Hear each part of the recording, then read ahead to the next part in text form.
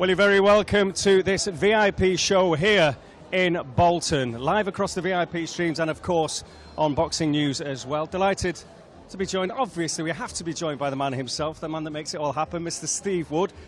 You're not busy enough with all your businesses, Steve. You've got to run the boxing world in this part of the world as well. So what can we expect tonight? I mean, we've got title fights, as ever on a VIP show. We've got prospects, debutantes. We've got some serious talent.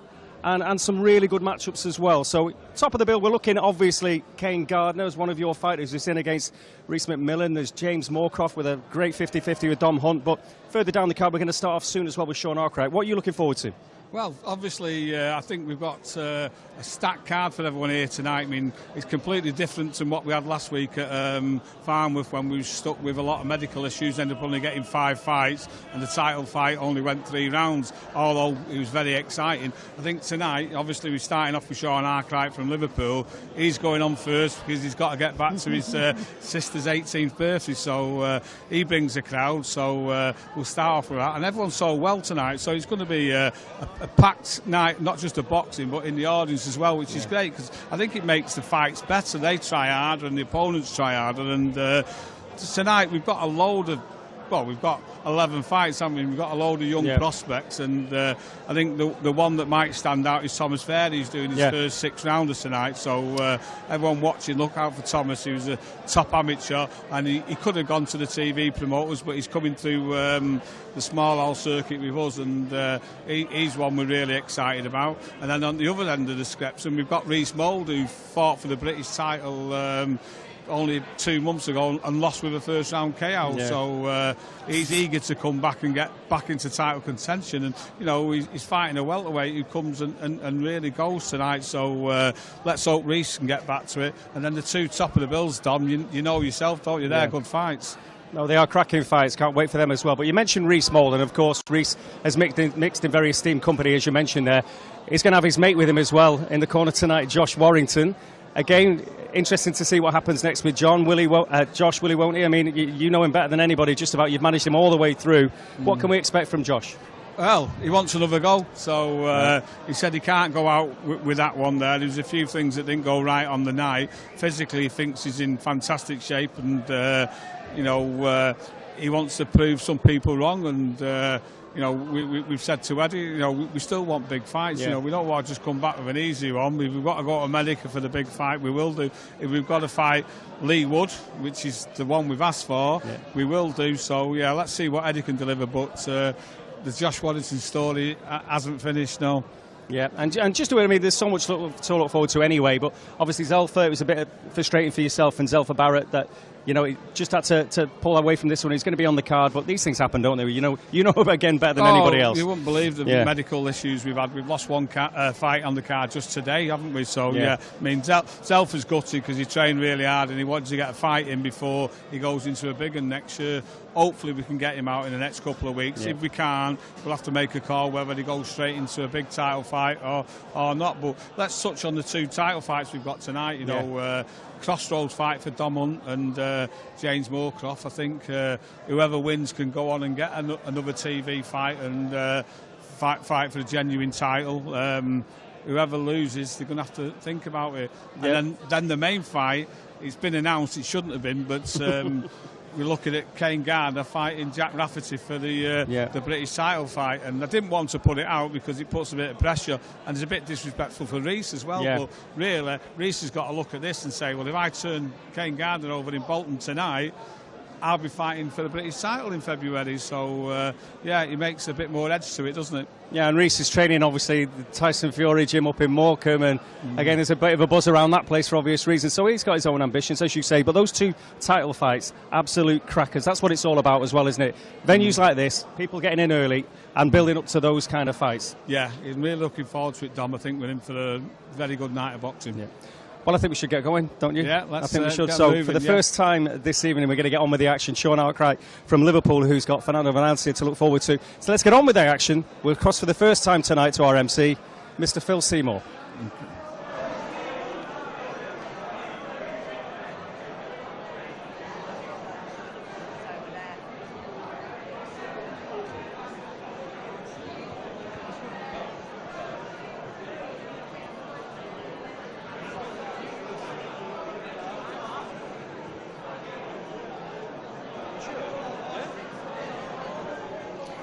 Ladies and gentlemen, good evening and a very warm welcome to the Tough Sheet Community Stadium here in Bolton, where Steve Wood for VIP Boxing proudly presents an evening of championship professional boxing. This evening's show is officially sanctioned by the British Boxing Board of Control. Your steward in charge of ringside is Sally C. We begin the action with a middleweight bout scheduled for 6 3-minute rounds. We welcome to the ring firstly, originally from Mexico, now based in Barcelona, Spain, Fernando Valencia.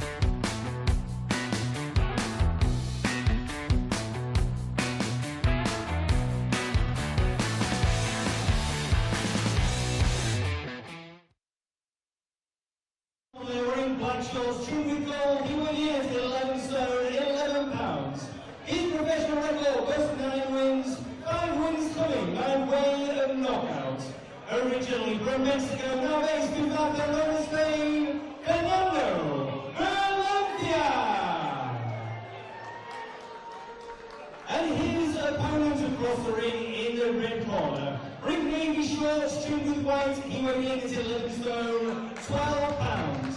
He brings to the ring a perfect professional record, 6 wins from 6 contests, hailing from Liverpool, Sean Arkwright! Your time debate well is Phil Morris of the world, your referees, Mark Downing of Sheffield. These bouts will be scored outside of the ring by Steve Gray from Fleetwood. 6 3 rounds in the middleweight division.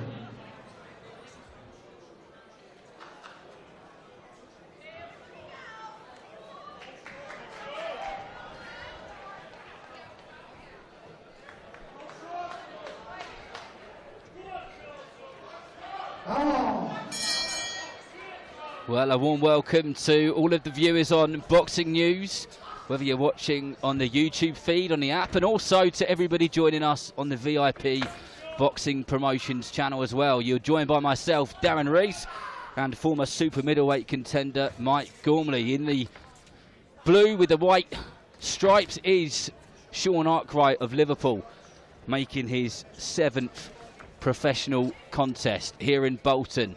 And in the black and gold from Mexico is Fernando Valencia. Mike, good to be joined by you this evening. Yeah, nice to be here, Darren, thanks. Yeah, seen Sean Arkwright a few times now, you know, in his pro career. Usually boxes out of Liverpool. As you say, last time out he was at Blackpool, and obviously now he's ventured into Bolton, so it's nice to see him down here. Against a tough opponent tonight in Fernando Valencia, well experienced. Sean seems to be in with some, you know, good experienced kids, and that's what he needs early on in his career, really, you know, to cut his teeth. He certainly does, and a smile fills the face of Arkwright as he just boxes out of that southpaw stance. Just taking his time, nice and composed, not taking his eyes off his opponent for a moment, and you could probably hear the crowd behind us already as he has sold some tickets, has Arkwright. And the man from Mexico, Fernando Valencia, just complaining a little about shots behind the back of the head there. Arkwright taking no notice of that, staying focused on the job with that southpaw jab popping out, one after another.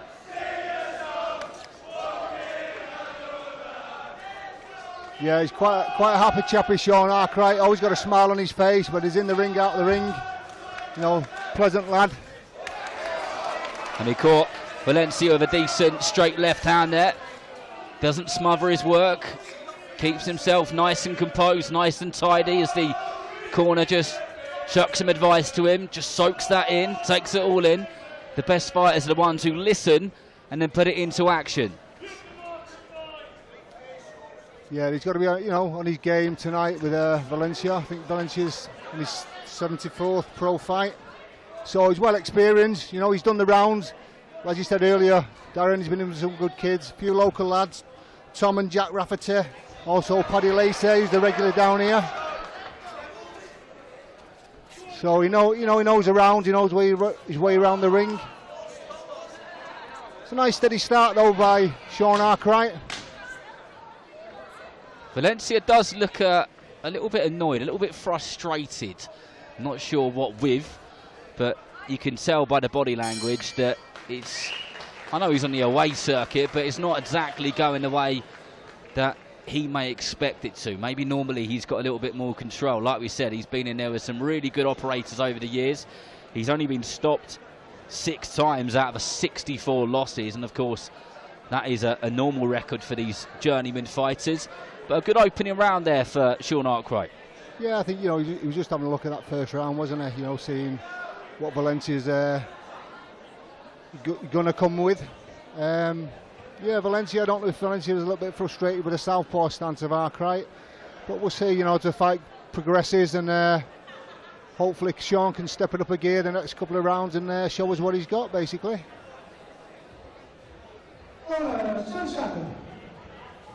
Well, one of the things that Sean said in a recent interview to VIP's Lee Hogan is that he believes the better the opponent in front of him, the better version we're going to get to see of him.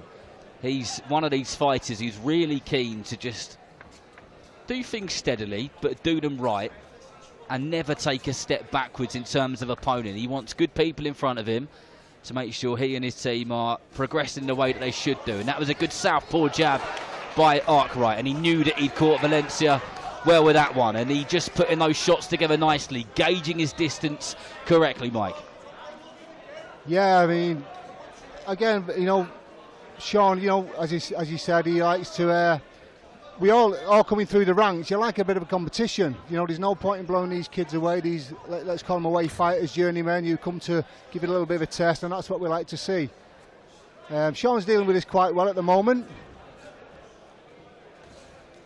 You know, and again, sometimes you give these away fighters that little bit of an opening, and then they'll take advantage of that. So they will expose these young kids, these young up-and-coming fighters. So they've got to be on the game as well.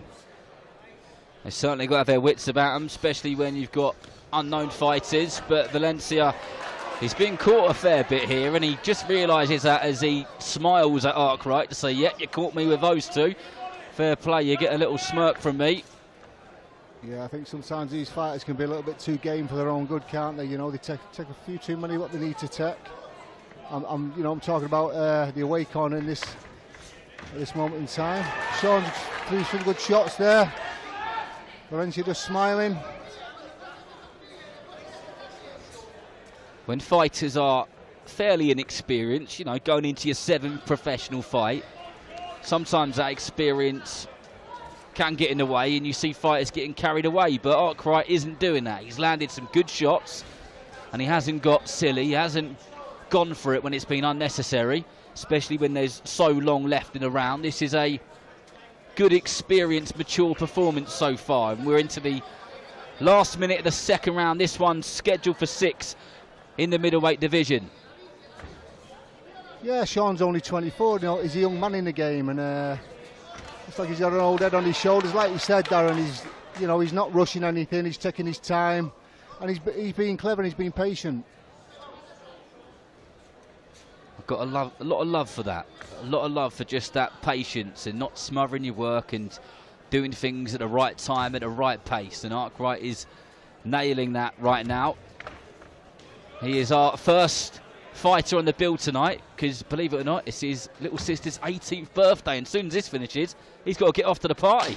Oh, that would be nice. He'd be maybe looking for his first finish then, an early finish for Sean maybe. That'd be nice for him, get away early, but you know, he's got a decent opponent in front of him there. He has some of these away corner fighters come along and they just survive the 4 rounds, 6 rounds or whatever it is, but Fernando Valencia of Mexico, he's bringing a bit of a fight, isn't he? He is, yeah. You know, he's game enough. He's not staying on the back foot all the time. He's making a fight of it. He is trying to, you know, push Sean and test him a little bit. This is what we want to see. We don't want to see fighters just absorbing punches, taking punches and running around the ring, coming for the money and then just going home. We like to see a bit of, you know, competition. If you're in that corner, Mike, what sort of information are you giving Sean at this present moment? Basically, I'd be just saying, you know, keep doing what you're doing. Look for the openings, draw Valencia onto your shots, you know, counter and then just move off. You know, again, just be clever, do what you've done for the last 2 rounds, but just maybe step it up a little bit now. So that's the advice of Mike with me here at ringside. If you're just joining us, welcome along. You haven't missed too much so far. We're into our first bout of the evening. Sean Arkwright versus Fernando Valencia. 10 more fights will follow this evening. Some title fights, some debuts. We've got a bit of everything. So make sure that you do stay tuned, because there will guaranteed be some action as Arkwright just moves forward with that southpaw stance. Eyes firmly on Valencia, popping that jab out and then targets the body with that left hook of his.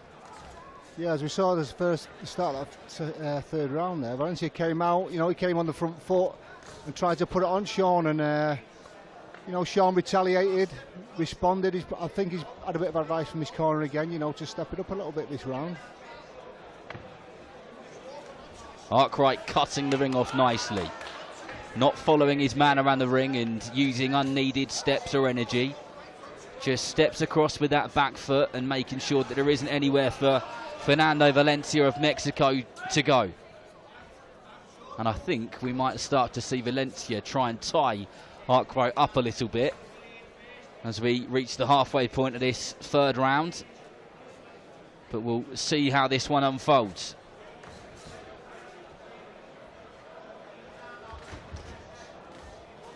Good straight left down there from Arkwright.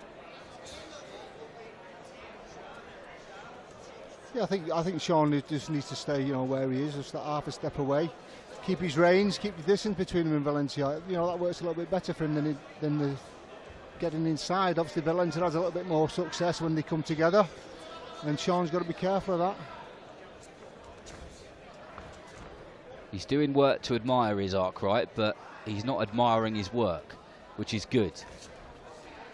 And just Steadily popping that jab out, cutting the ring off over and over again, waiting for the time to throw that shot if Valencia does try and make an entrance. And again, we see Valencia just trying to tie him up a little bit, but still doing some work himself, but being beaten to the exchange, or he's losing the exchange almost every time.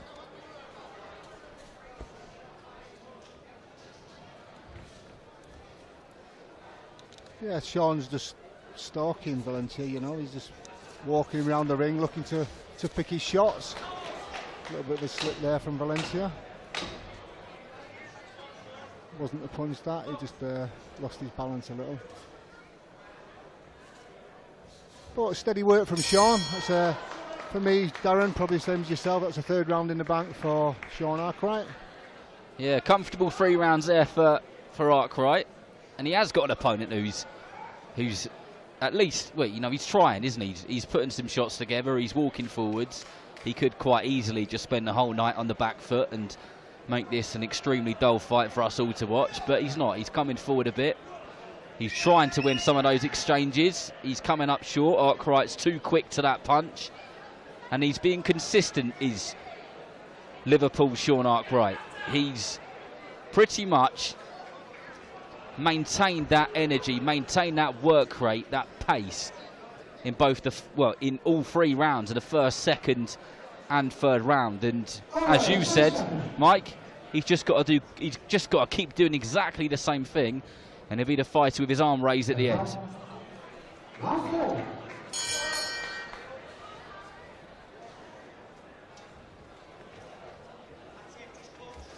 Yeah, I think Sean's doing the right thing, you know, he's picking his shots, he's not getting involved too much.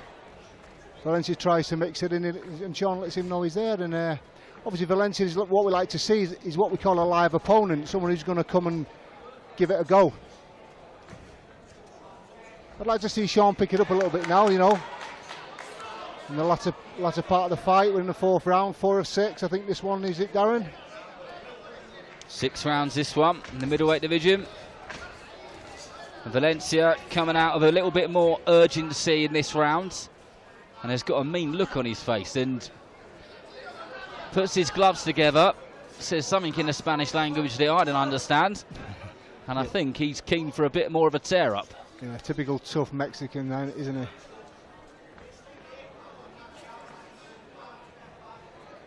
I think, like, as well, you know, these away fighters, if they can get through the first half of the fight, I think they tend to save a little bit, you know, for the last half or the last couple of rounds, and then they start stepping up a little bit. Whether Valencia's got anything lined up, you know, in the next few weeks or so. Sometimes these guys, they'll run away if they've got a fight next week. They don't want to get caught or they don't want to get stopped. They'll survive. But again, you know, these Mexicans, these South Americans, they'll come over and they will get stuck in. They will make it hard for you. They certainly will. They know what they're doing. Some of the toughest around, whether you're a journeyman away corner fighter or if you're a fighter on the way up, they are as hard as nails. We know that from Chris Billam-Smith's most recent fight with Zurdo Ramirez. I know Chris had said afterwards that he'd hit him with some of the hardest shots he'd ever thrown, and Ramirez didn't move. But that is the Mexican way. They are tough as old boots.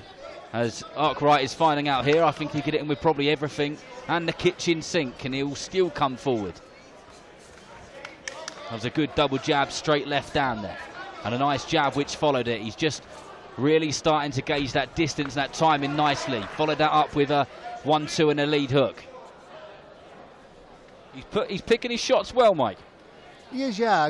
You know, again, I'd like to see Sean just pick it up a little bit now. As I say, we're in the second half of the fight. I think Sean can afford to pick it up a bit. It looks like he's coasting at the minute, you know. He's not overexerting himself. I get it, you know, he's patient, he's looking, he's having a look. I don't think Valencia's got too much to trouble him with at this moment in time. So, yeah, I'd just like to see Sean pick it up a little bit now.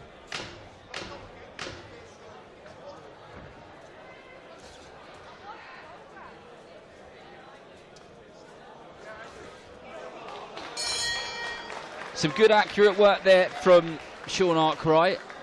And although Fernando Valencia is getting caught, Mike, he does do some stuff well defensively. He kind of doesn't stay in the same place for too long, and he's pretty good at getting his head off of that line, isn't he? Otherwise, it would be a bit like target practice. Yeah, Sean's not having it all his own way. He's having to work hard for, you know, for his victory. Yeah, Valencia, as we can see in the corner, you look at Valencia's face, and he's not very well. He's not marked up, is he? You know, he's not bruised. He's not got one of those faces that's well lived in. It looks like he's been able to look after himself in 74 fights. So this is another day at the office for him, really. First out of his corner is Fernando Valencia. Yeah, he's still looking lively and he's still looking fresh himself, as both fighters are. It's been quite a good contest. Well, here we go, round 5, the penultimate round of this contest in the middleweight division. 10 fights to follow this one, so stick around. Some good boxing names knocking about here this evening. Bumped into Anthony Croller earlier on. Josh Warrington will be here shortly for his man Reese Mould. And the boxing community come together once again for a fabulous night of boxing here in Bolton. As Sean Arkwright throws that southpaw lead hook and follows it up with a straight left hand. The straight left hand missed ever so slightly as Valencia just tries to tie him up a little bit, and that was a really nice screw shot with the right hand there, Mike. He threw that perfectly. Yeah, that was a lovely shot. It was I think it was a lovely right uppercut there, then backhand. You know, his corner's telling him to keep it long and trying to keep the pressure on Valencia. Arkwright getting that timing ever so perfectly then. Just dipped his legs, feinted with his shoulder, and then as Valencia dropped down, thinking he was going to miss the shot, he got through with a straight left hand, and he's nailed the timing again with that one.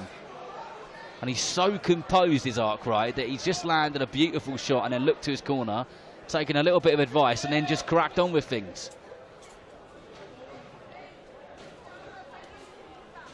Yeah, I think, you know, looking at Sean, I think he's got another couple of gears to go through yet. I think, you know, he's just doing enough, I think, for me. I think he could do a little bit more. He's winning the fight, you know, no doubt about that. He's boxing really well. He's finding openings, making it a little bit awkward for Valencia, obviously being a southpaw. Arkwright, that is. The referee's just taken a point away from Fernando Valencia. Looks like it was for the use of the heads, from what I could tell. Do you agree with that, Mike? Yeah, I think it was just a little bit of frustration there from Valencia. He felt that Arkwright was, you know, hit him on the back of the head, so maybe it was just a little bit of a niggle that he came back with, and the referee intervened, really. Which, if the Bolton's right, if, you know, misuse of the head, it could cause problems. So, you know, he's not really done himself any favours there, Valencia. He hasn't. The referee doesn't have to give any amount of warnings. He can choose to take a point away whenever he wants. He's in charge. He's the man in the middle. Great straight left hand just a few moments ago from Arkwright, which has been the key shot for him in this fight. Goodness knows how many of those he's landed, and there goes another one. He's just timed it perfectly. Yeah, I don't think Valencia can deal with that southpaw stance, you know, with the backhand from Arkwright. That's where the frustration's coming in. But again, another good steady round for Arkwright. 5 up for me, Darren. I'm sure you agree with that. He's, you know, he's kind of a bit of a stroll in the park, I would think, for Sean. It has been almost always one-way traffic. Not taking anything away from Fernando Valencia, because there have been times when he's tried to take the fight to Arkwright, but he's come up short. But he would have done some learning tonight, wouldn't he, Arkwright? There's always something to learn from these type of bouts. Oh, you do definitely, yeah. But, you know, coming back to Valencia there, I think, you know, Sean's just picked his shots really well. I think he's been the perfect opponent for Sean Arkwright tonight, Valencia, even though, you know, he's a good experienced kid. But Sean just picked him off, you know, he's had it all his own way. I wouldn't say it's been easy, but, you know, Sean's found the openings, he's been patient. As I say, he's a patient kid.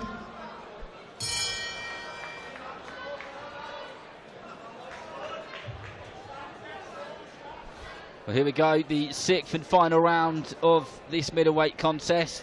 Sean Arkwright of Liverpool, very much looking like he's going to be cruising to 7-0.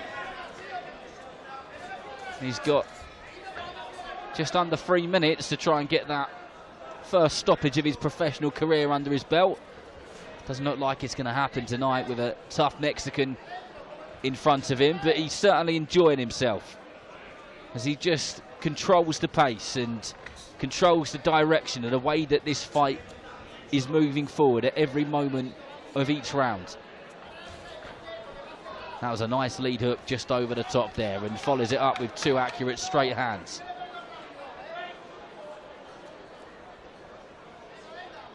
Yeah, Valencia certainly earned his money tonight, Darren. You know, it's good to see these kids come and have a go. You know, it's a business, it's a hurting game, but, you know, it's all they know, some of these, you know, these tough Mexicans coming out of the country, you know, to come and earn some money, get on the road. I'm sure he'll be out next week doing the same thing. Sean's still in control though, still looking to pick his shots. Yeah, and picking his shots is something which he's done very well throughout these 6 rounds, or 5.5 rounds. Let's not get too carried away. A nice selection of shots. He's thrown a bit of everything in this fight. Looks like he's been doing plenty of what he's been working on. That was a really nice backhand uppercut which just went straight through the middle of the guard of Valencia. Yeah, he's caught him with a few times with that, Darren. It's a good shot on that lead screw shot there right in the middle. Do you think Arkwright could punish him a little bit more when he gets him in that corner? I think so. You know, I think he's got the ability. As I said earlier, Sean just seems like he's just doing enough. I think now he's in his 7th fight. You know, I'm pretty sure he's going to come through this successfully. You know, with a points victory. But I think he needs to start making a statement now. You know, he's 7 fights in with 7 wins after this one, all being well. And if he wants to get anywhere in his career, he has got to start putting his foot down and making a statement.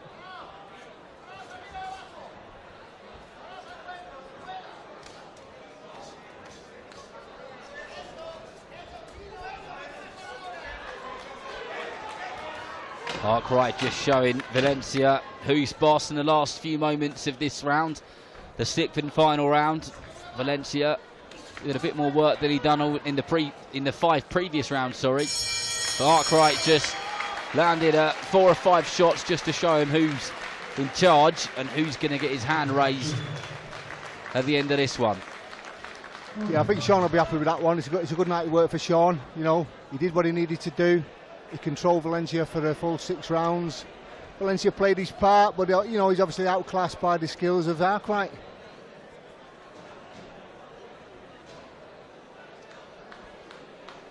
Well, our MC this evening is Phil Seymour, experienced MC. You've probably seen him in the rugby and the snooker. He does a bit of everything, does Phil.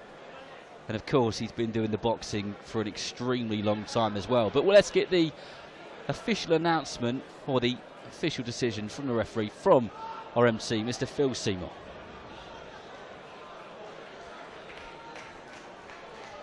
Ladies and gentlemen, before we announce the result, can you please show your appreciation for both boxers?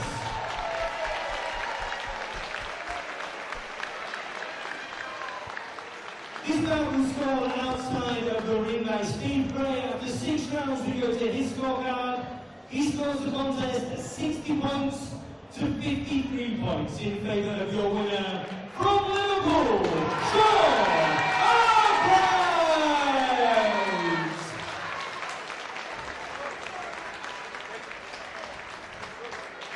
But there we go then, Mike. As predicted, I mean, I think every single person watching this around the world, even those in Mexico who had a bottle of tequila, knew exactly where that fight was going, that announcement. Yeah, but you know, it's a good start to the show tonight, and a good performance by Sean Arkwright. Takes him to 7-0, and you know, we look forward to seeing him again. Hopefully next time we can pick it up a little bit more of a lively opponent and give him a little bit more of a test. But yeah, onwards and upwards from Sean Arkwright. Indeed, that's what these fights are about. You know, there's boxing fans who get frustrated and they think, You know, what's the point of them fighting these people? It's all about the apprenticeship. It's all about the journey. They learn so much from these, and it's just about steadily building. And now the action continues with a super welterweight contest scheduled for 4 premium rounds.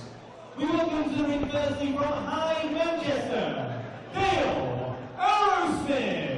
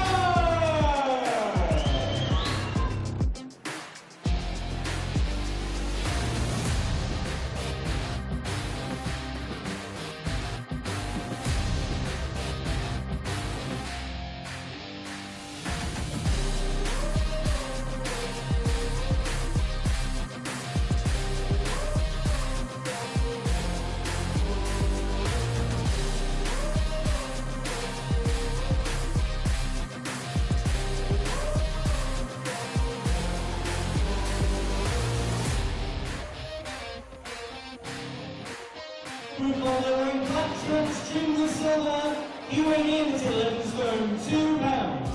Boxing this evening is 132nd professional bout from Hyde, Manchester, Dale Arrowsmith. And his opponent across the ring in the red corner. Ring match option with Gray, he weighed in at 11 stone 3 pounds. He brings to the ring a perfect professional record with 8 wins from 8 contests, 1 win coming by way of knockout. Hailing from Manchester, Faulkner! Your timekeeper is Chris O'Connor of English, your referee is John Lehman of Bury. This is a super welterweight bout scheduled for 4 premium rounds.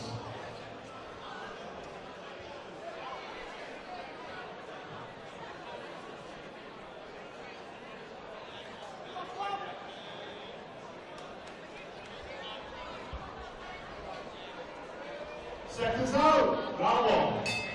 Well, here we go, second bout of the evening. Manchester's Bobby Faulkner versus Stockport's Dale Arrowsmith. Faulkner in the black shorts with the grey trim, and to be fair, so is Dale Arrowsmith as well. They should have had a chat and told each other about the wardrobe before they got in there tonight. Faulkner trained by Anthony Crolla, former world champion, and one of the most loved people in Manchester and one of the nicest people in boxing. But Faulkner looking to not muck around in the opening part of this round, Mike. Yeah, he's come out quite aggressively there, Darren. But you know, he's in with the choir boy, Dale Arrowsmith. Dale, you know, he's been in the ring with all these young up and coming fighters, especially the local lads. But you know, he does travel up and down the country. He is a veteran of 132 fights tonight, so that's some way to go for him. He's not been stopped many times, 8 times I think in his career. So he is a durable kid. He's got a great defence, tucks up really well. Hands nice and high, elbows tucked in, catches a lot of stuff on the gloves. Good body punch in there from Bobby Faulkner. That left hand just under the right elbow of Arrowsmith. That is the shot which he's looking for over and over again. We saw Brad Ray land a couple of those perfectly against Adam Heppel last week on our VIP Boxing News show. But I tell you what, Faulkner will be applauded if he manages to get Dale Arrowsmith out of it, because as you said, only been stopped 8 times in 131 fights, and if he could fight every single night of the week, I bet he would with Arrowsmith. Yeah, he certainly does. He's out regularly. You know, he's been a pro since 2015, so 9 years. But if you want to work that out, it's probably about an average of about 15 fights a year, something like that. So it's quite some going.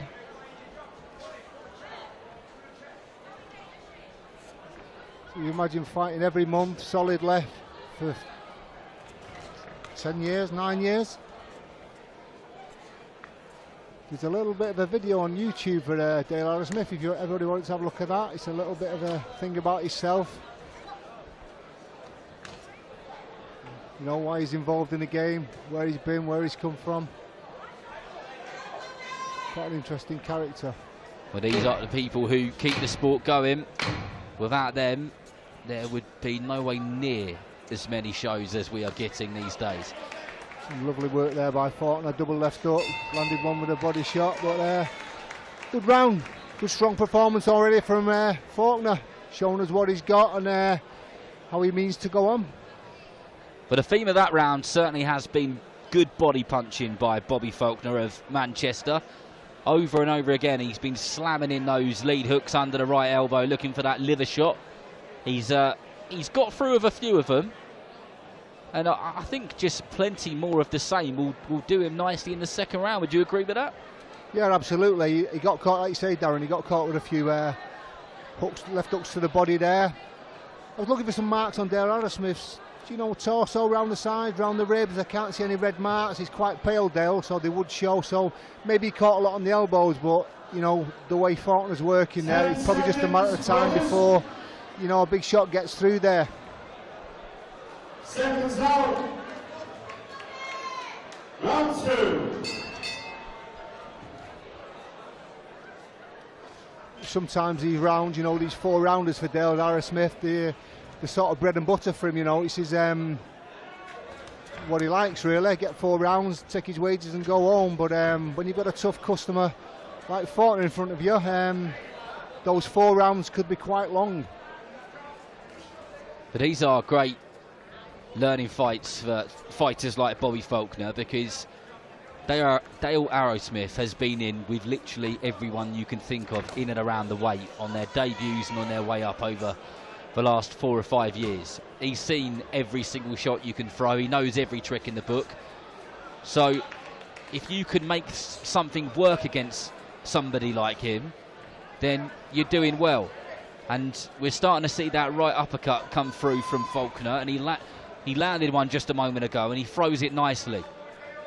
Yeah, he's being consistent, isn't he, Faulkner there? And I think Arrowsmith knows that. I'm sure he can feel his power a little bit. And he's just tucking up, Dale. He doesn't...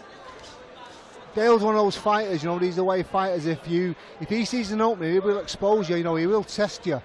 He will make you work for a victory. And at this moment in time, Dale's just quite happy to tuck up and take these shots. But good work from Faulkner. He's getting through with a nice few uppercuts again and hooks around the side.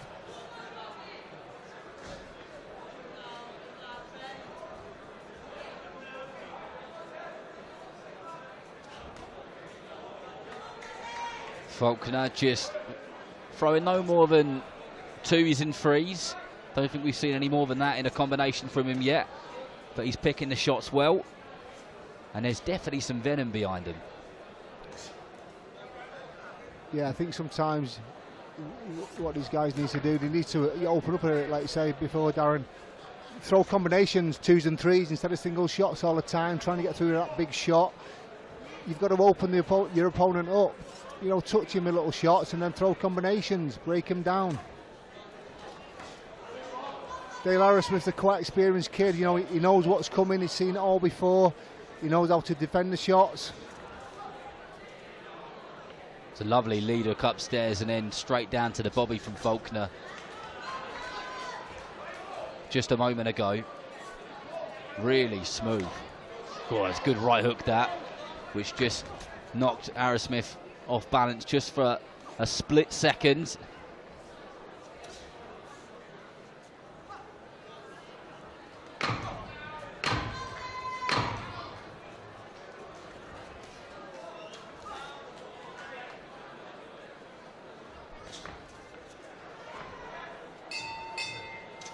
Well, Faulkner strikes me as a sort of fighter who would love to have someone stand in the middle of the ring with him head-to-head and just have a bit of a war. He seems to like that kind of close-in style, doesn't he? I was just thinking that then, you know, he's kind of hitting Dale with a lot of shots there, a lot of good quality shots. He's throwing uppercuts, he's throwing hooks round the side, and he can't quite get through cleanly. What Faulkner needs to have in front of him is some guy who's going to have a tear up with him, like you say, and open up so then Faulkner can get through with his shots. But Dale's just not giving him much to work with, really. It's good work by Faulkner. He's basically doing what he needs to do. But I think he needs to throw his shots more accumulatively, 2s and 3s, and try and open Dale up a little bit, you know. Maybe work some angles instead of just standing in front of him. Well, eventually, if he keeps winning, he'll get one of those opponents. And I would say that when we get there, he will be in some good all-action fights and be incredibly entertaining. Good looping right hook Bobby Faulkner throws.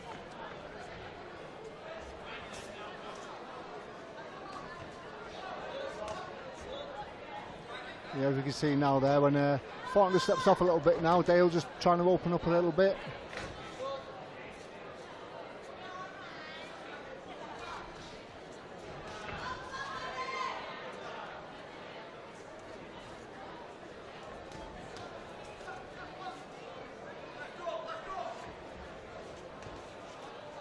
Faulkner just dips down on that left leg of his and then drives that lead hook slash uppercut under the right elbow of Arrowsmith.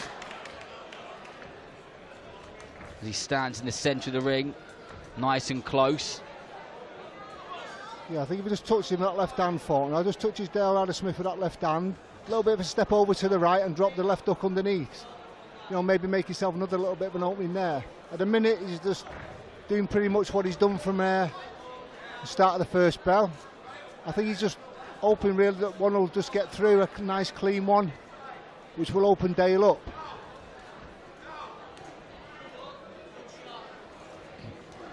As you saw there, he just took he sort of half step to the right there, but he didn't let that shot go. If Faulkner was in there with somebody who wasn't as experienced as Dale Arrowsmith is, I'll tell you what, I think he could stop people with that lead hook to the body, because he throws it nicely and he really pushes his weight through it. But Arrowsmith knows exactly what he's doing and knows how to ride it, and the majority of him, he just catches on his elbows, doesn't he? Catches on his arms. Yeah, you know, he takes a lot on his gloves, like these head shots, like, you know, the stuff like that, what we're seeing at the moment, a lot of head shots, a lot upstairs. Faulkner's throwing some good quality shots, he just can't quite get through with them, but Dale's taking them on the gloves. They look like they're hurting him, but he is basically taking them on the gloves. And the redness from his face is probably from the gloves, his own gloves hitting himself in the face. Not taking away anything from Faulkner.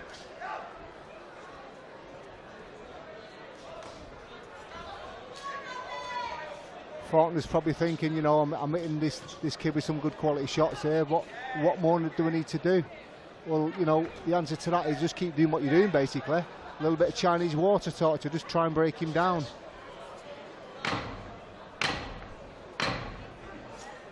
Well, there's been a couple of moments in this third round where Dale Arrowsmith looks like he's just reminded Faulkner that he has got a live opponent in front of him, and just whipped the left hook round and caught him on the top of the head or the gloves. And then you've kind of seen Faulkner just spring back into focus mode.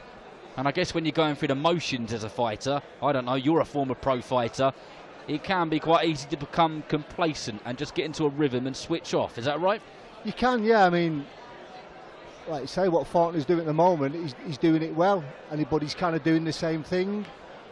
As I say, he needs to start changing angles a little bit, I think, instead of just being in front of Dale, throwing these hooks and these uppercuts. Are a little bit predictable for Dale, but that's because of Dale's experience, basically.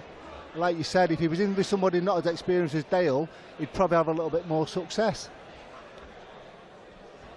But, you know, 10 seconds, if you're going to get anywhere, you've got to beat kids like Dale Arrowsmith.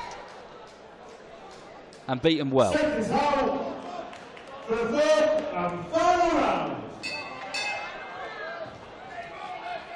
So assuming this goes to the final bell, which we expect it to, What sort of things do you think Bobby Faulkner can look back on and be pleased with? What's he done well in your opinion tonight? Basically, I think what he's done well, I think he's picked his shots well. He's been patient. I think he needs to make more angles, put shots together a little bit more, like we said earlier, 2s and 3s. He's thrown a lot of single shots, hoping he'll get the big one through.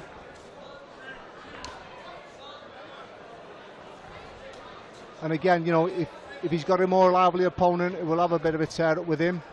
He may have a little bit more success, but you know, Dale's clever, and Dale's doing what Dale does. He's in there to survive, he's in there to give you a little bit of a test, and he will expose you if you give him the opportunity. And Faulkner's obviously not given that chance, so again, it's good contested performance.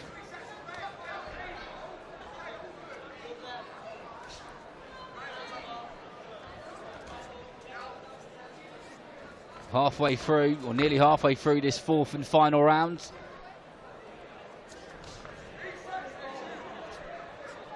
And Faulkner just taking control of the centre of that ring, which is something which he's done throughout the fight, and just continuously working away to that body, but switching it up, body and head, head and body. He's had some success.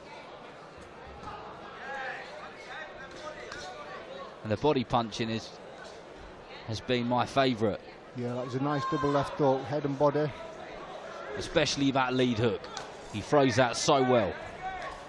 Dale just giving a little bit of that there, saying, you know, you can give it, so can I.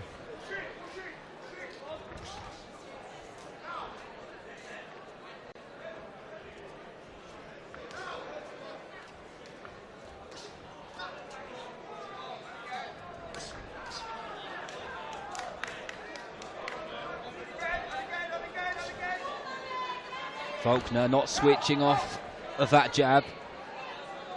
Every time he throws it, something decent follows, whether that's a hook to the body or he tries to drive that right uppercut straight up the middle of the guard of Arrowsmith. Yeah, see, Dale's able to take these single shots. I think if Faulkner there put the 2s and 3s together, he'd back Dale up a little bit, and then have a little bit more success again. At the moment, Dale's taking single shots on the gloves. But a good strong performance from Faulkner. But a comfortable win, in our opinion, for Manchester's Bobby Faulkner, and Anthony Crolla just climbs into the ring and shaking hands with Arrowsmith and the corner. He knows that his man is victorious, and he's pleased with the work which he's given him tonight. I'm sure of that. Yeah, all these coaches far and wide know Dale Arrowsmith, and they've all got tons of respect for him, and you know, they're grateful for him getting in the ring with their fighters and their prospects. And fair play, he's a good kid, and it's what a way to earn your money and earn a wage. But as you said before, Darren, without these kids, these away fighters, the sport wouldn't be what it is. Ladies and gentlemen, before we announce the result, please put your hands together for both boxers. After 4 rounds of super welterweight action, we go to referee John Latham scorecard. He scores the contest 40 points to 36 in favour of your winner from Manchester, Bobby Faulkner. But as expected, Bobby Faulkner gets the decision. He moves on in his professional career. I'm sure he and Ant and all of the team will look back at the fight, and they will tick the things which they are happy with, and they will work on the things which they feel like they need to work on. That's the way that the business moves, isn't it?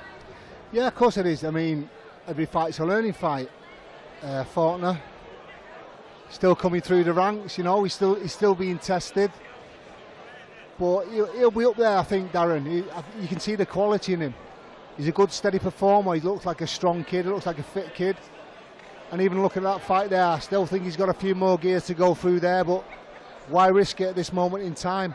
You know, at this stage of your career, get the win, do it comfortably.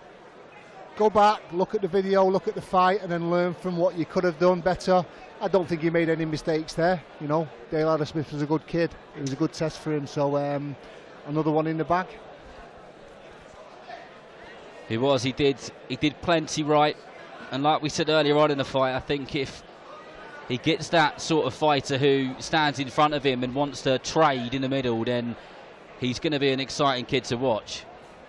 Yeah, do you know what? I like a central area title fight. I think that'd be a cracking fight. I'd have to have a look at who's in his weight at the moment, but like a central area title fight, they kind of, in a sense, they're the start of the making of you, because you both want it so much, and you end up getting really good fights out of them for 10-round fights.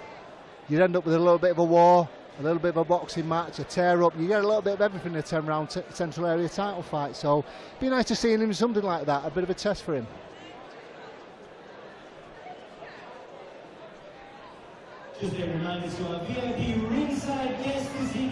Well, Mike, thanks so much for your company tonight. I'm now going to be joined by Gemma Richardson, who's going to just join me on comms.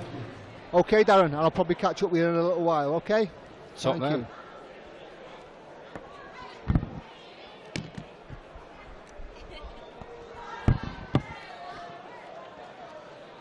Well, before we get our MC Phil Seymour back in action and bringing the next fighters to the ring, I've been joined by former Team GB star, the new signing of VIP, Gemma Richardson. How are you? I'm good, thank you. I'm happy to be excited to see Jody box, and it just makes me excited to get started myself. Good for you. Well, we look forward to it. Well, here is Phil announcing the next contenders into the ring.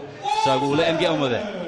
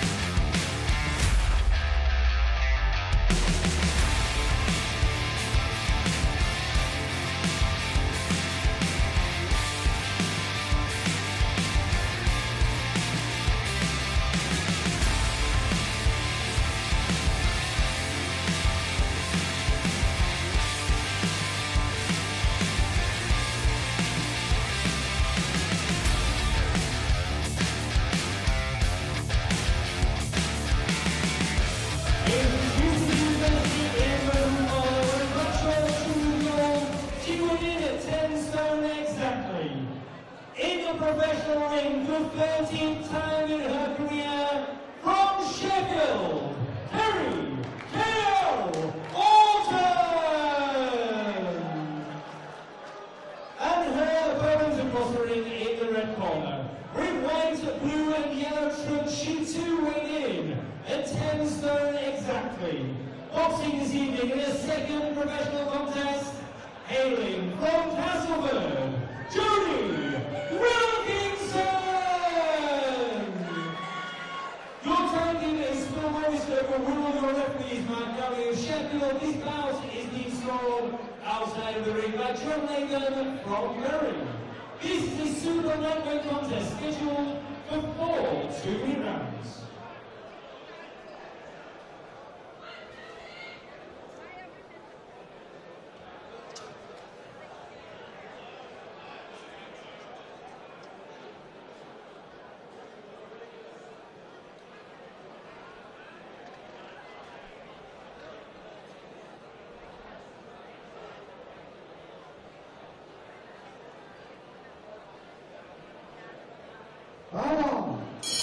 Well, here we go. Jodie Wilkinson in the white, blue and yellow, trained by Sean O'Hagan, and looking to get her second fight, her second pro fight, with a W, putting that debut behind her, and she's starting strong here, Gemma. That was a very nice backhand from Jodie.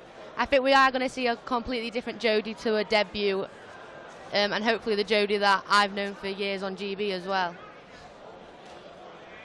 Absolutely nice and sharp in that southpaw stance. In the women's division, in the women's ranks, it's only the 2-minute rounds. So these fights tend to be, or these rounds, the pace tends to be a lot quicker, and you get to see normally a lot more action. That was a nice straight 1-2 there from Jodie Wilkinson, who is just gauging her distance ever so nicely.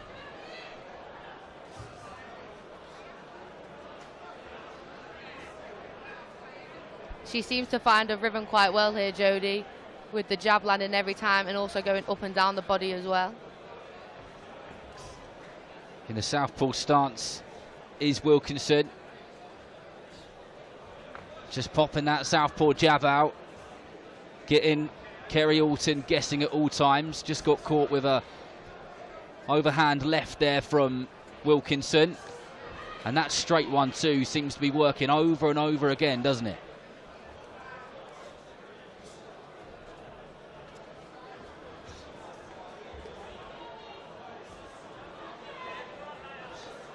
It's a very high tempo here from Jodie as well, which is good to see. I think she's a lot fitter this time, and you can tell she's a lot sharper with her shot.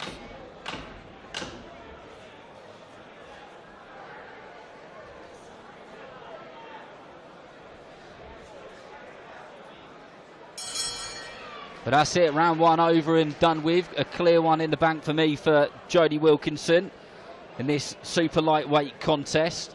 Like you picked up on, it was quite a tempo which she came out, and she stuck with it for the full 2 minutes. Yeah, definitely. I think you can see this time around as well, like she feels comfortable in there, she looks comfortable in there, which is good to see. She's defending nicely, she's moving nicely, and she's going up and down and catching her with some good eye-catching shots. And Kerry's still throwing, she's still trying, which is nice to see as well. She is. She does look a little bit like a rabbit in the headlights when Wilkinson comes forward, because she does throw those shots at quite some speed, and she also just doesn't really stick to the same rhythm, so she seems to be quite a hard fighter to read and to defend against. But I guess the advice from the corner team will be more of the same, please, Jodie, because you definitely banged around there as both fighters come to the centre of the ring. Orton got a little bit more of an urgency about her. Yeah, there's a tempo change definitely of Orton from the start of the round, but Jodie's just keeping calm, defending it and then going back with her own.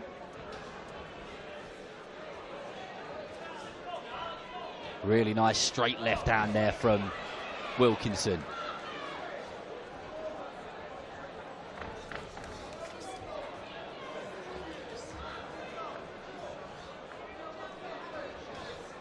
She's really got the bit between her teeth with this one. You can see how much she really wants this.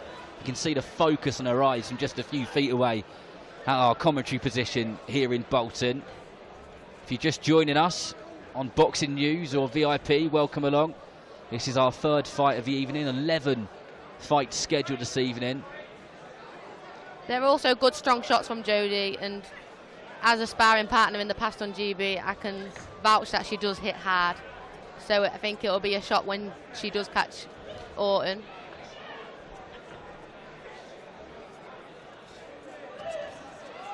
And that one looked like it landed hard, didn't it? That left hook which just hit her on the temple. And she can't miss at the moment, Wilkinson. No, every shot she seems to be throwing is landing, and it's landing with good speed and good power behind it, which is nice to see. She's carried on the tempo from that first round, even with Orton starting fast. And switching it nice to the body there as well. And lovely head movement coming away from it.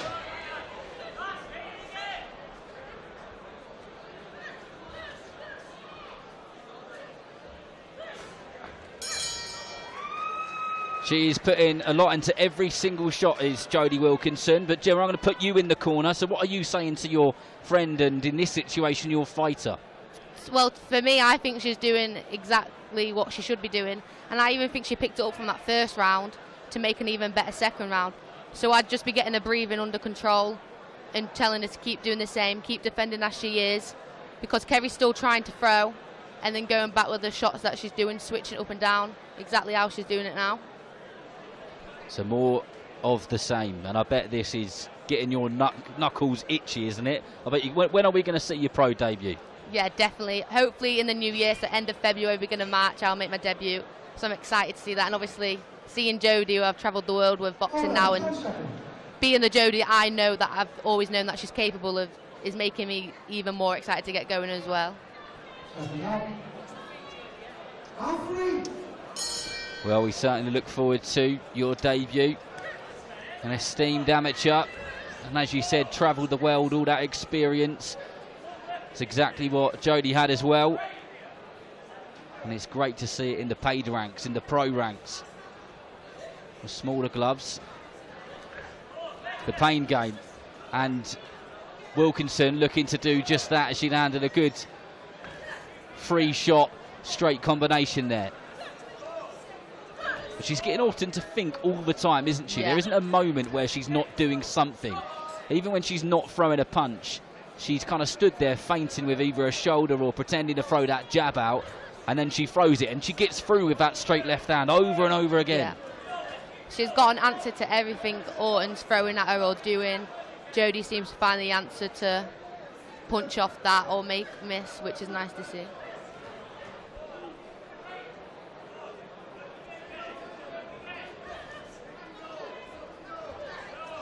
Bolton throwing back, but good defensive skills from Wilkinson.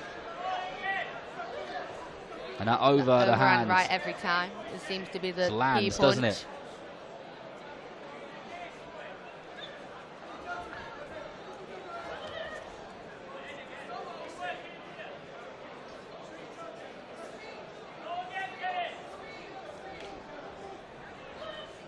Good disciplined performance this from Jodie Wilkinson, not getting carried away.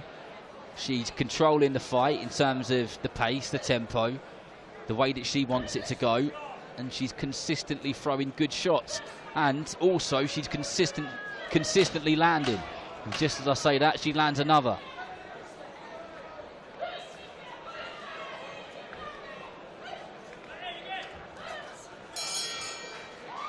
Another good round there for Jodie. Do you think that loss has maybe done some good for her? It's given her maybe that change of whatever it was to kind of get her up for this a bit more, because she seems like she's really, really up for it tonight. Yeah, 100%. I was there on the debut as well, and when I was watching that fight, I knew that was not the normal Jodie at all. So I know for a fact that it maybe gave her that second motive, and she has gone away and she has changed things. She's been speaking to me and telling me how camp's gone this time around, and I was always open for that new Jodie, and that's exactly what we've got tonight. And I think she's going to stay there now as well, and obviously keep performing and keep improving and climbing up. As we can see on the replays, if Wilkinson just continually landing those shots over and over again. She's landed a bit of everything. Straight shots, hooks, uppercuts, you name it. She's landed it.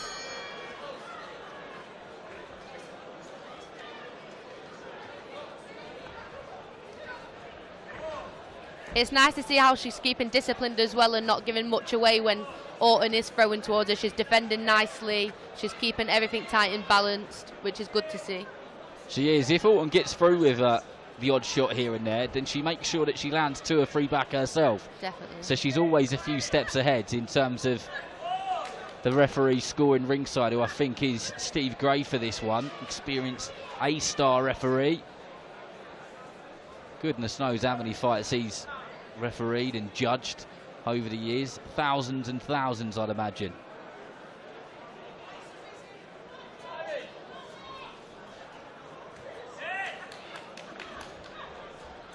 That overhand right every time seems to be the treat for Jodie. Changing her her height well as well, isn't she? Is Wilkinson sort of dipping down, going to that body, or just going underneath a shot which comes from Orton, and then throwing something back straight afterwards. So she's not wasting, or she's not doing anything in an inefficient way.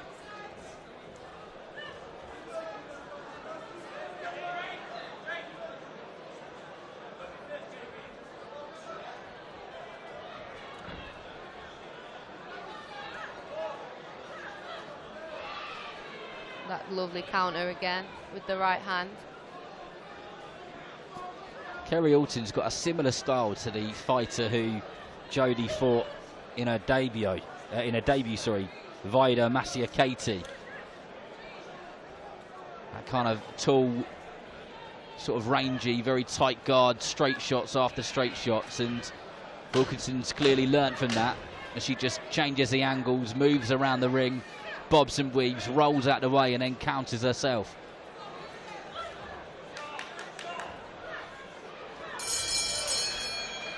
Well, Gemma, last time it was her birthday on her professional debut, and she would have walked away with her head down in a really sad and, well, just feeling really low, I guess. You expect to win your debut, don't you? But tonight she can certainly walk away and be proud of that performance. Which parts of that performance were you impressed with? For me, I think with the height, I think that's one thing with the last opponent. She didn't get the distance right, she didn't get the timing right. She found that so quickly in this fight, and then she used that to an advantage. She kept the speed, she kept the tempo, and she was punching hard, and that's what I like to see. She showed a bit of everything. I think there was a lot of variety in that performance. Variety is certainly a good way of putting it, but let's get the announcement from our MC, Mr. Phil Seymour. Ladies and gentlemen, first of all, can you please put your hands together for both boxers? This bout was scored outside of the ring by John Latham of Berry. After 4 rounds of action, we go to his scorecard. He scores the contest 40 points to 37 points in favour of your winner. From Castleford, Jodie Wilkinson! Well, very well done to Jodie Wilkinson. My goodness, she will be happy to have had her hand raised there and get that win. And nice to have a former teammate, former Team GB mate, Gemma Richardson, who is just signed to the VIP promotions and the 11-11 management team alongside her. She knows her so well, and as she said, she'd been hit by her. These fighters, they've gone all around the world with each other, and they know each other so well. So it would have been fantastic for her to see her get that first victory. And I've got an array of co-commentators tonight. I've had Mike Gormley, former super middleweight contender. Some of you might remember his fight with Robin Reed. And I've just had Gemma Richardson, a former Team GB star. And Lee Whitehead will be joining me in just a moment. But we are going to go over to Don McGuinness, who is with Jodie and with Gemma. Well, Jodie. How are you doing? Now, obviously, you were very disappointed on the debut. Yep. But you put that right now. It was a very tough debut against Vida, who we all know is a really, really tough customer. Yep. How did you feel in there tonight?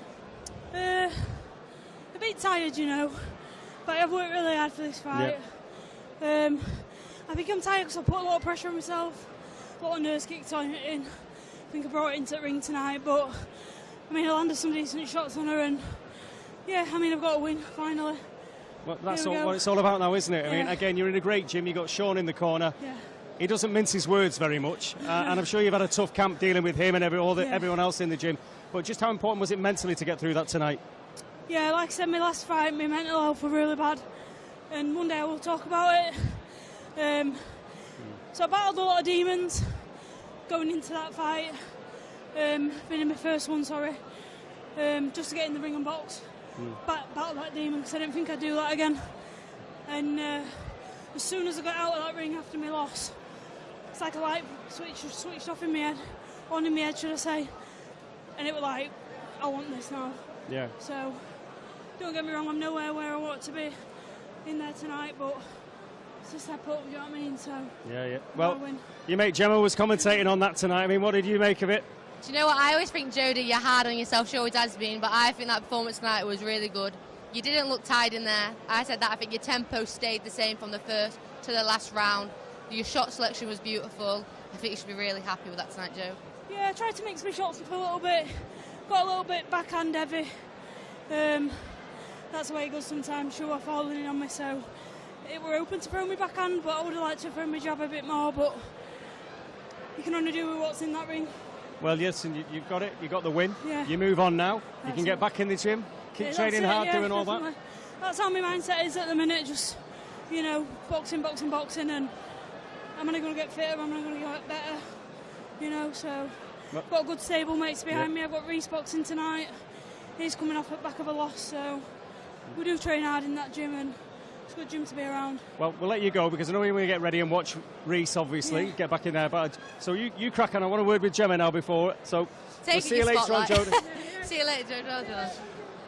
Now, obviously, you've just been commentating on your friend's fight there. Yes. You've just given your verdict on how she got on. Yeah. But I want to know a bit more about your journey now. Yes. Because obviously you are turning over. You've had a very distinguished amateur career. Yeah. You've won Youth Worlds, you've won European Golds, you've won a Commonwealth silver medal. Yeah. And you're turning over with 11-11 and VIP. So tell us your thought process. So when I met Steve straight away, my trainers, so my John Stubbs and Ant, my trainers from the Tenacity gym, so all their lads are with Steve. So they've always talked very highly of Steve. But then I went down to a show and I met him, and as soon as I spoke to him, and Suresh at the same time, I knew it was just the right move for me. I trusted them. I liked what they said. Very truthful, very honest, which I think is very important. So I just knew it was a no-brainer for me to go with both of them, and I think they're going to do really good things for me. And it's got a good team around me. So I'm just excited now to obviously get going, and nights like this make it more exciting for me, and that just makes me want to be in there too. You have that amateur pedigree, you've experienced boxing all over the world, you've done all that, and at just 23, I mean, it's a great time now for the women's side of the sport as well, isn't it? I mean, you must look at people that you know that have been on GB, that have gone on to great things now, and think, well, I want a bit of that, and it's there for the taking. You're going to campaign at Super Feather, I believe, as well, is that right? Yeah. I mean, what a division. Yeah, it's an exciting division, and obviously I have had many years in the amateurs now. I feel like I've done mostly everything that I wanted to do in the amateurs. I've got the bouts behind me, I've got the experience, so that next step was the pros. And for me, it's the right time. Like, there's nothing more exciting now than women's boxing and how strength to strength it's going. So for me, I feel like it's the right time. I'm turning over at a good time for that as well. And it's a popular weight, so it should be exciting. There should be a good fights in there. And I just can't wait to get going. Now, you're from Scunthorpe. Yeah, sunny Scunny. No, again, so you're flying the flag for Scunthorpe, for Lincolnshire. Definitely. We were talking before, and you mentioned Dex Spellmurray, who's from Scunthorpe. Great lad, fantastic campaigner. So you've got to do it now, haven't you? The baton's been passed on. Yeah. And what's it going to be like in terms of your town and your people, and how will they get behind you? I think Scunthorpe it's a small town, so they definitely get behind everyone that does anything successful there. Obviously, there's not much about Scunthorpe, so whenever there's a success story, everyone loves to boost everyone on. Everyone knows, obviously, Deck, how he did for the boxing in general. So obviously now he's finished with the sport. So it is down to me now. I'm hoping to do the exact same as him, and hopefully go higher than that, and really set sail for Scunny and put Scunny on the map of it. Well, I'm sure it's going to be a very interesting journey on VIP and on Boxing News tonight, and everyone else is going to follow your journey now as well. Thank you. Great seeing you tonight, and all the very best. But we're going to crack on with the action here, because there's some incredible fights to come. There's 2 title fights at the top of the bill, of course. But the next lad you're going to see he's from Accrington, but he's based in Blackpool with a brilliant gym with Andy Abrol, Thomas Very. He's got Jacob Murray in the other corner as well. So we'll get on with the action. Our MC is ready. The fighters are ready. Over to Phil Seymour. Continues with a line-side bout scheduled for 6 3-minute rounds. We welcome to the ring firstly from Dublin, Ireland, Jacob Murray!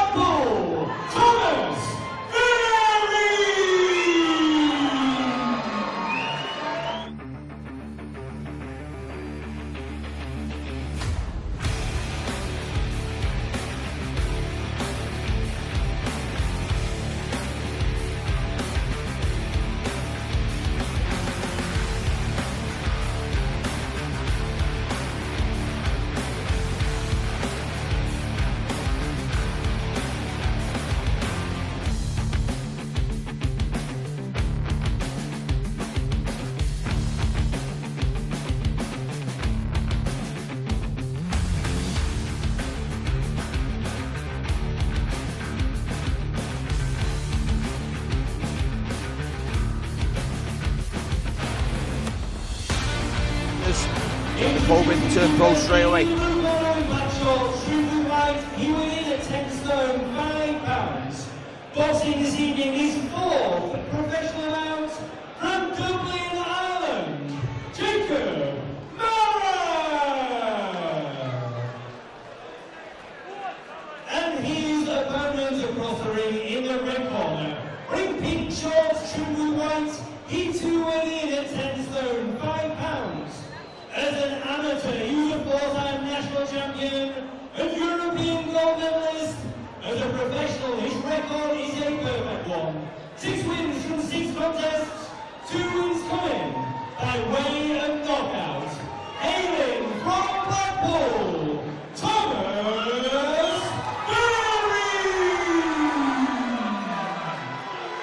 Your technique level is Chris O'Connor from the show referee Steve Gray from Fleetwood. This is a lightweight bout, scheduled for 6 3-minute rounds.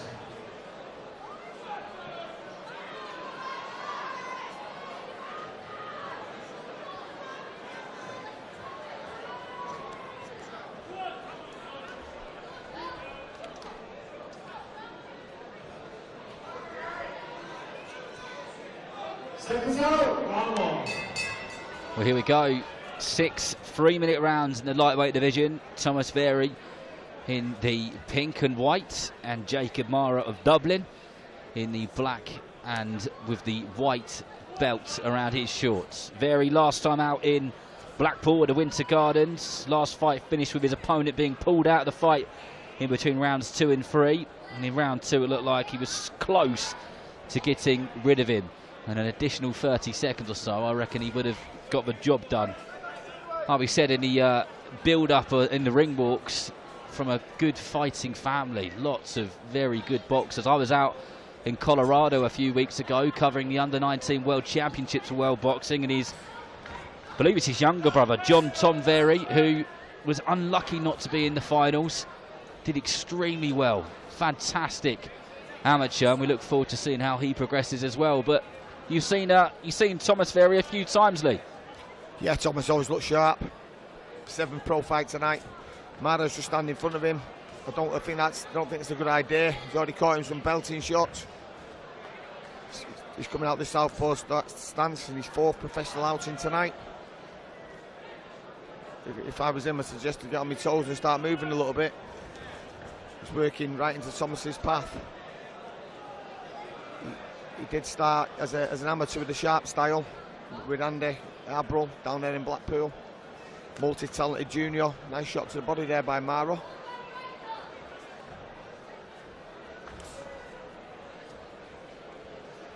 Talking of sharp style, that was a really nice, sharp, straight right hand there from Berry, who looks ever so relaxed, picking his shots nicely. And like I said on his ring walk, he just is so polished at 6-0. And at just 19 years old as well. He looks like he's been doing this in the pro ranks for such a long time, and he hasn't. So I guess the right move is just to pace him right, build him up, give him the right types of fights, and he could go a long way. Yes, certainly. Just look how cool he is. You guys watching at home, 19 years of age, very mature for his age, picking shots. Lovely shot under the elbows there. And that one under the elbow hurt Jacob Mara, because you could see just from a couple of feet away he really winced.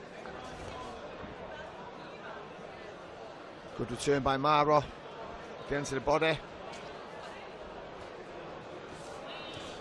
Thomas just feeling him out.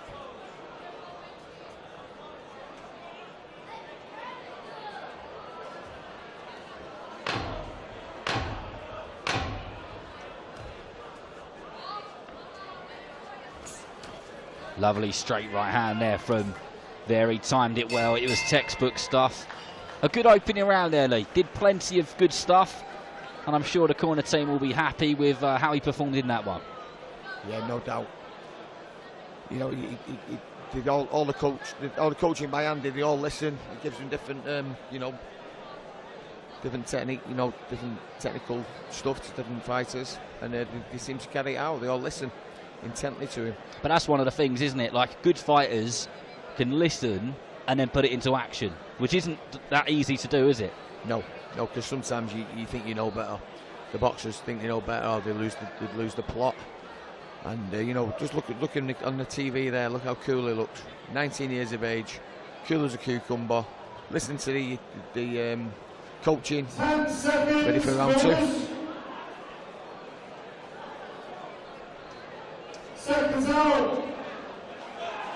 Round 2. The amount of talented fighters that Andy Abro and the sharp-style Jim in Blackpool have produced is really quite something. It's a pretty special place. What they went on to achieve in the amateurs was phenomenal. Just national champions galore, wasn't there? Just coming out of every single corner, there was an unbelievable talent. Yeah, it was a phenomenon. You know, when there's a sharp style fighter in there, they always went the distance, as in reached the final if they didn't win it.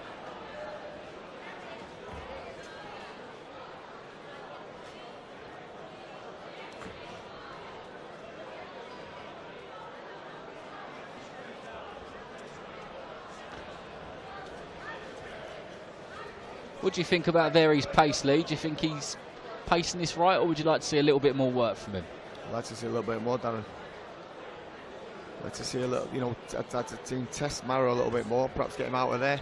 You know, obviously, we don't know what the game plan is. He got caught with a straight left hand there, did Very. It was quite an overreaching one from Dublin's Jacob Mara, but it got through and just tapped him on the nose.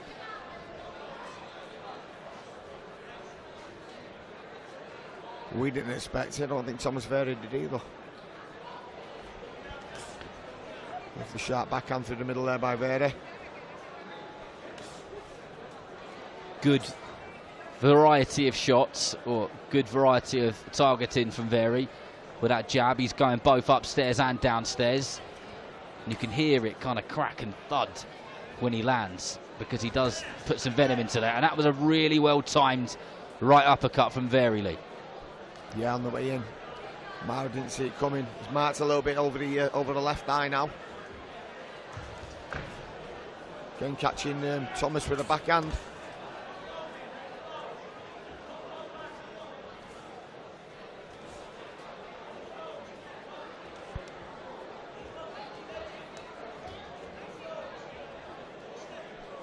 Very just controlling that distance, always doing something, trying to land one of those big shots, but a relatively slow tempo from Very in this, when the first couple of rounds, and this one scheduled for 6. If you're just joining us, welcome along wherever you're watching. Boxing News app, YouTube, VIP. You're joined by myself, Darren Rees, and my co-commentator is Lee Whitehead. We'll be with you for the duration of this event. Many fights still to come.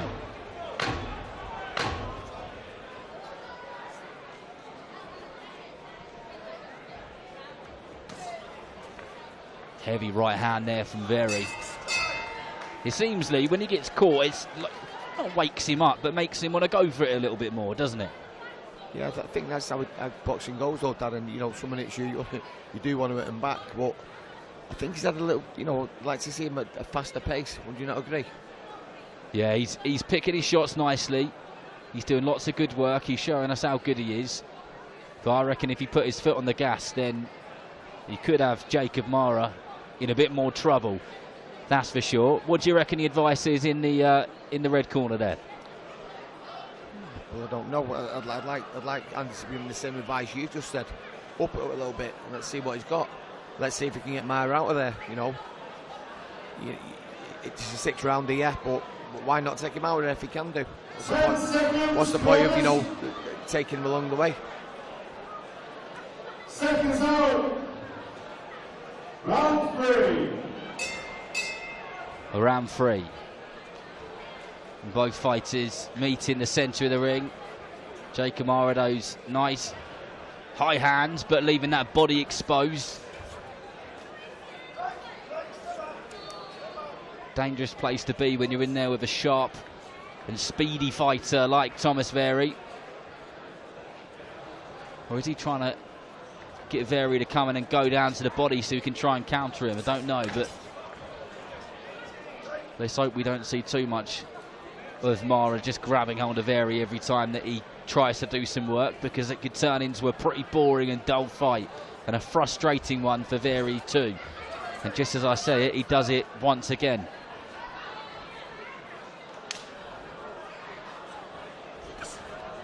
Been warned that time off the referee.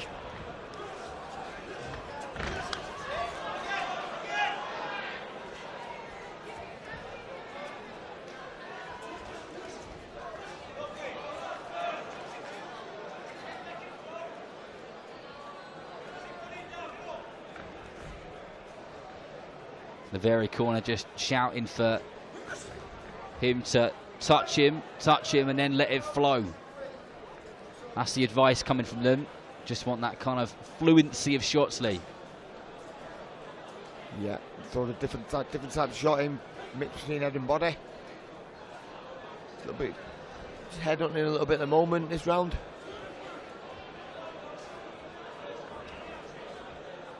Nice jab back by Mara.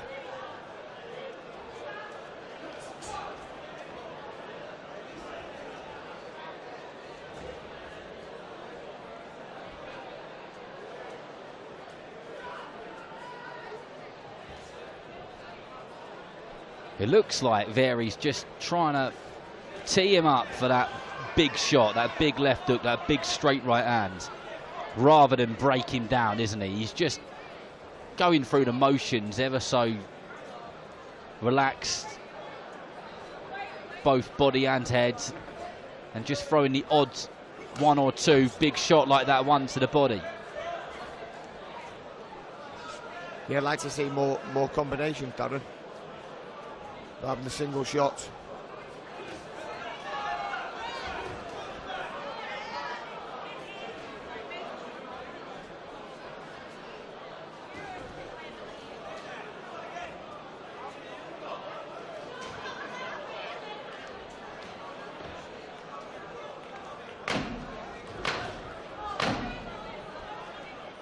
But this round is just consisted of Thomas Vary being in full control at every moment of the round, and then just throwing those big one shots, whether that's a straight right hand or a left hook, and then the odd two shot combination. He's easily, comfortably winning the rounds, and I guess he's just doing exactly what he's being told in the corner, because Andy Abrol's telling him to touch, and then let him flow. But maybe he's not letting them flow with enough punches for us ringside and for the people watching him. But the work he's doing is still good. Spot on, Darren. Yeah, he's following the control of Andy. Andy seems to be happy with it, so the game plan's being played out just as they wanted it to be. Obviously, we're expecting a little bit more for the fans. Maybe a little bit more stoppage, a bit more flair, a bit more power. That's certainly it. That's certainly it, because I think you need to be able to be disciplined and not get carried away and not think, oh, what would the fans want?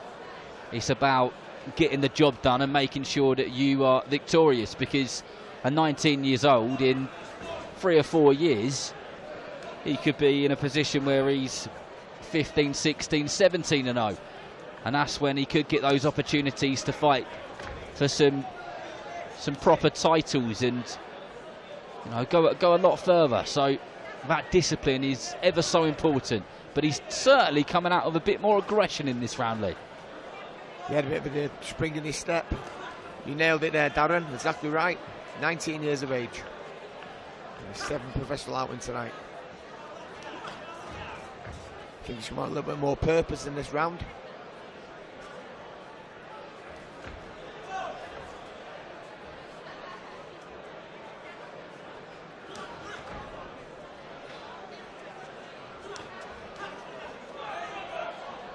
Turns that right hand over really nicely, does Vary. Throws that right uppercut and then turns it into a right hook upstairs with such fluency. You can see it's a shot, it's a combination which he's thrown thousands and thousands of times before. It works nicely, and a couple of times he's thrown it in the last couple of rounds, Mara's been caught off guard.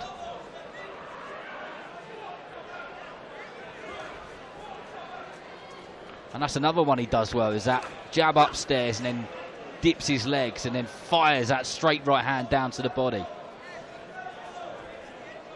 And although he's thrown these things quite a bit, Maguire hasn't sussed it out, or he's not quick enough, or he hasn't got the skills to do anything about it. Would that be fair? Yeah, you got it bang on, Darren, yeah. But he's stuck to it a little bit now. He's threw more shots in his repertoire. He's opened up a little bit more. Before he was just throwing the same shots all the time. Now he's opened up. Maybe that was the key. Round 4.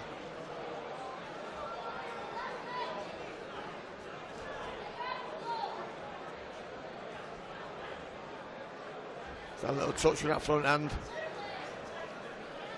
He caught Mara on the way out there. Just scraped the corner of his chin with a left hook. You can see the distance that Very wants to fight at. And that was beautiful work from Very. That left hook to the body, one upstairs and finished it with a straight right hand. But getting back to what I was saying is, when Mara tries to make an entrance and sort of put his head on his chest, he kind of pushes him away to say, no, I'd quite like you there, thank you very much. And then he gets back to work and keeping him at bay. Yeah, I think it's been Thomas Very's busiest round, Darren. Best round 2. Would you agree with that? I think that most definitely is his best round so far. He gone up just a few %. Nothing outrageous, that's for sure. But he's certainly put his foot on the gas a little bit more, and the aggression was there. And when he lets those hands go, you can imagine if he really, went to 100% just for bursts of 15, 20 seconds, he could be really, really dangerous, couldn't he? Yeah, certainly. Totally agree. I think right from the start of round 4 there, he came out rocking and turned all round. You see in the action replay, kind of one-way traffic, really. Very just nice short right hand there a moment ago. 10 seconds, bonus. And there's that combination he threw right towards the end. That lead hook to the body upstairs, then finished it with a straight right hand. More of that will be appreciated by his corner team. That jab of Very's is really getting in the way and doing the job which it's meant to do of Mara, who just can't make his way in, because every time he tries to go in, he just gets his head snapped back with that jab, which is just ruining every intention he has of getting in there.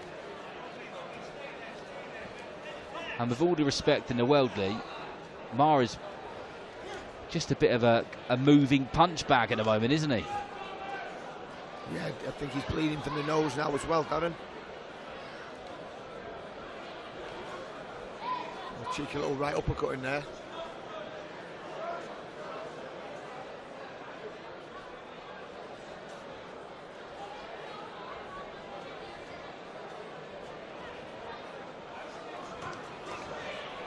Solid lead hook from Very.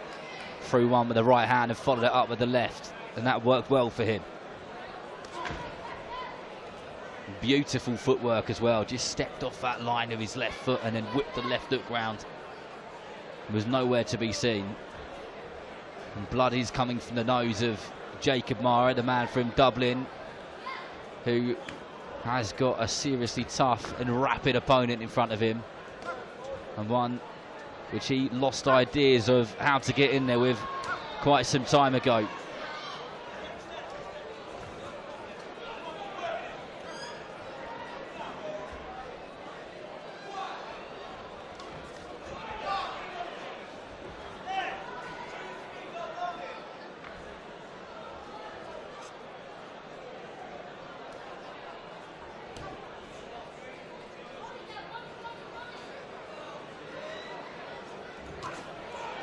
Solid shot once again from Very. Follows it up with another right hand and that lead hook to the body. Good slip and counter there, Lee. He does that well. Yeah, total focus.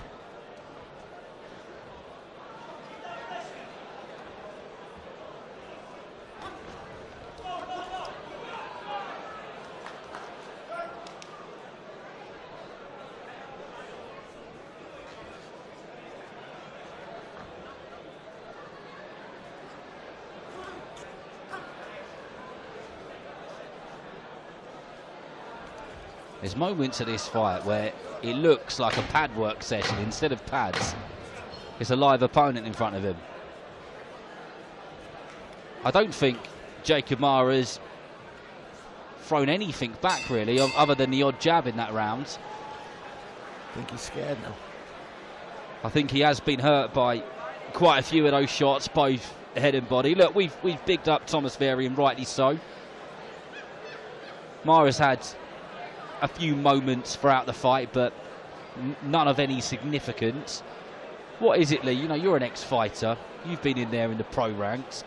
We see so many fighters. Look, how many fights have you and I called now together? Probably over 50, 60. We've seen an array of fighters, haven't we? What is it about Thomas Very, you think, which makes you think, actually, he's a bit different to some of the others?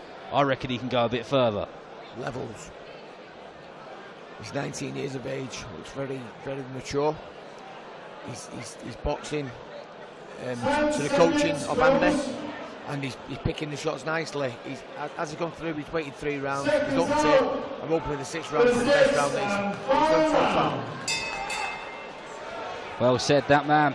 Here we go, the 6th and final round of this lightweight contest.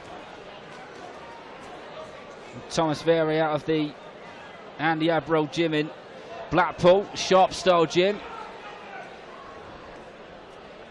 Jacob Mara coming out with a bit more of a work rate in the opening moments of this round. How long it'll last for, I don't know. Very just staying very calm, being patient, and then landing the shots when he feels like it's the time to do so.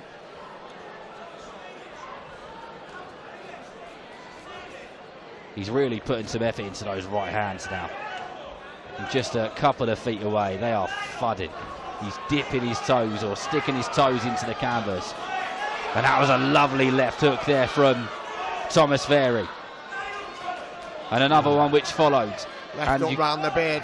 You get the sense that he's starting to smell blood, and he could, with 2 minutes to go, have the intentions of getting the job done. Looks like he's followed the plan. I think that's the aim here, Darren. It's a 6th round stoppage here by the look of it. Mara looking marked up now. The corner team of Thomas Very just screaming for him to go forward and get the work done, because every time Jacob Mara gets hold of him, Andy Abrell is screaming to push him off and get back to your work, and that's exactly what he's doing. Heavy shot after heavy shot, one after another.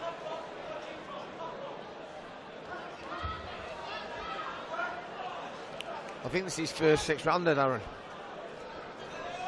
Well, maybe that was always the plan, just to pace those rounds out, make sure you can do it. The proof is in the pudding, and then if you feel if you've got your fighter ready for the taking, then you do it. He's got the round under his belt. Slackened off a bit this last round. That's 45 seconds. Lovely screw shot there to the left. There was a right hook which Very landed, and it lifted the left leg off the floor of Jacob Mara. I'm telling you now, that one really got through.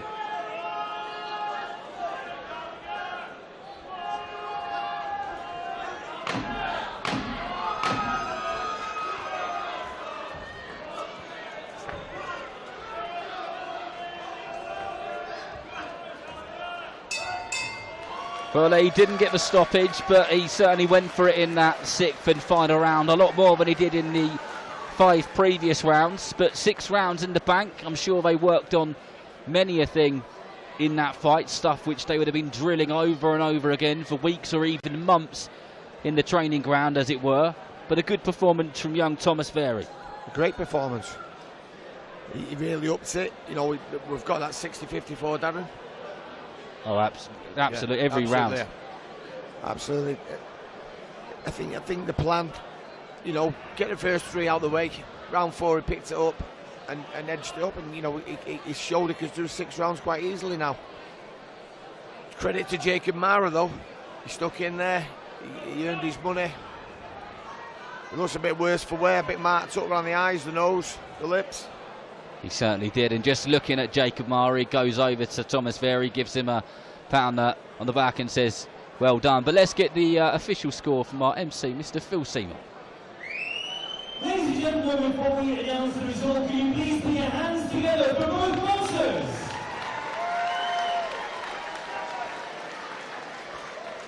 After 6 rounds of long action, we go to referee Steve Gray's scorecard.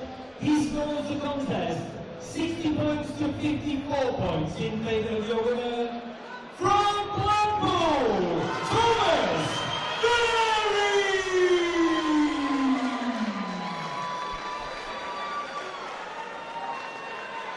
Well, there we go, as expected.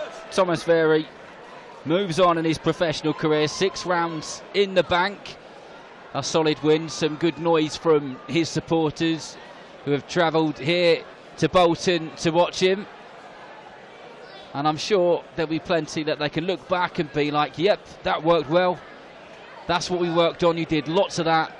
Next time, we'll do this, that and the other, because that is exactly what these fights are about, Lee.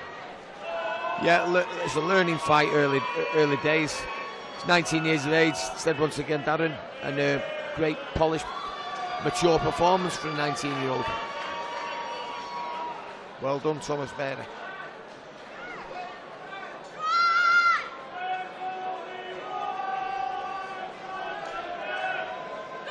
Well, a conveyor belt of fights tonight, and let's move on to the next one.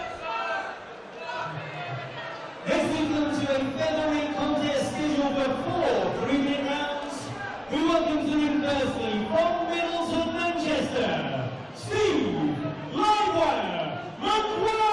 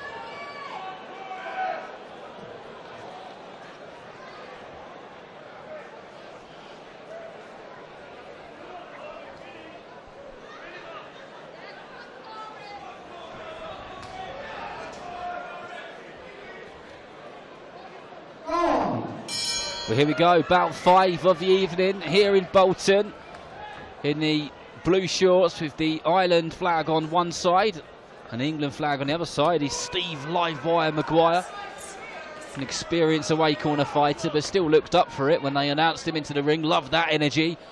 And from Chorley, in the red shorts with the black trim, is Corey Scott, who's looking to get straight down to business here and doing some good work in the opening part of this round, Lee.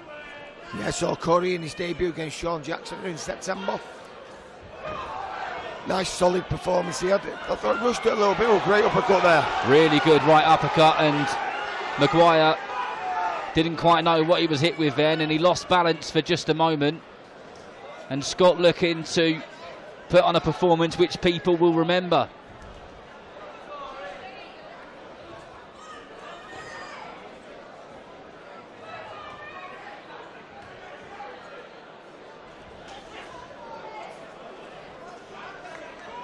Maguire's been stopped 9 times in his 51 defeats.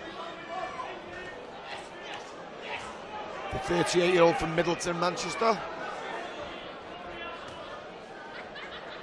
Good defensive work from Scott so far, just parrying that jab nicely and then timing his own attack well as well.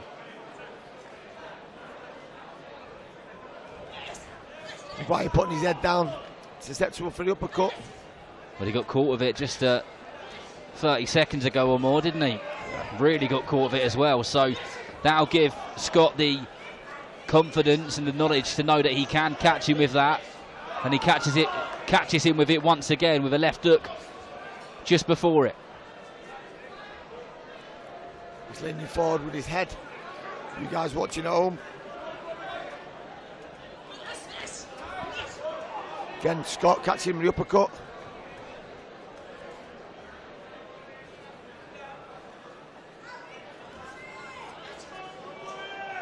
Livewire Maguire just overreaching as he goes in, and Corey Scott making him pay for it every time he does so. It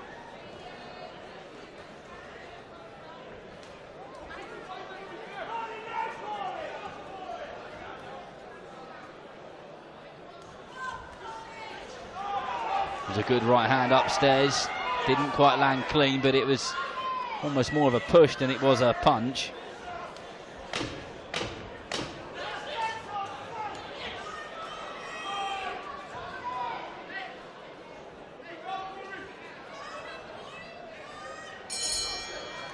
But you can see why Corey Scott has won many a national, won national titles and kind of area titles as an amateur. The foundations are there already, aren't they, Lee? Yeah, he did his work as a junior. 4 North West Championships, and the national champion. Yeah, you know, and he's still only is he 19? Sorry, 22. 22 years old. Yep. My fault. Apologies for that, folks. He's put the work in the Jennings gym. Listen to former, champion in the corner, Michael Jennings, Dave Jennings giving advice too. I apologise for a frog in the throat.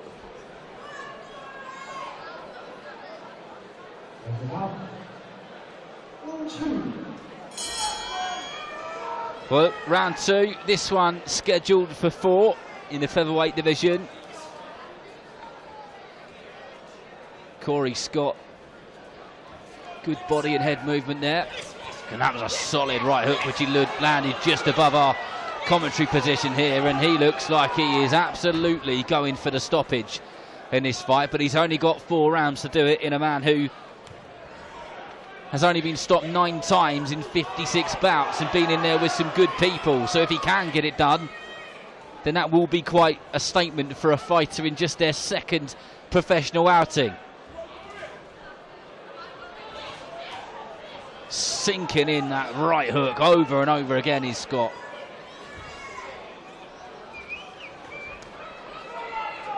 Livewire moving forward though, he's having to go himself.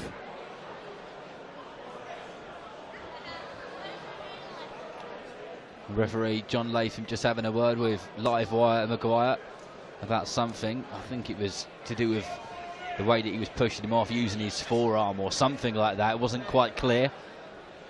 But the experience, the way corner fighter, oh, well, the action will stop because the lighting has just gone out in here. So we'll just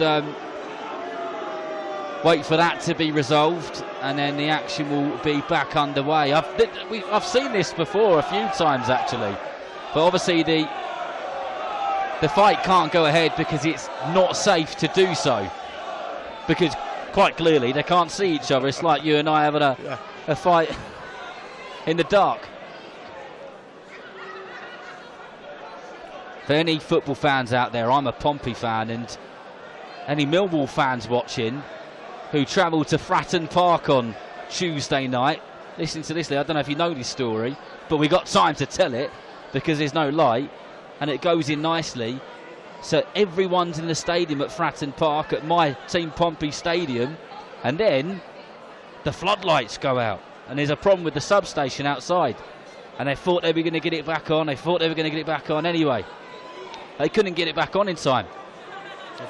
So they had to call the, I was going to say the fight off, at Millwall it could have been, but they had to call the football off because the last train wouldn't have got all the Millwall fans home, and about 7,000 or 8,000 of them had made their way to Fratton Park, and it's not, it's not down the road. This is South London to the south coast. You want Millwall hanging about in Portsmouth all night? No, exactly. Certainly wouldn't. But anyway, is there an electrician? Any electricians in the crowd? It seems to be a bit of a bang when it went, You sure it wasn't your wallet? No, that's still in my pocket. Well, apologies for the unforeseen circumstances of the lights going out. It's probably someone just turning it off who's tight and says, can work without them.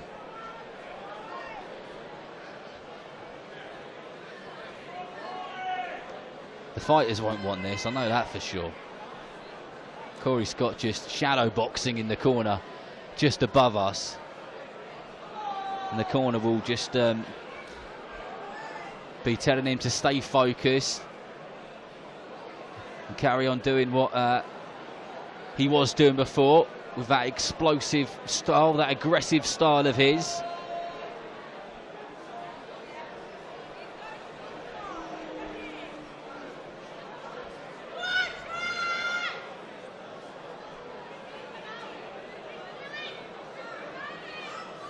I can't remember the last time this happened, but it has happened before. It has happened before. It might have happened at York Hall, the spiritual home of British boxing. And as we're on boxing news, I'm going to give it a plug. About 4 or 5 years ago, I made an audio documentary about York Hall, the spiritual home of British boxing. Have you been? Have you been to York Hall? Yeah, I've been a couple of times. Yeah. Fantastic venue. And for those of you who haven't been, and for those of you who have been, you will know how good that venue is. It's like a bubbling cauldron, because there's a balcony, a bit like there is here, but not quite the same, which goes around the venue. And when you sit it, you feel like you can touch the fighters. That's what it's like. And you can hear the woos behind us because the lights above us are just starting to come back on. They're brightening up. But yeah, that boxing news. Oh, here we go. The lights are getting brighter and brighter. So hopefully the action will resume fairly soon.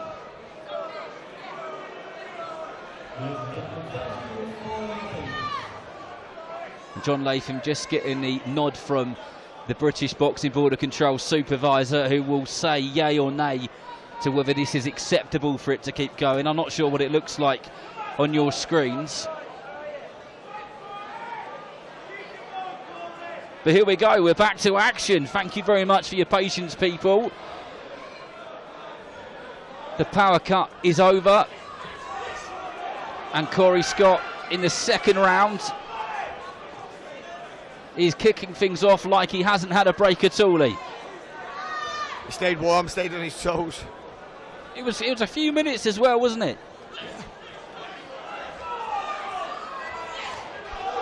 Good right hands there from Corey Scott. who's really going for it, and he's got live wire Maguire on the ropes, who is hanging on for dear life. And live Maguire, not much of a guard there, just taking a few punches. Scott definitely looking for the finish here. He is, and as Maguire throws that straight shot, these are great shots from Corey Scott, who is really going for it now, just above our commentary position. And I wouldn't be surprised if John Latham starts to have a think about calling this off, because over and over again Scott is landing with big, horrible, vicious, unforgiving shots, body and head, and you can see around the ribs of Steve Maguire that he is reddening, but he is showing the referee that he's still in this fight because he's fighting back. But there is still plenty of time left in this round.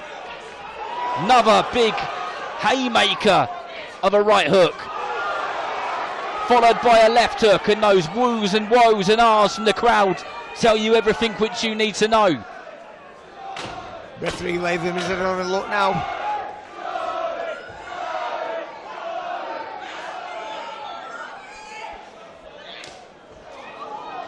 That was a lovely left hook to the body from Corey Scott, and that delay didn't do too many problems for Corey Scott, and he got back to business.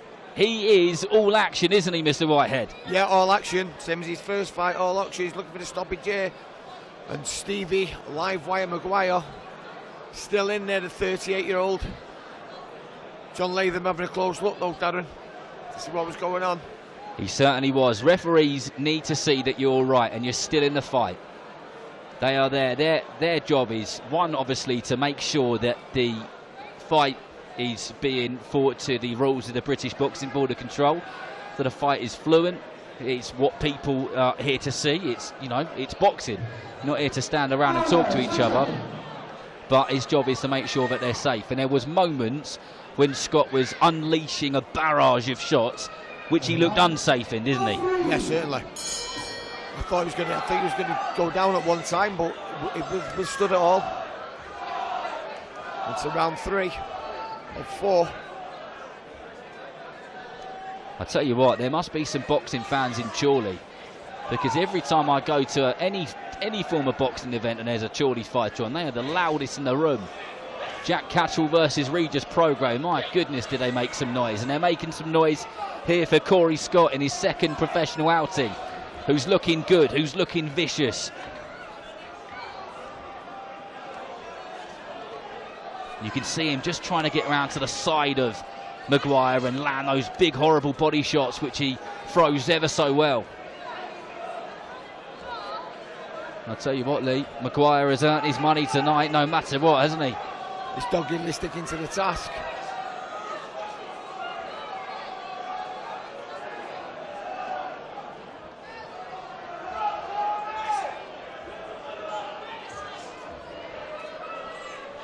Anyway, I didn't tell you where you could listen to that Your Call podcast. It's on the Boxing News podcast feed. And make sure, while we're talking about podcasts, you also check out the VIP Bell to Bell podcast with Steve Lillis and John Evans. Last couple of weeks have been really good. We've had Brad Ray and Zelfa Barrett. And another one will be out this Tuesday on wherever you get your podcasts. But here comes Corey Scott, who's relentless in this third round, non-stop going for Maguire. And I feel like he's still got some good pace about him, still got some good tempo, but he used a lot of energy in that second round, didn't he, Lee? Yep, he did, and he's still maintaining the fitness. Maguire's marching forward though. Let's see Corey throw a little uppercut as he comes forward.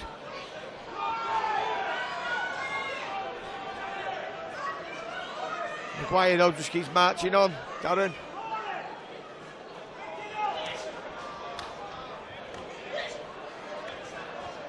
He's having to go back. He is, and Lee, do you think that the shot which Scott could throw a bit more is that right uppercut, because Maguire leads and leans in with his head, doesn't he? Yeah, I said that for the first round. When he caught him in the first one, all the time he leans forward. You know, it's only his second pro fight. We need to be looking at what mistakes the opposition was making and capitalising on it.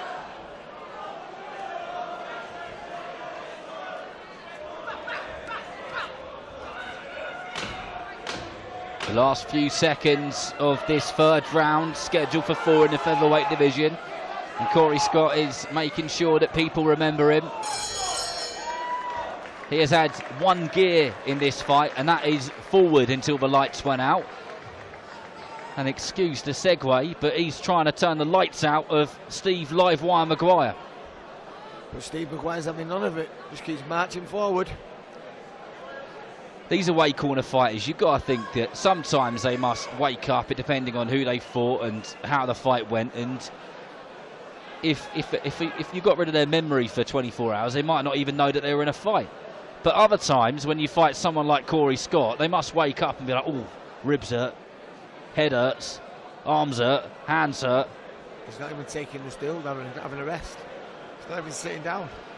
Fair play to him. Tougher than I am, that's for sure.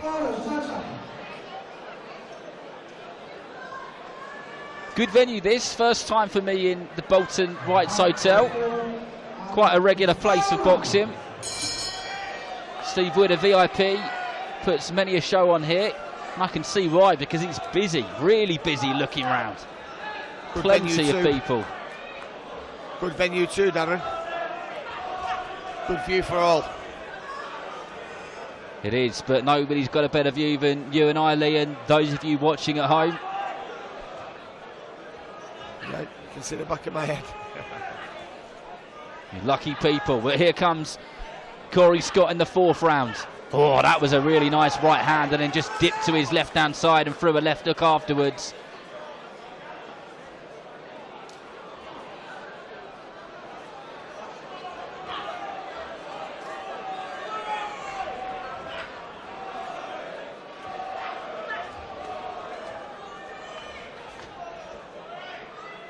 Right, I'm going to test you now.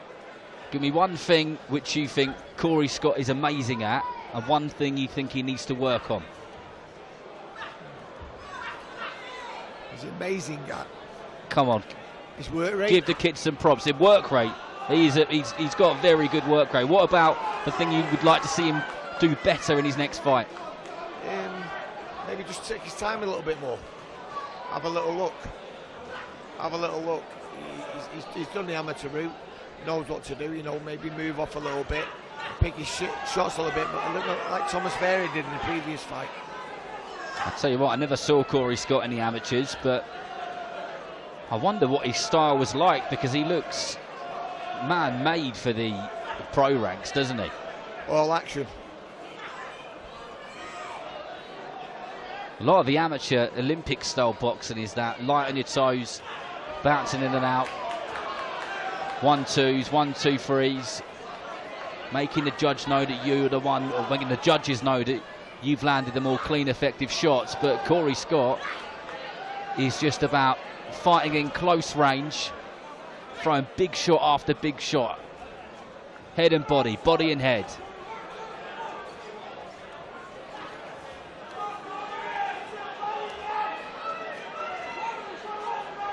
That's him on the inside there, looking for an uppercut, followed by the hook. There's the hook.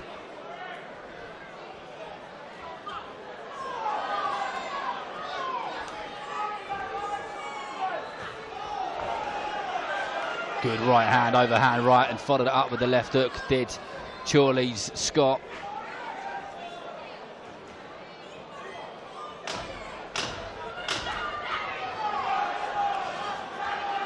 Great work by Corey again. He's into the last 10, sorry.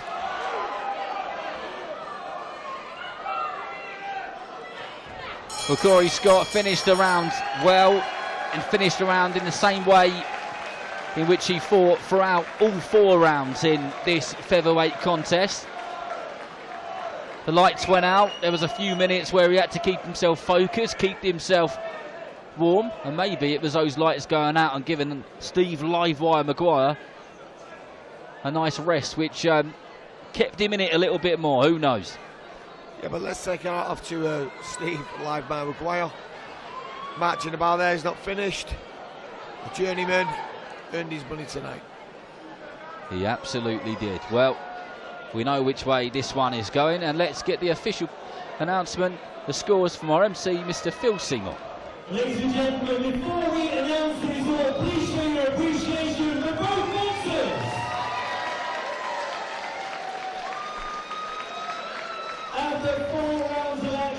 to referee John from Sprout. He scores the contest 40 points to 36 points in favour of your winner. From Charlie,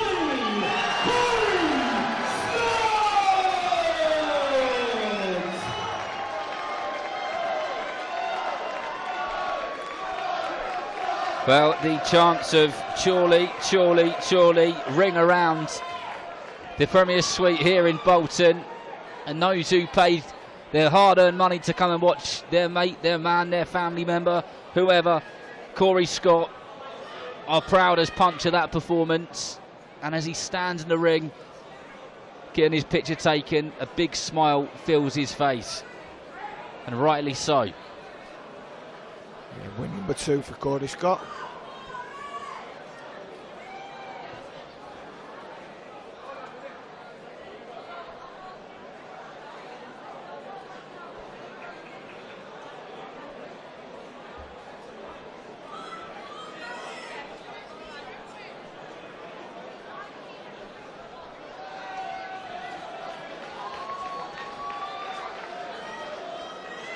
And now we come to a bantamweight contest scheduled for 4 preliminary rounds. We welcome to the ring firstly from Manchester, Sean Jackson.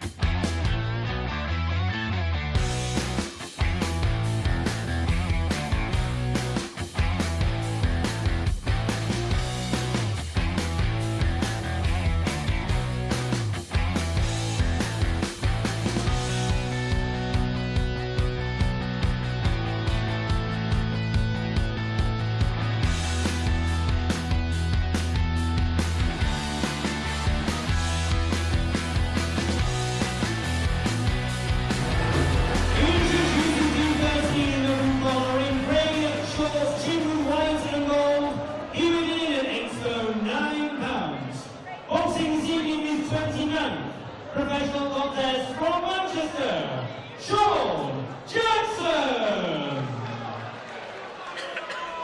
And his opponent across the ring in the red corner, ring purple and black trunk, teaming in at 8 stone 11 pounds. He brings to the ring a perfect professional record of 2 wins from 2 contests. The fighting pride of Warrington.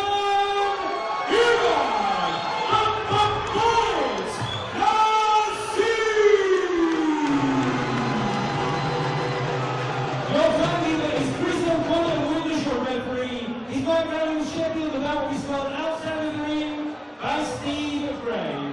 This is a bantamweight round scheduled for 4 preliminary rounds.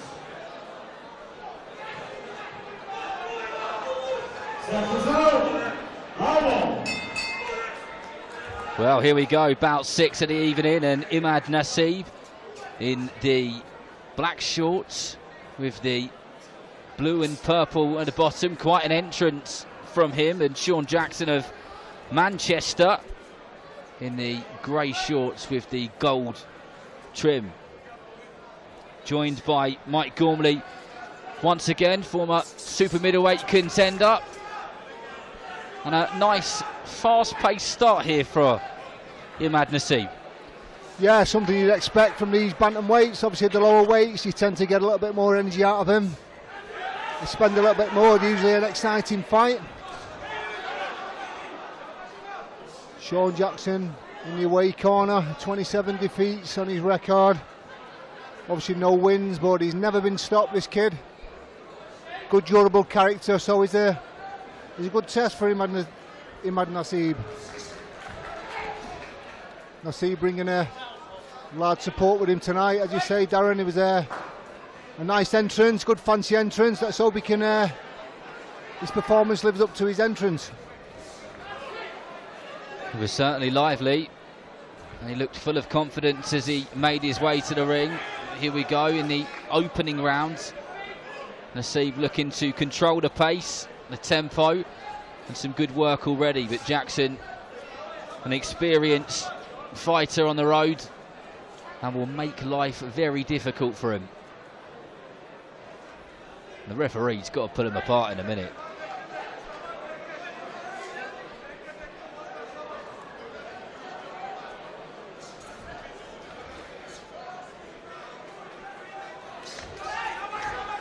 Yeah, a little bit of a clash of style. Southpaw against orthodox. Jackson being a southpaw. Jackson being clever there on the referee's blind side, just gripping hold of the left hand of Imad Naseeb and keeping hold of it. Like we keep saying, these guys know every trick in the book and they will use them. Yeah, they certainly do. It's down to the home fighter or prospect, or you know, whatever you want to call it, in the home corner. It's their job basically to break down these away fighters.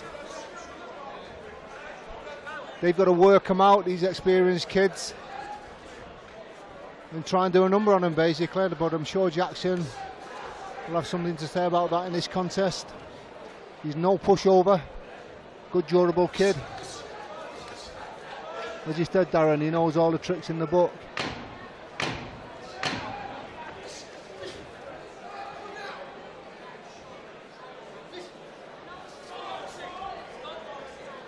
Getting a little bit messy there inside. And the referee looks like he's getting a bit fed up of all of the holding, and I guess the word to sum up that round, probably for Imad Naseeb more than anybody, and maybe the referee as well, is frustrating, Mike. Yeah, it can be frustrating. As you say, Jackson's a clever character. He'll tie you up, he'll hold, he'll mess you around, but you know, this is all experience for these up-and-coming prospects. They've got to work it out, and they've got to try and do a number on these kids. But yeah, I mean, I'm sure there is any nonsense in there, the referee will sort it out.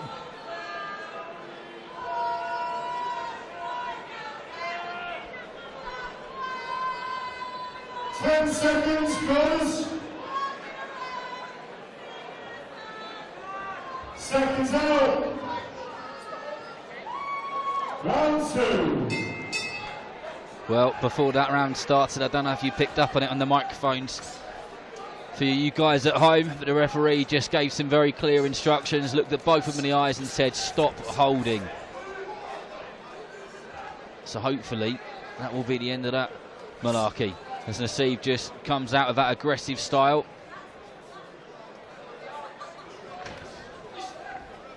Yeah, Jackson's probably the one more likely to hold. As I say, he would be likely to be on the defensive as opposed to maybe being on the attack.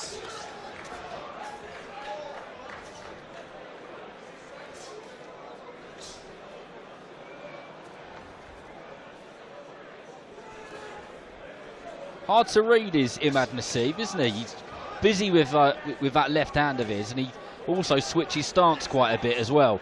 Not the easiest fighter to work out what's going to come with someone like him, is it? No, yeah, he just switched a little bit. He's a little bit awkward, but I'm sure Jackson's seen all this before. But yeah, I mean, sometimes you're looking at Nazib, he looks a little bit frustrated, you know, by his expression on his face. Just got to be patient, basically.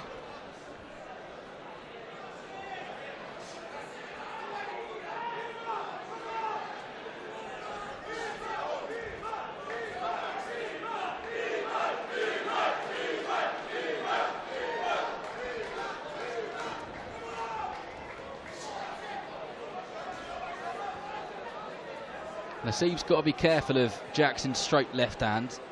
He throws it well. He rides the punches on those ropes. I think just that left hand in general, and he does throw it in a quite explosive manner. And the last thing you want to do when you've been doing such good work is walk into a shot like that.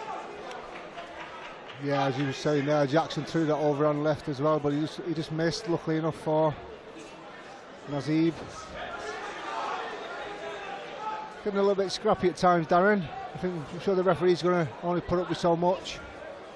Indeed, styles make fights. Sometimes they're great, sometimes not so much. Imad Nasib made his professional debut a year ago tomorrow. And here he is in his third professional fight. And a frustrating one so far. It's all part of the tactics though, isn't it, Mike? Is frustrate him, stop him from doing his best work. And ultimately, Jackson's plan will be to reduce how many times he gets hit. Simple as that. Basically, yeah. I mean, that's all Jackson wants to do, really. You know, I said in previous fights, Jackson will want to come and survive. You know, he want to get through these rounds and then move on to his next one. He wants to be fighting every week. These away kids want to be fighting every week. So he'll make it as frustrating as possible for Nazib. You know, he'll try and do as little as possible, make it awkward and come out of there safe. But, you know, Nazib's not doing too bad of a job, but he can be getting a little bit frustrated. You can see in his face at times. How tiring is it, Mike, when you've got someone who's grabbing hold of you and leaning all their weight on you? Does it zap your energy levels? It does, yeah. When you're wrestling about, you're trying to get them off. You are exerting energy there. It's obviously easier when you stood off punching, but when you're wrestling about, you are exerting energy, and Jackson will be used to that more than Nazib. It's about Nazib being patient and staying off. You know, try not to get too close to Jackson. Try and pick his punches, just as he's doing there. You know, work his way in. Don't get too close.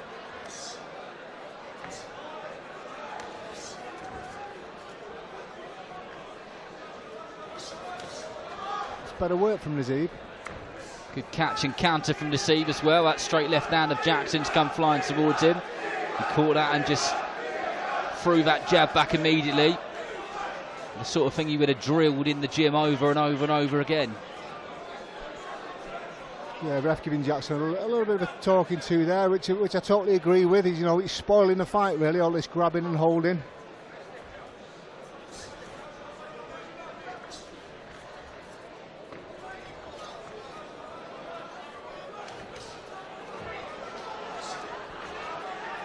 Again, better work from Nazib when he's working from the outside, picking his shots.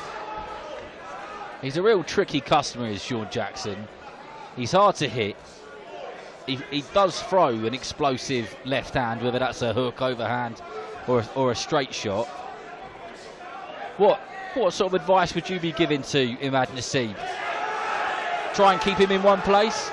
Basically, yeah. I'd just be keeping that half a step away and using his long-range shots. Don't get too close. When Jackson comes in to step in and hold, just take half a step back.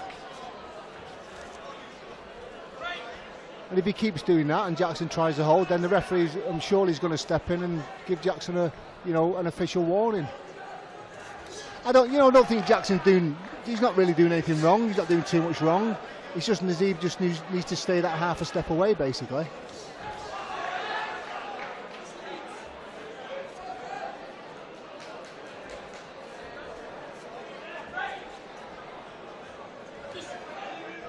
It's a lovely screw shot there by Jackson. Lead uppercut. It's better work from Nasib, this is. Body and head got through with a couple of those lead hooks there. And those who have brought a ticket from him are making some noise, trying to give him the encouragement and energy to keep doing more of the good work which he's been doing. Yeah, as soon as he starts to have a little bit of success in the season and gets in close, Jackson just holds on, basically. Just as I say that, Jackson's got him in the headlock.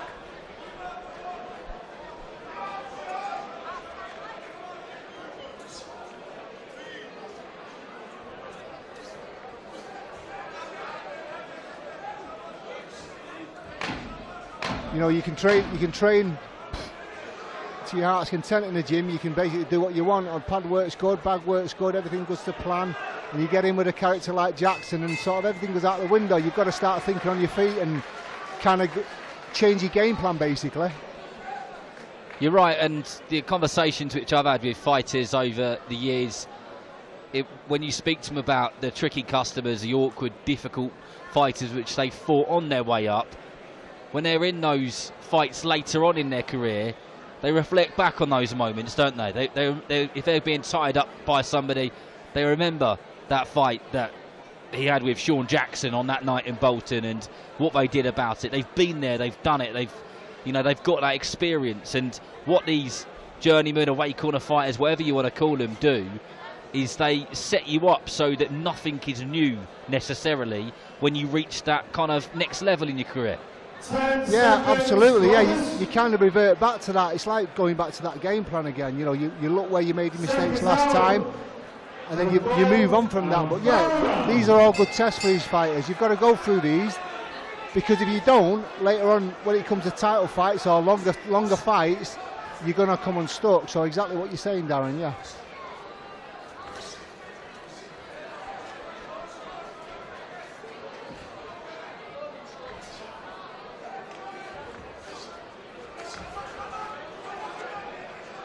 Nase digging those right hands into the body well. When he's got Jackson on the ropes, he's doing a good job of landing those closing shots, coming round, driving the right uppercuts up. But the problem he seems to have is keeping him in one place.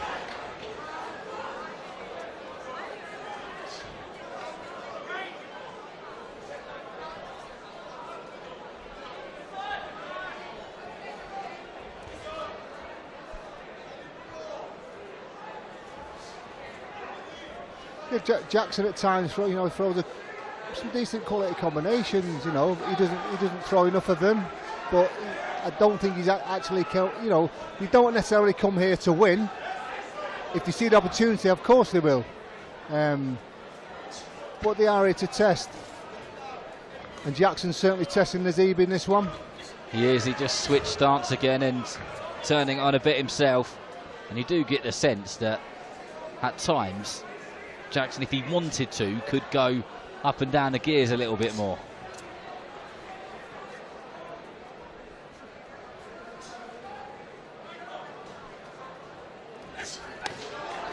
Good right hand by Nase, followed by that left hook to the body. Just a couple of feet away from us. Yeah, you can see Jackson there just soaking them up, waiting for his opportunity, basically.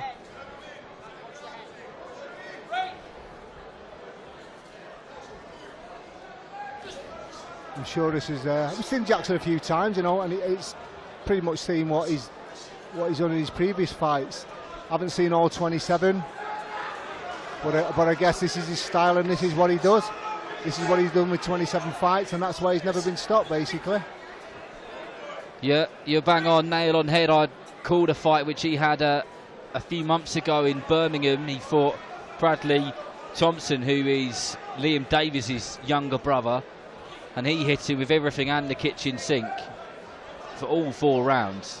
And he was going nowhere, was Sean Jackson. Yeah, I mean, some of these kids don't get the... Not respect, credit, really. They don't get the credit they deserve. These are tough kids. These are coming in with some big, talented guys, and they do that. They're prepared to do that to earn a living. A good bit of respect between the two fighters at the end. Jackson just smiling away there. Loves what he does, and that is the most important thing. But Imad Naseeb will cruise to 3-0. Maybe cruise is the wrong word, because he did have it all his own way in there. That's probably the right thing to say. Yeah, absolutely. I totally agree with that, Darren. Naseeb, I think it looks a little bit frustrated, but they're the fights you need. They're the tests you need. You don't really go in there and, you know, blowing kids away. First round, second round stoppages, you know, for 10 fights, 20 fights. These are learning fights. Steve Jackson's a kid, you know, he'll take you through your paces. You will learn from these fights. You will, but let's get the official score from our MC, Mr. Phil Seymour. Ladies and gentlemen, before we announce the result, can you please put your hands together for both boxers?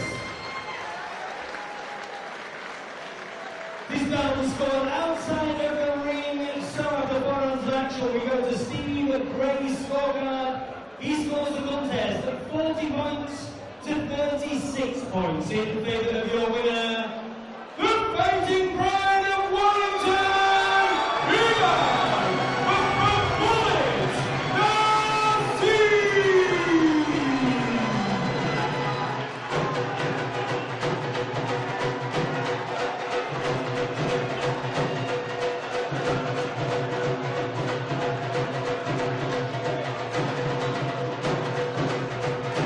Well, here comes the drums again. Big support for Imad Naseeb in here, and big celebrations will follow.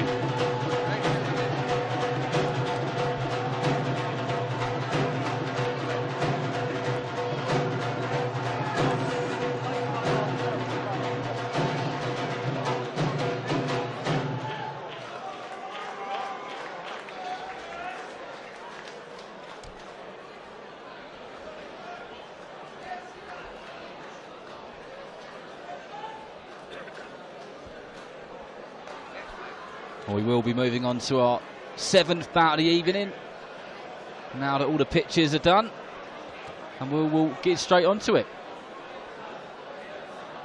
And now, ladies and gentlemen, we come to a light heavyweight contest scheduled for 4 3-minute rounds. We welcome to the ring firstly, originally from Rome, Italy, now based in London, England, the Roman Eagle, Victor Hadada.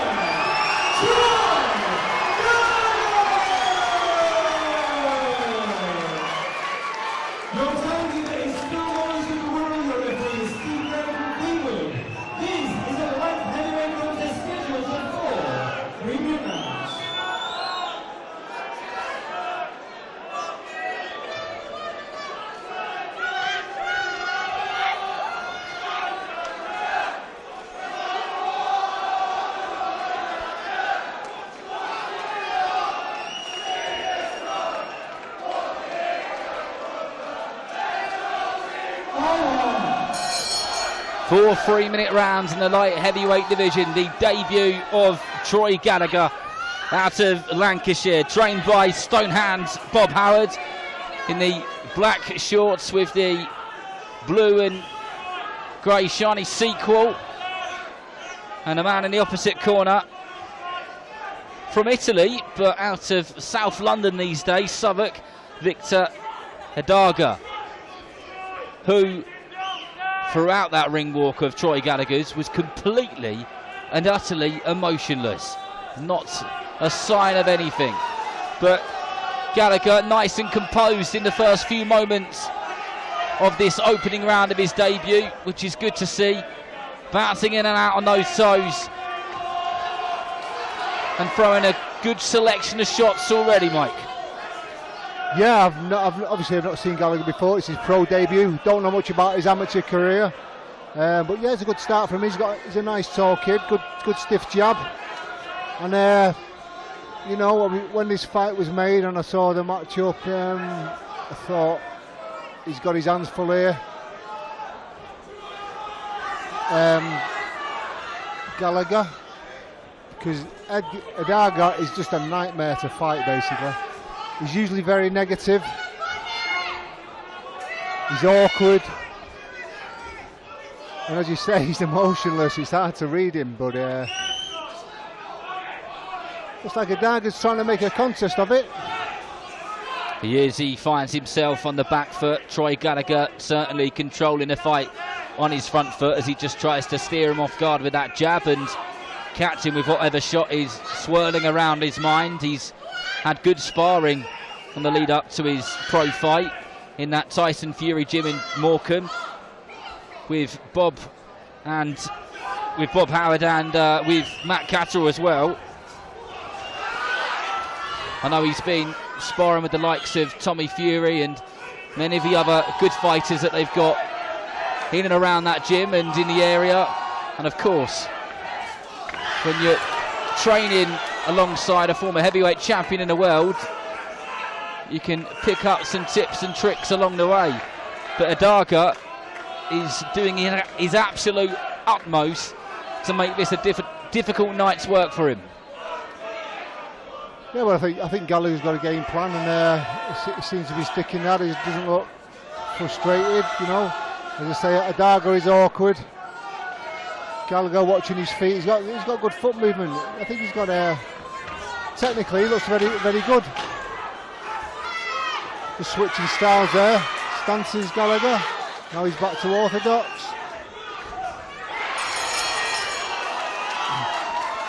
Do you know what, Darren? To be fair, that was probably the best round I've seen at Hadada on the offensive, basically. Yeah. Well, it must be something to do with people making their debuts, because as he made his ring walk, I told you that he's only ever stopped one person who was making their debut. So maybe he's a bit of a party pooper, but he was hardly negative, was he? Although he was on the back foot, but I think Gallagher was the person in control of making sure that he was on the back foot. Yeah, totally. But yeah, Hadada seems to be, like you say, it could be that he likes taking people's O's basically, and or the debutants.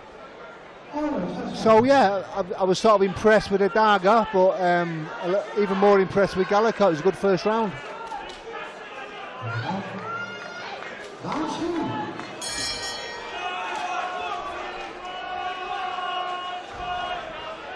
Round 2 of this one, scheduled for 4 in the light heavyweight division. Troy Gallagher making his debut if you've just joined us, and my goodness, has he brought a crowd along with him, because there is some noise behind us here at the Tough Sheet Community Stadium.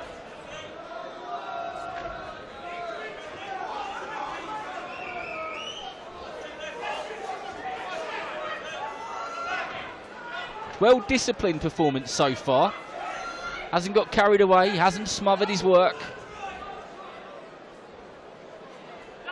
Yeah, he's just keeping that half a step away. He's not getting involved too much. He's trying to box his way, which is the best thing with Hadada. Because I think if you get close to Hadada, typical journeyman style, he will try and grab you and hold you and mess you around a little bit. Which I'm quite surprised so far that Hadada hasn't sort of reverted to those tactics.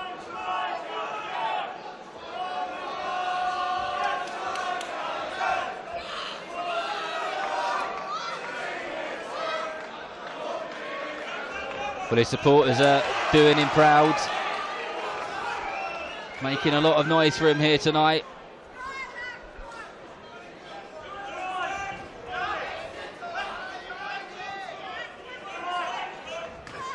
Oh, I tell you what, Hadada's going for it, isn't he? He certainly is. Yeah, swinging some wild hooks. He's looking very aggressive tonight and very positive.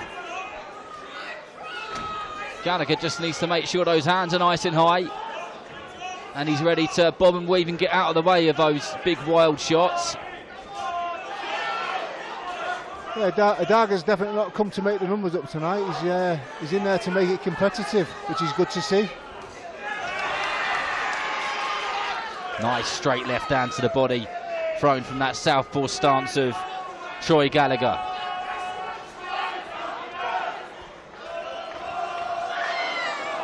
Just dipped the knees of Victor Hadada.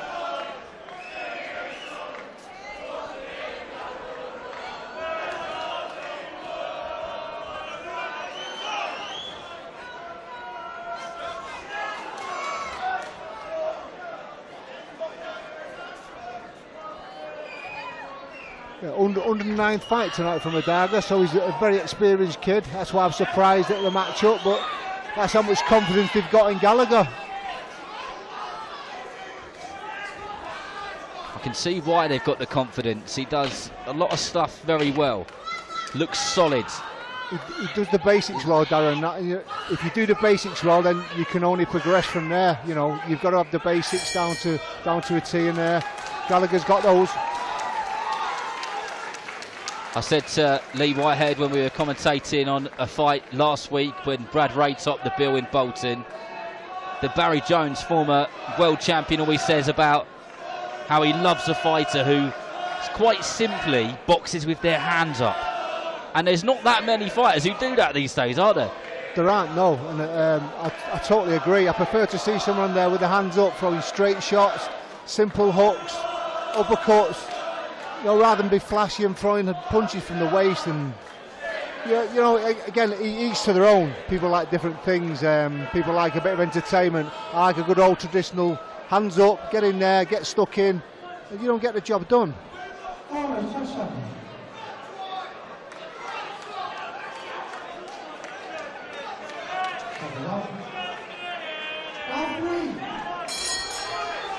I agree. I do like a fighter who does the basics well and sticks to them as well.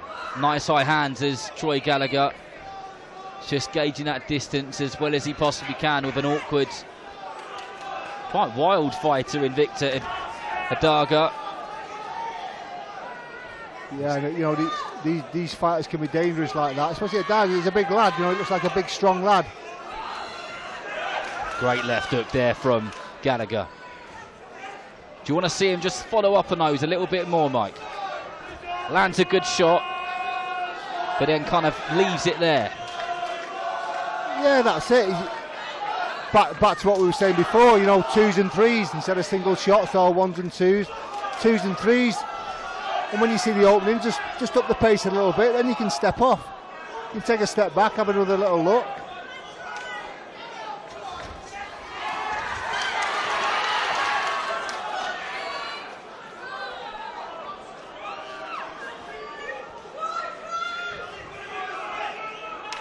He's not getting carried away with Gallagher, is he? You know, he's got a great support here. They're right behind us at ringside, but you know, he's not getting carried away. He's sticking to his job, and he's just still doing the basic stuff, and he's being successful with that.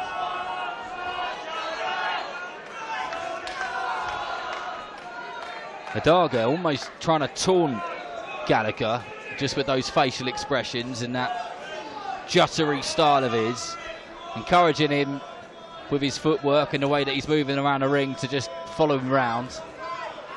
And that is what Gallagher is doing. But as he does it, he's throwing that good stab to the body like he did then, and follows it up with a right hand upstairs.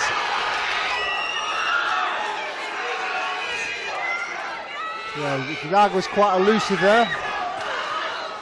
Some good work from Gallagher, but Gallagher was rolling a few punches, slipping a few punches. Just a little slip at the end of it.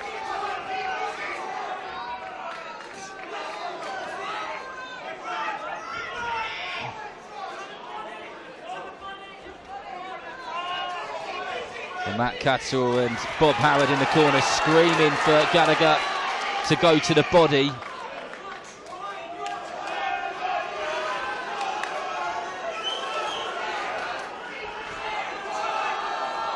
See, with the basic stuff there, Darren, you know, if you can touch him with that left hand, then you can follow up with something then. As long as you touch him with that left hand, then it's the basic stuff. Other punches will follow. The basic punches will follow. And I guess, Mike, that's just about the experience, isn't it? Yeah, exactly. And also the confidence as well, that knowing that if you can land, you can throw a second shot and a third shot. Simply not just doing that one punch is enough. You know, you have to. These guys are fit guys. You know, they train for these 4 rounds, so there's no reason why you can throw the 2s and the 3s. But that again, that comes with experience. But so far, good performance by Gallagher. I think he's taken all 3 rounds, Darren. Yeah, comfortably taken the 3 rounds so far. Lots to like about him. And if he does manage to get the job done in his 4th round, I tell you what, Mike, this crowd behind us are going to erupt, aren't they? Because they're getting very excited, and rightly so, because there's an emotional connection to the person fighting in the ring. Yeah, you know what I'm also pleased with as well, that Hadada has actually come tonight to put on a performance himself.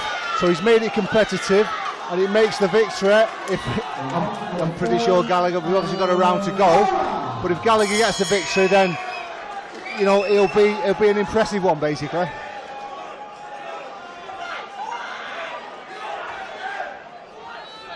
Nice reflexes from Gallagher, just dodging that jab and the lead hook which was thrown before. If any, Mike, which shot do you think Hadada is open to? I think he's probably open to a left hook.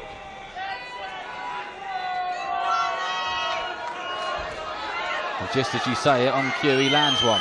And he happened to slip under that. He just, you know, both hands are quite low. Oh, nice right hand over the top there from Gallagher, landed on the temple of Hadada.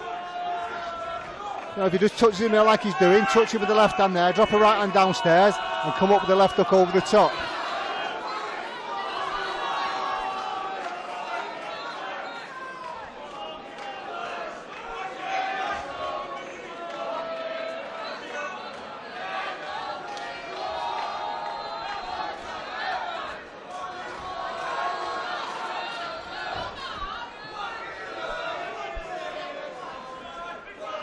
It's been a consistent performance this from Troy Gallagher.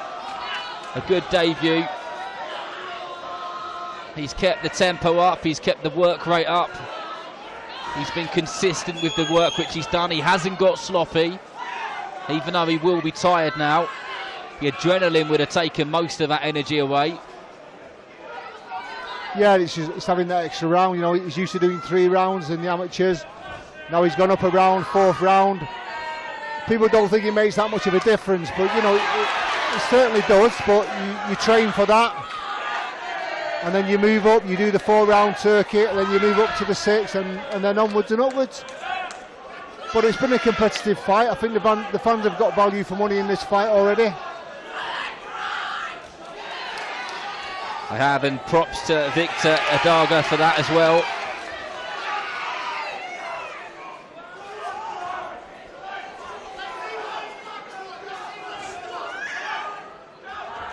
Good stab to the body with that left hand from Gallagher, who's been switching stance a fair bit in this 4th and final round.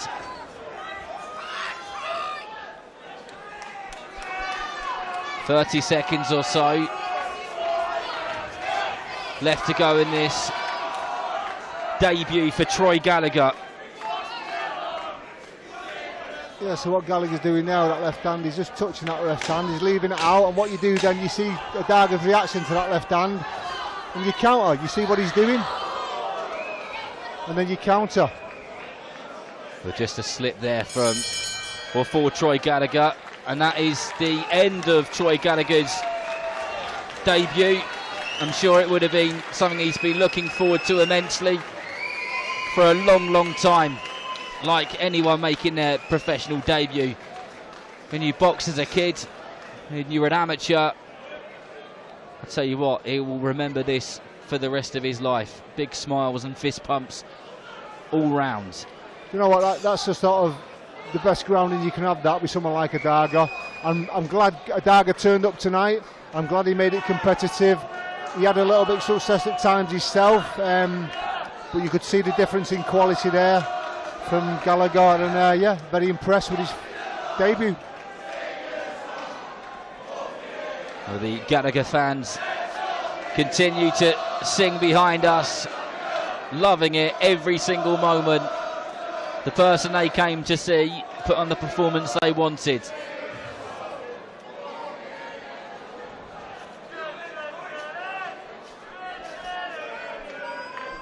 Once Gallagher's got his gloves off, we will get the fighters together,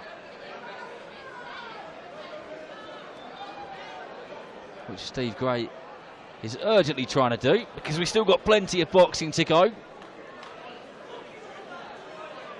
Right, well, let's head over to our MC, Mr. Phil Seymour.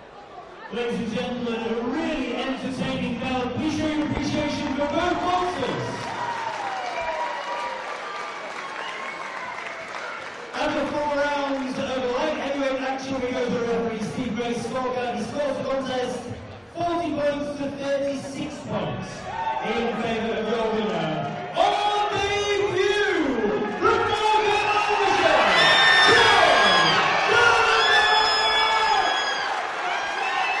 Well, big noise inside tonight for that decision. All 4 rounds on his professional debut. Troy Gallagher has done himself and his people proud. He can enjoy the rest of his evening, because he is now a 1-0 professional boxer.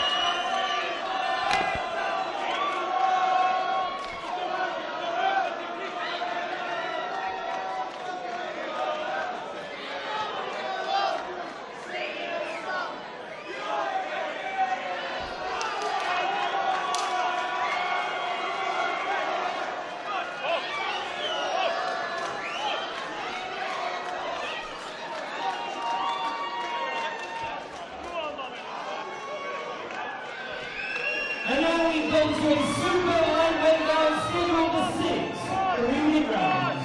We welcome to the University of Bolton, originally from Ukraine, now based in London, Ricardo Softus.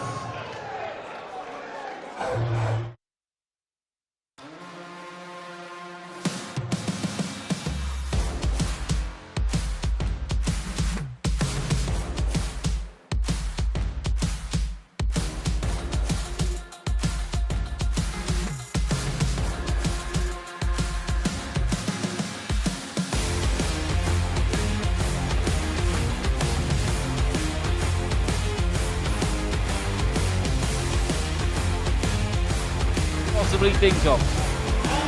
Yeah, he started off at winning 1, losing 2. Then he's ended up becoming a journeyman. Always giving a tough fight. Ukrainian from Canning Town.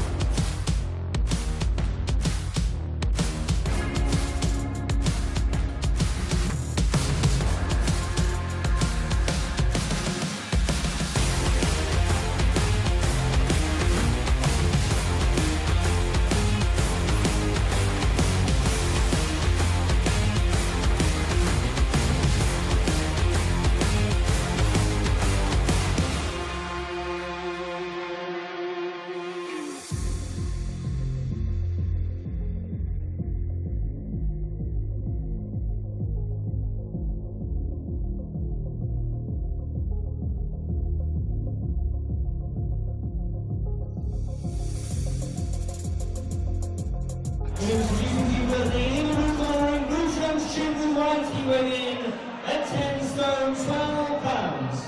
His record boasts 5 wins and 1 drop in 44 bouts, 2 wins coming their way of knockouts. Originally from Ukraine, now based in London, Mikhailo Softus. And his opponent across the ring in the red corner. Bring white shorts trimmed with red and gold, he weighed in at 10 stone, 10 pounds. From 21 professional contests, his record, he's 18 wins and just 3 defeats, 6 wins coming by way of knockout. He's a former 2-time undefeated English champion from Doncaster,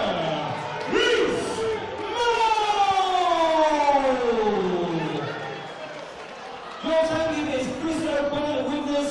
Your referees John Lagan and Perry. This is a super lightweight bout scheduled for 6 3 rounds.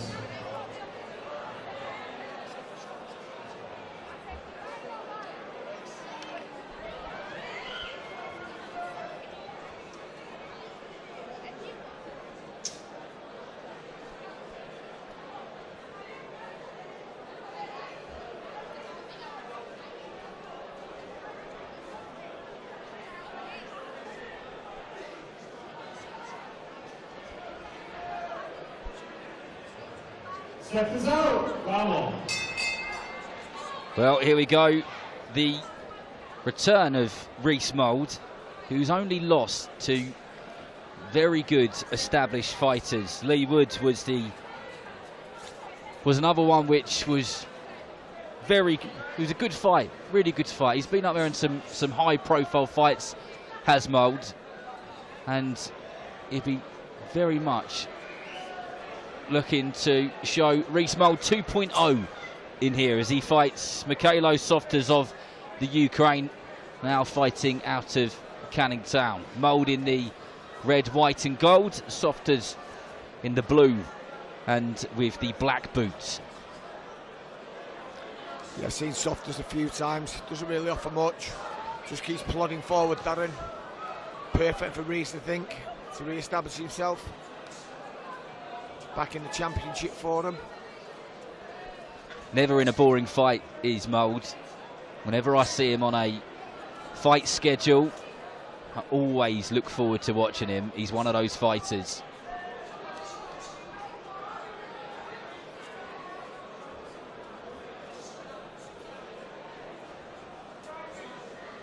It looks like Mould already just testing a few things out. Just threw that overhand right.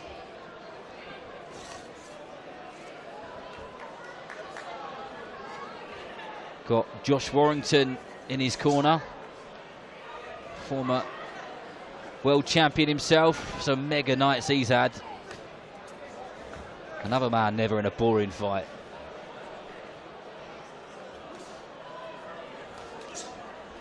Reece just doing his work and moving on. Referee's telling him to keep up a bit.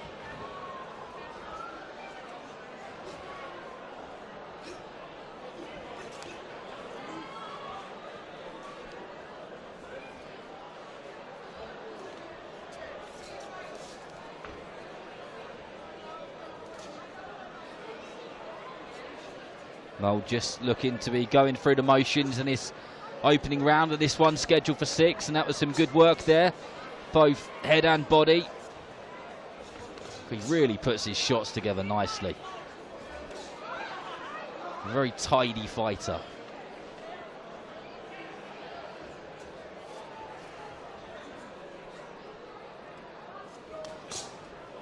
Lovely counter left hook on the way in. Snappy, wasn't it? Very, very sharp.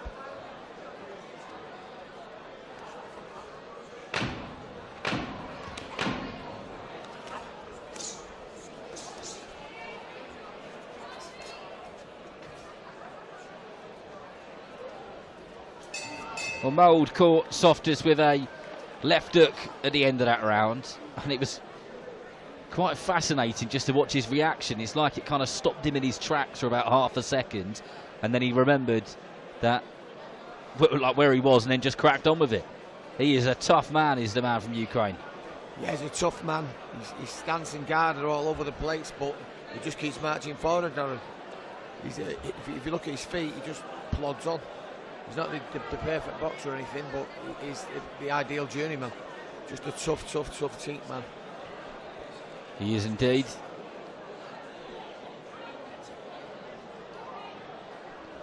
And Mould is a fighter who Josh Warrington has always spoken about highly. 10 seconds. Plenty of interviews, and when he's been fighting, he's always said a lot of good things about him. There's a lot of belief in Reece Mould in that gym, in that corner.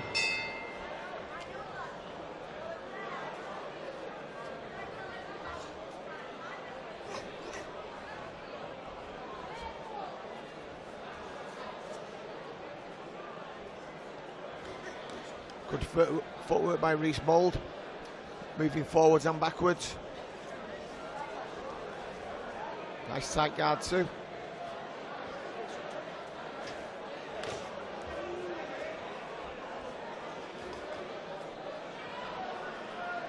Mould got through with a couple of straight shots there, right through the middle of the guard of Mikhailo Softus.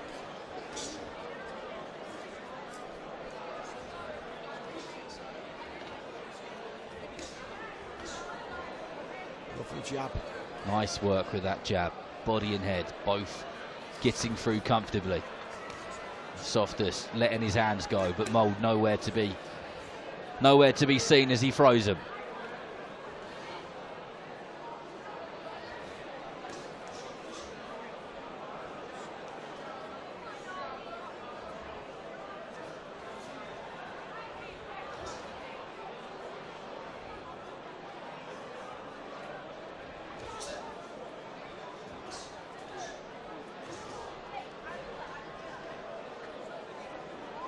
Straight shots there by Mould.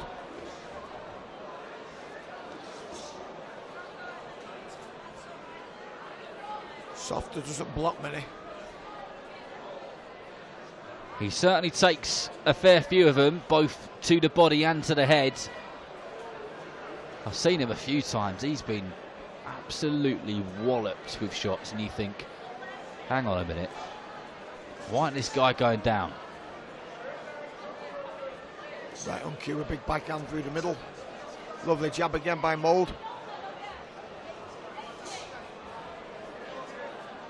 Softus just keeps coming.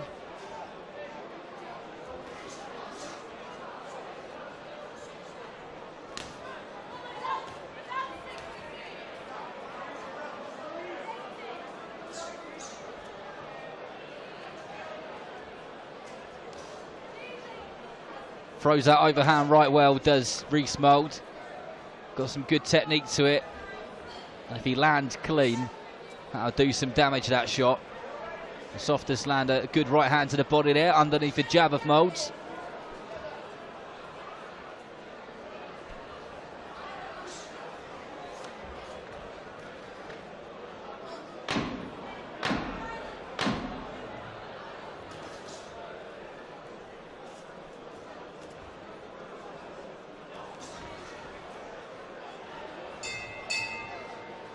So Lee, Reece Mould just going through the motions there.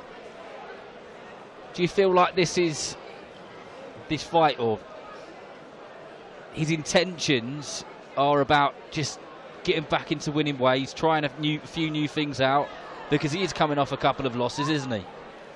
Yeah, I think you're right, Darren. Yeah, he's trying things out. He's gone through the motions. He's throwing the straight shots, the hooks, the uppercuts. I think he's looking good, to be fair. He's putting his shots together nicely. He's fluent with it. There's good rhythm, isn't there? Yeah, rhythm. He's stepping out the way. He's doing a good job of rebuilding, and we'll have a look what he's got to offer us in the future. 10 seconds, Croders. Seconds out. Round 3. Well, round 3, this one scheduled for 6 in the super lightweight division. And Mould straight away landed with that jab, and the sweat bounced off Softus' head and glimmered in the brightness of the lights here in Bolton.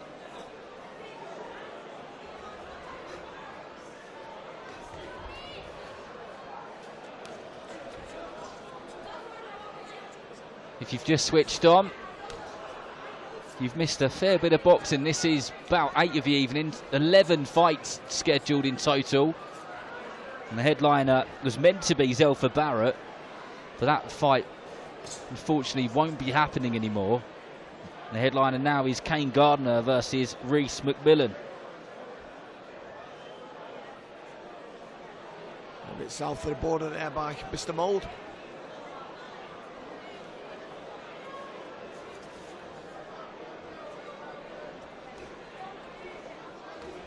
Lovely jab, full extended. Lovely backhand landing on the chin. Looks to be enjoying himself in there, does Mould.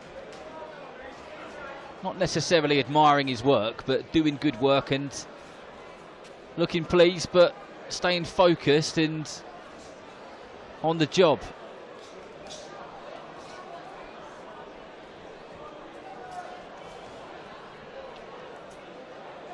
You guys watching at home, look how he throws the shots, executes the shots perfectly, band mechanically correct. Whereas Mr. Softus' feet come off the floor, don't quite throw them at the right angles. Technically doesn't throw them quite right.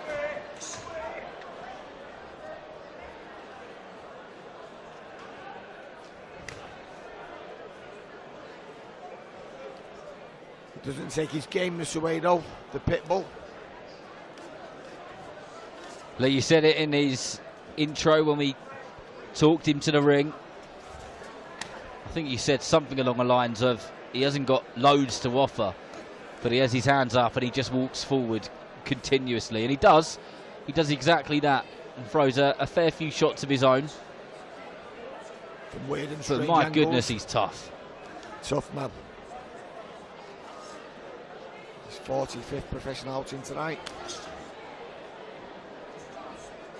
Like the way that Mould just changed the angle there, just almost check hooked his way out and landed a beautiful right uppercut just a second ago.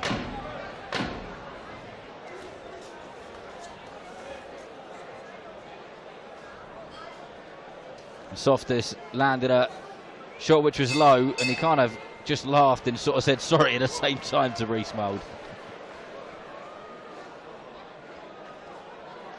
But I'll tell you what, Lee, I think we're going to get pretty much this throughout the rest of the fight.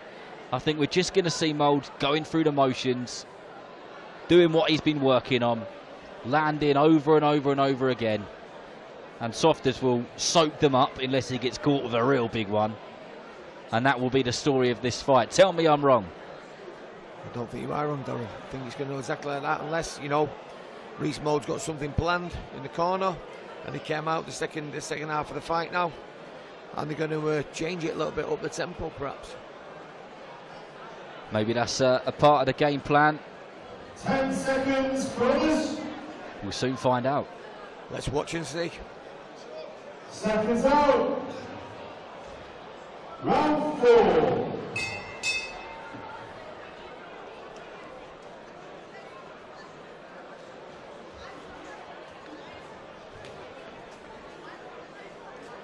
Nice guard by Mould.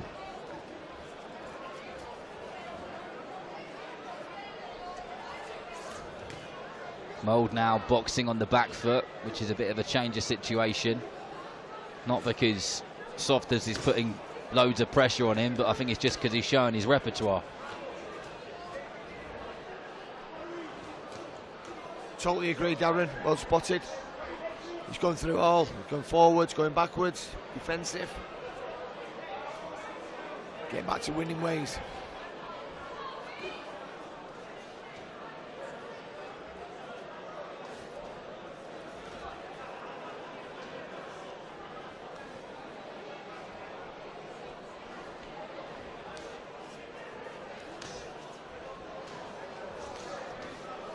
Nice right uppercut, followed by a straight right hand, short right hand from Rhys Mould. Those were good shots, landed cleanly.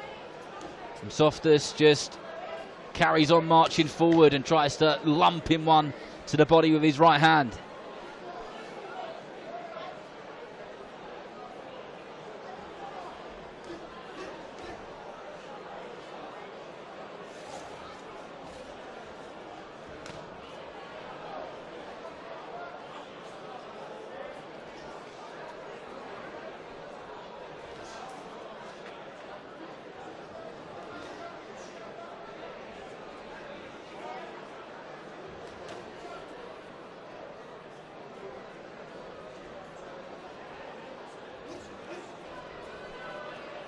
Good use of the jab there from Mould.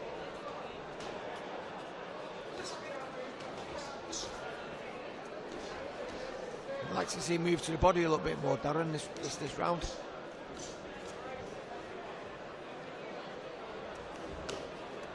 Nice right hand to the body from Mould, and a return from Softus.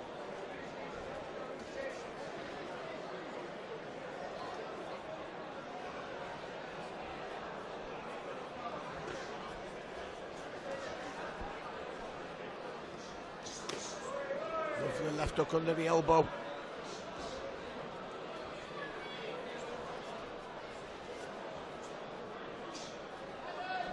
Referee Latham pretty redundant in this fight. He hasn't had a lot to do, has he?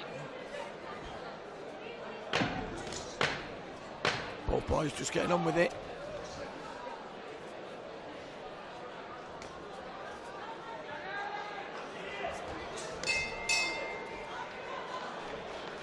But I tell you what, nice to see Rhys Mould enjoying himself in there. He's got a big smile on his face, and losses can't be easy things to take, regardless of the nature of those losses.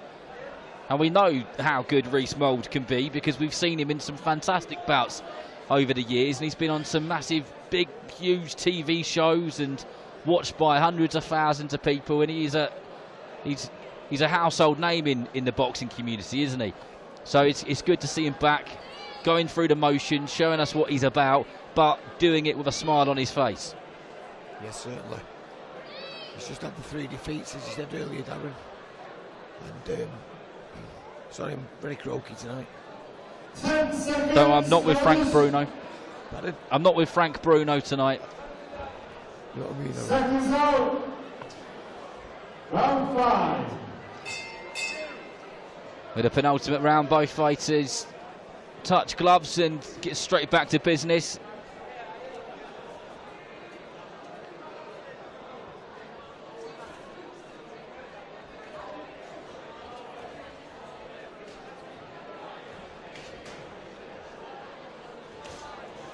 Lovely right uppercut there from Mould, and Softus just swinging, throws that jab, and then that big wild right hook. Got to be careful of that.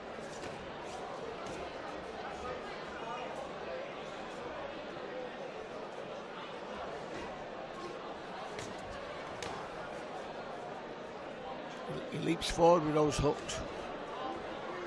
He does, he charges forwards, and it's amazing he doesn't get caught as much as he could do by everyone that he goes in there with. Gets countered, but he launches himself into some of those hooks. But they're not fast enough, and they're not good enough, or haven't been so far, to catch Mould, who just smiles as he goes round on his back foot and threw a beautiful double jab, and then followed it up with that right uppercut then. And this is good work from Mould, who's putting his shots together nicely.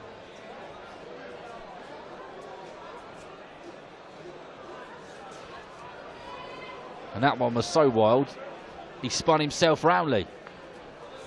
Yeah, his technique's not, you know, the feet are coming off the floor, Darren. Especially when he throws those hooks. At least he's giving Reese some stuff to think about. Because he's got to be aware that although they are untidy and they're technically not great, they're coming at some speed, aren't they? Yeah, it's totally unorthodox too. Difficult to defend against. No, it's another conversation which I've had with boxers about boxing or sparring.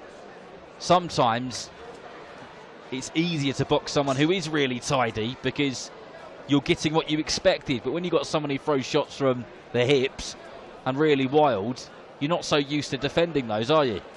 It's not in the textbook. Totally correct.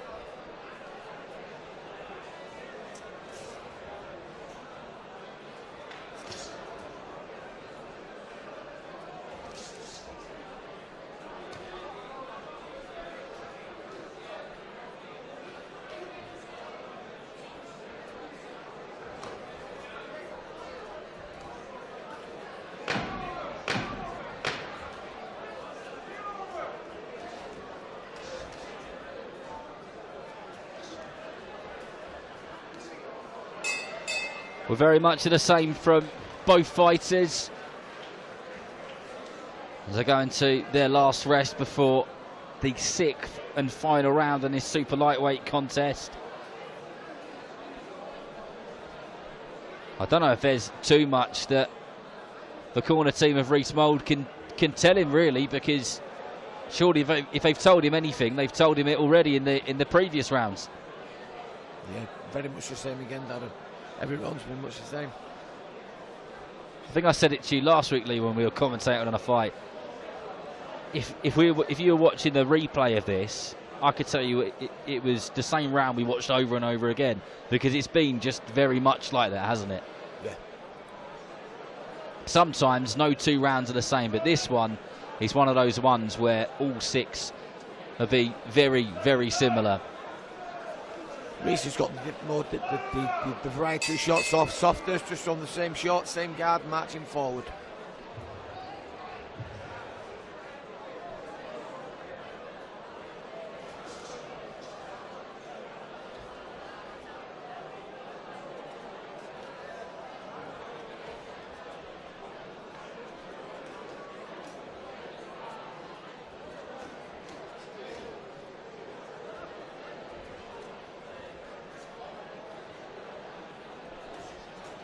Softus caught with that jab again on his entrance, and Mould just steps off and changes the angle.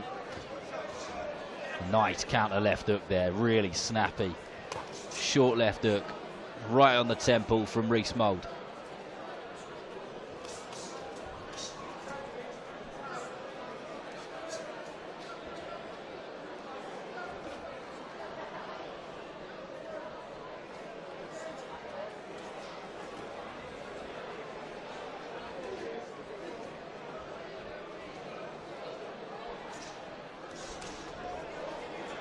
How many rounds do you reckon Mikhailo Softus could do, Lee? I'm going to go 150. Probably right. With literally any super lightweight. Just keeps walking forward. I've never seen anything like it.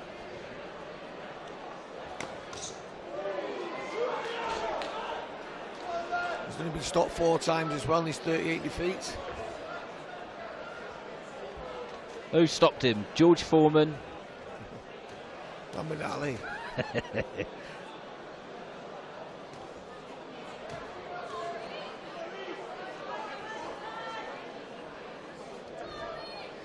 He's earned his money tonight, though, Darren. He's got to have headache tomorrow. That's for sure. Well-timed shot there from Mould. His timing has been excellent.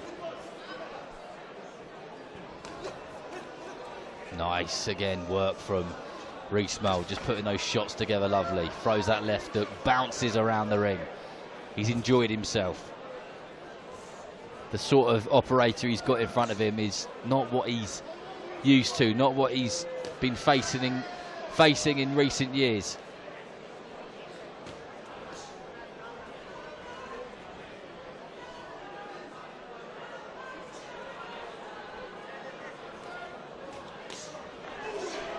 Left hook followed by that right hand.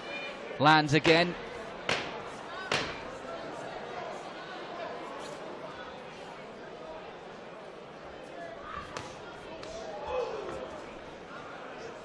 Mulder's absolutely nailed the time in the Softus. By the time he got to that 6th round, he knew exactly when to throw and knew it was going to land. Got to take our hat off though to Softus, kept coming forward, got pinged many times. Tough man. Very tough man indeed.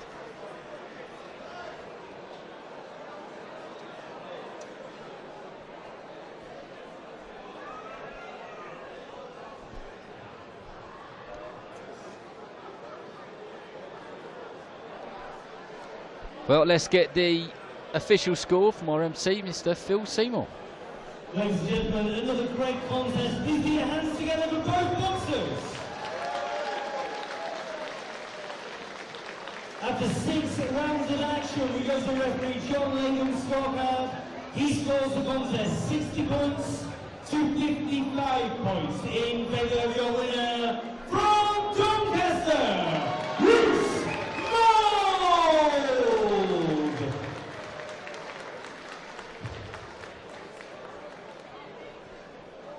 Well, another win on the record for Doncaster's Rees-Mogg. We know what sort of fight it was. No one's claiming that he was in there with a world beater of any sort, but he obviously was going through the motions, working on the things which he and the team who are in the ring with him now have been working on, putting those things into action. And in just a moment, he and Josh Warrington will join Don McGuinness.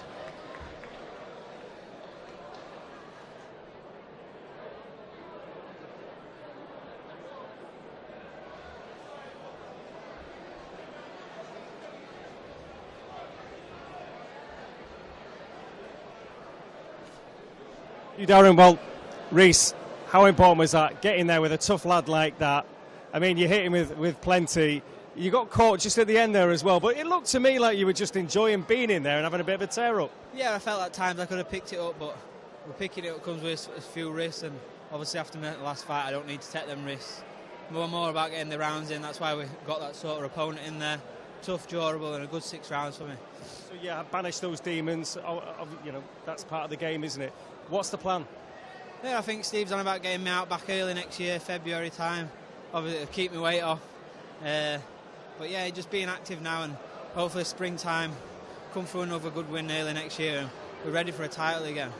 This fella in your corner, obviously, gym mates and everything else, you go back a long way. How impressed with you, Josh?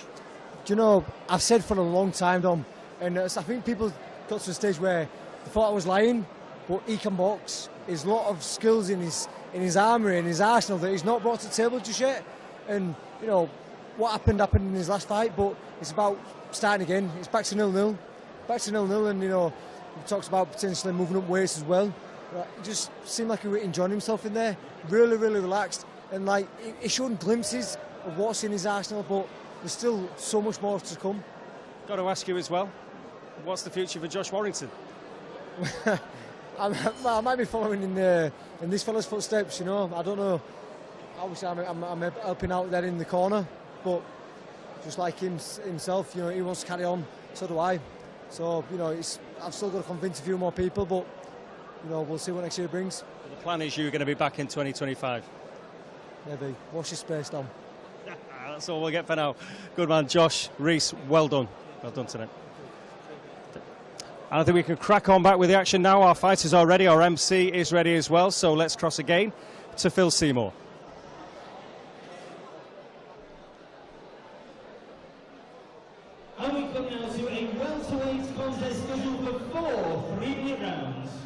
welcome to the ring firstly from Sheffield, Orton, Gardner.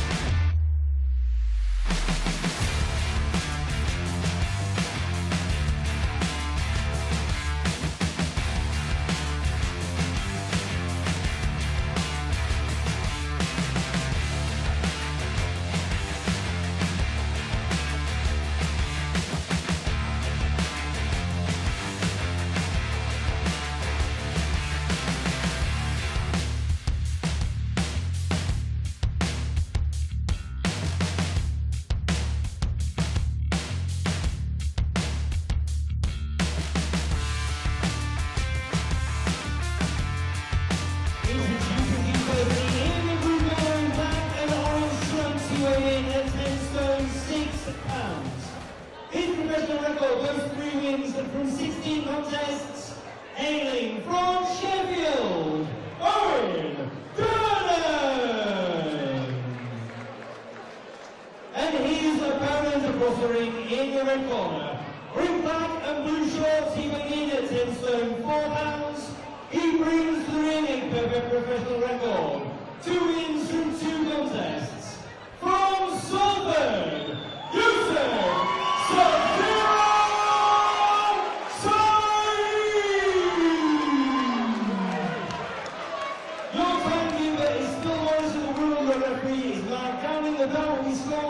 Outside the ring by John Latham from Bury. This is the welterweight contest scheduled for 4 3-minute rounds.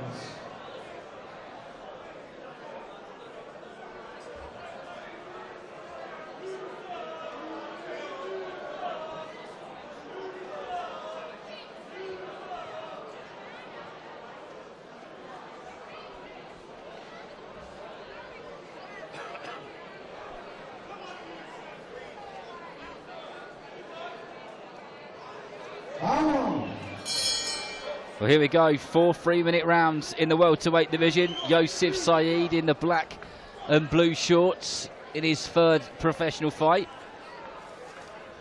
Looking to get busy immediately, and he's nice and light on his toes, Lee. Yeah, he's nice and fast.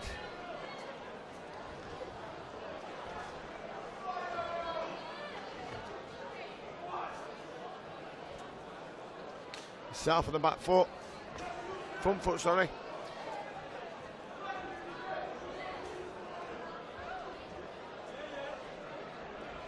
The lights have come on, Darren. Glad to see it.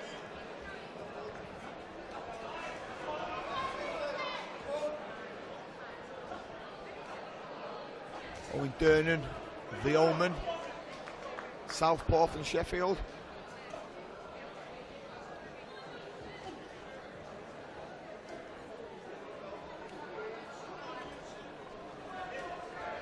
Very tidy boxer is Saeed. Good stance, good feet. Nice and fast in and out with those shots. Just got caught off balance there. Trying to land a straight right hand. Nothing of significance which was going to disturb him.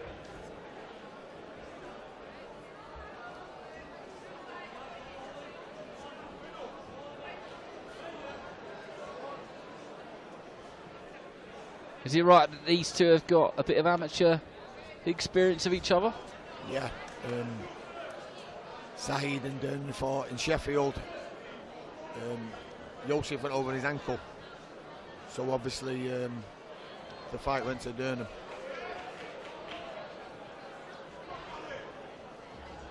He got to the ABA quarterfinals just before he turned professional. Broke his hand. Didn't have much luck. No, I was going to say, it doesn't sound like he's had much luck. Let's hope the pro ranks are much luckier for him. Durnan finds himself on the ropes as Yosef Saeed just picking his shots nicely. Not being too cautious, but a little. Yeah, good straight shots, punches in bunches.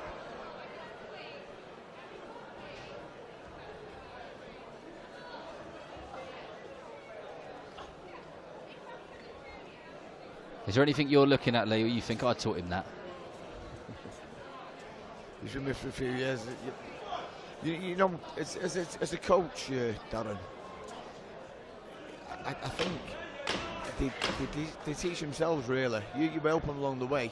But there's certain shots you can't teach him. His speed, his awkwardness as well, you know.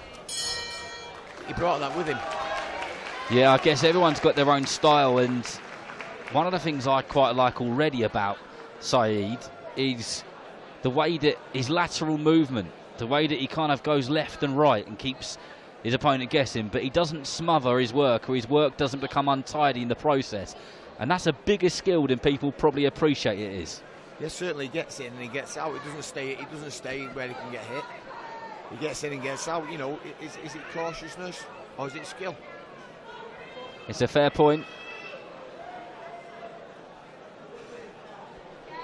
As you can see from the action replays, Yosef Saeed definitely the busier fighter, and Owen Durnan having to do a lot of defensive work there.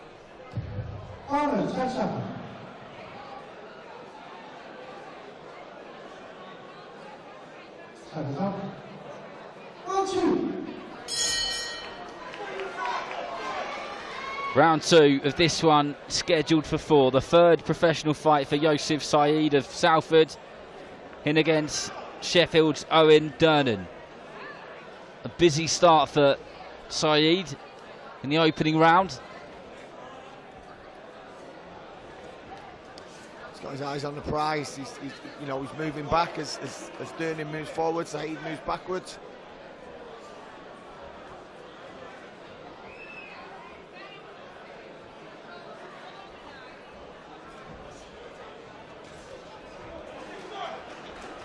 Nice uppercut.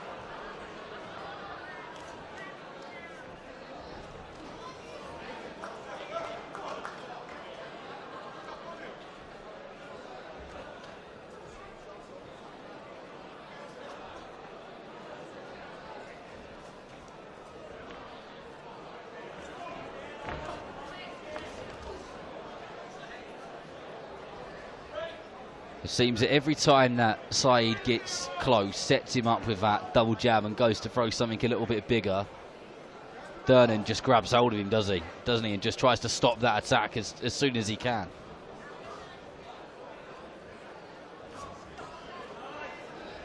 Nice body shot. It looks just a lot sharper.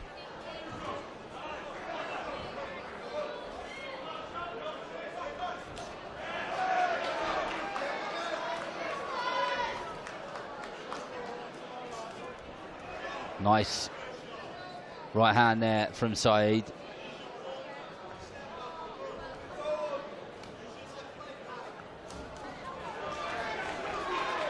Nice change of angles.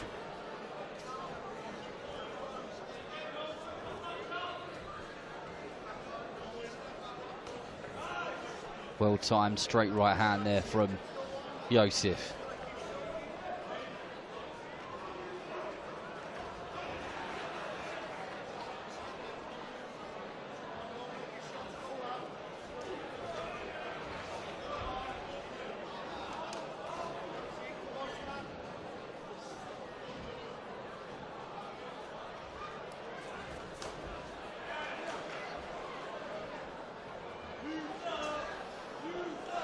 Reports out the camp, he's been sparring very well. Been sparring very experienced boxers, are doing very well with him. He's clearly dedicated to his craft, isn't he? The fact that he's got a full-time job and he's been through uni and all that stuff, and has kept up his boxing and is now fighting as a professional in his third professional fight. Just shows that he's the sort of person, if he wants to do something, then he'll put his heart and soul into it.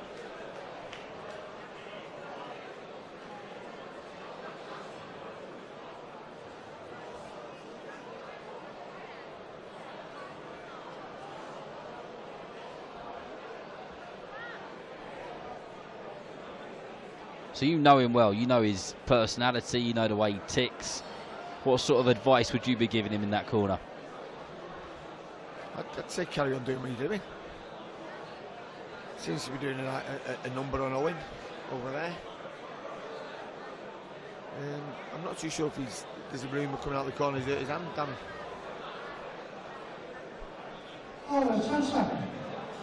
But if he has, it'll be experience for him, boxing with one hand.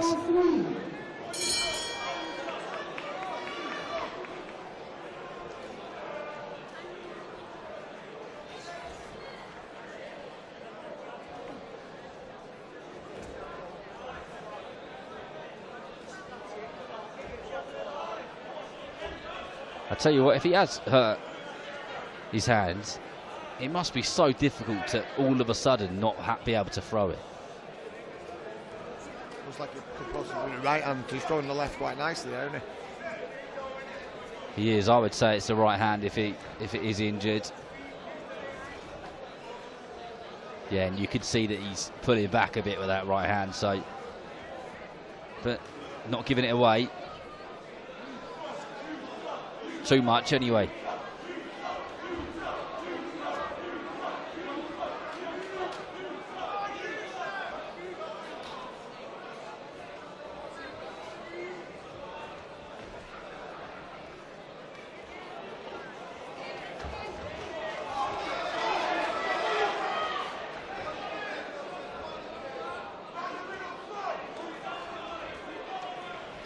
Stepping in and stepping out nicely.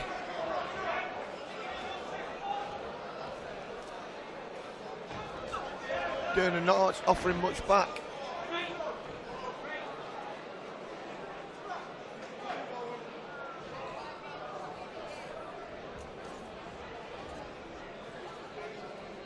Yeah, Gardner not doing a lot at all, to the point where I've seen the referees in the past get involved and say, come on, you've got to do a bit more than this.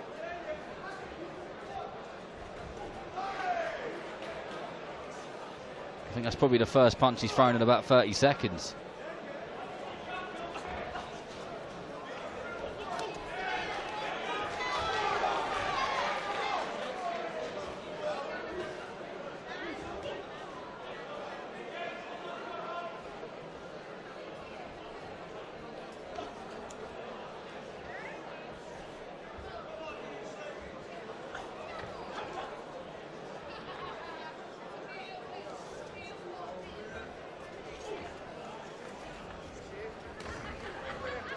Side completely and utterly controlling that distance.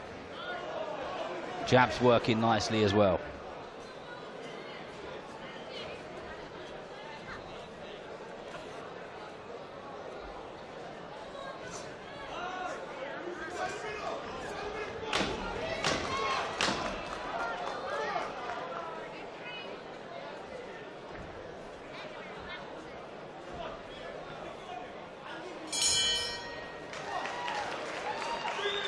Well, 10 out of 10 for work rate for Yusuf Saeed.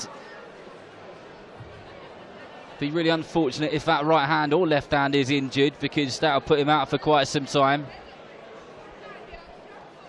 We believe it is the right hand from what we can see and hear from the corner, which is just a few feet away from us.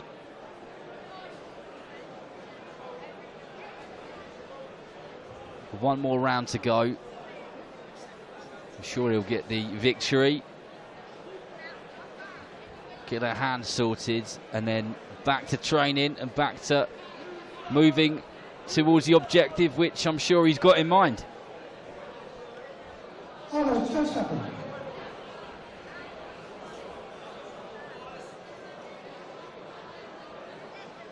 We're now for the third and the final round.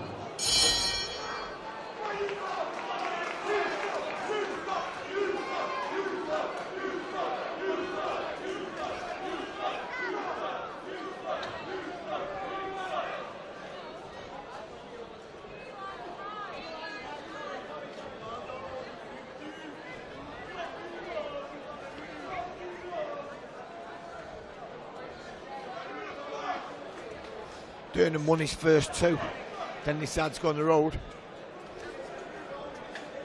Beat a 7-0 kid in October. Yeah, it happens, doesn't it? It happens. Some of the journeyman away corner fighters, they, good amateurs, decide to go down that route. And they bring a lot to the pro game as well, especially fighting these up-and-coming prospects. Some of them, my goodness, are they characters. Johnny Greaves was one of them.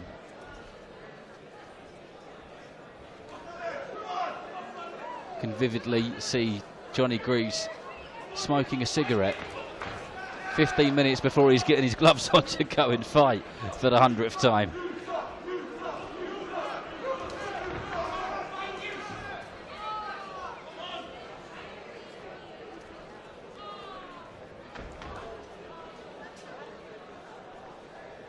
And Owen Durnan just shook his head as Yosef Saeed caught him with a shot there to say, nah, didn't hurt me. Which typically means it did. Absolutely, reverse psychology.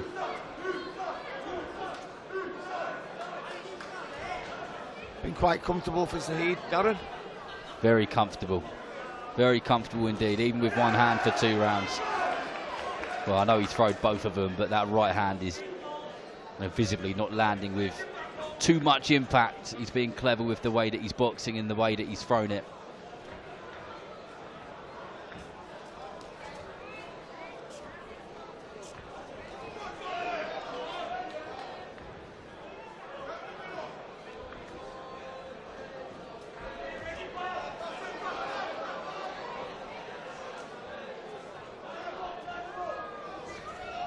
Last 30 seconds of this one.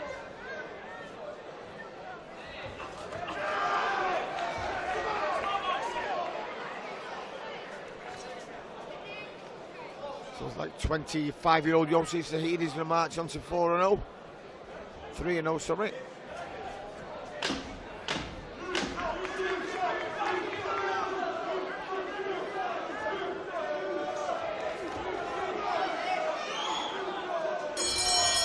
But a very comfortable fight for Yosef Saeed, who I'm sure will cruise to 3-0 now. And we'll get that official score in just a moment.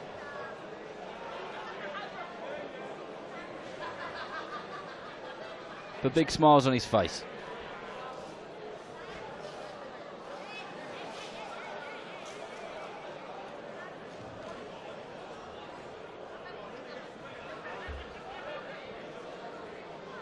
Wait for the decision.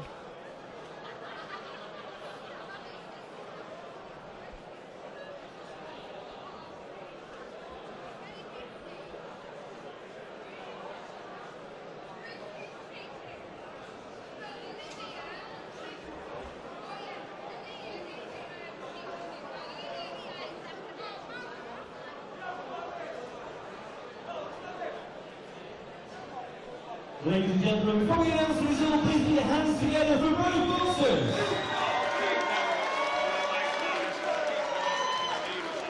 This bout was scored outside of the ring by John Laden. After 4 rounds of action, his scorecard needs 40 points to 36 points in favour of your winner. From Salford, Yosef Sub-Zero Saeed!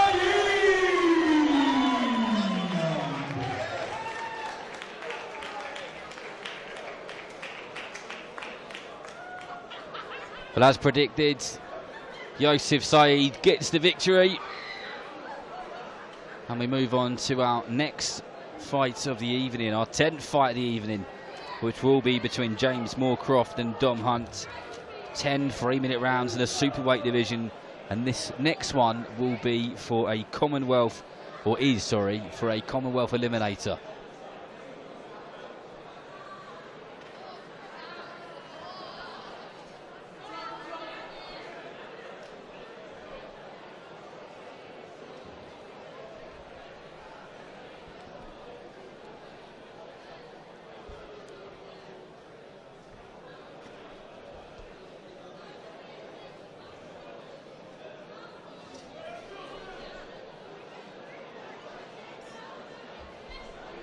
We're just waiting for the thumbs up before our MC, Phil Seymour, can bring the next fighters to the ring.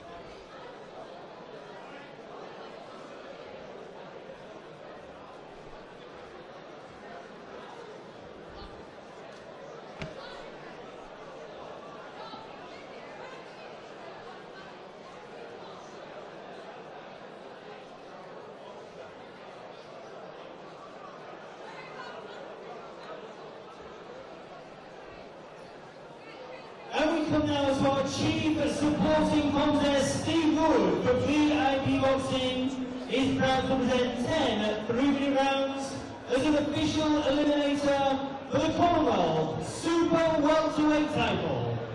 We welcome to the ring firstly from Wakefield, Dom Hurricane Owens!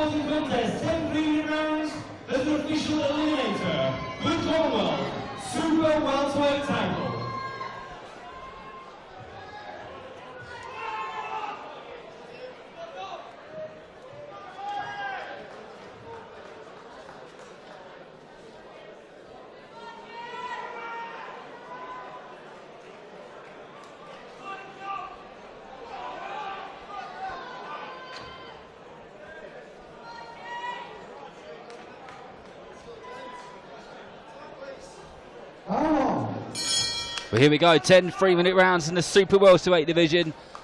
Commonwealth eliminator between James Morcroft in the black and blue shorts and Dom Hunt, former two-time Central Area champion, down at welterweight in the white and pink. I've been rejoined by Mike Gormley. Big thanks to Lee Whitehead for his contributions this evening.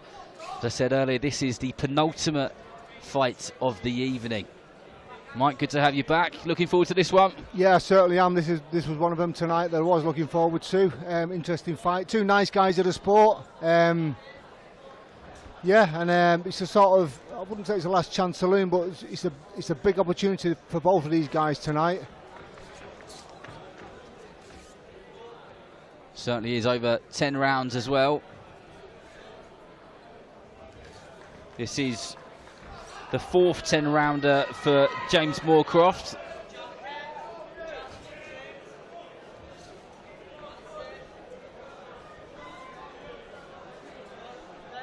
Yeah, I think he just fell a little bit short last time out, didn't he, when he boxed for the European lightweight title, WBO European lightweight title against Ethan James, July 23. But obviously he picked himself up after that one, came back. Last time out he boxed Reese Woods in Blackpool. It was a good performance. I think he stopped Woods in the 5th round. It was the Winter Gardens. So yeah, he's looking to progress tonight and hopefully win this English and Commonwealth Eliminator. Also, Dom Hunt will have the same thing in his mind.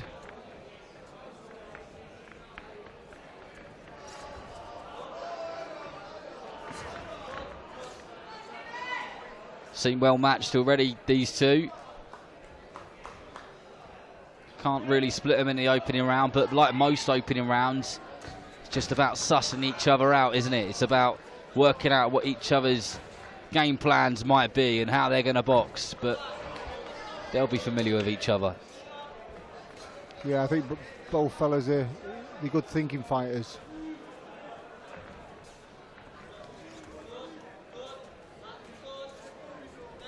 Dom Hunt in the white and pink, getting through with those, with a few more shots now. Nearly caught Morcroft with a left hand there, but he slipped his head out of the way just in time.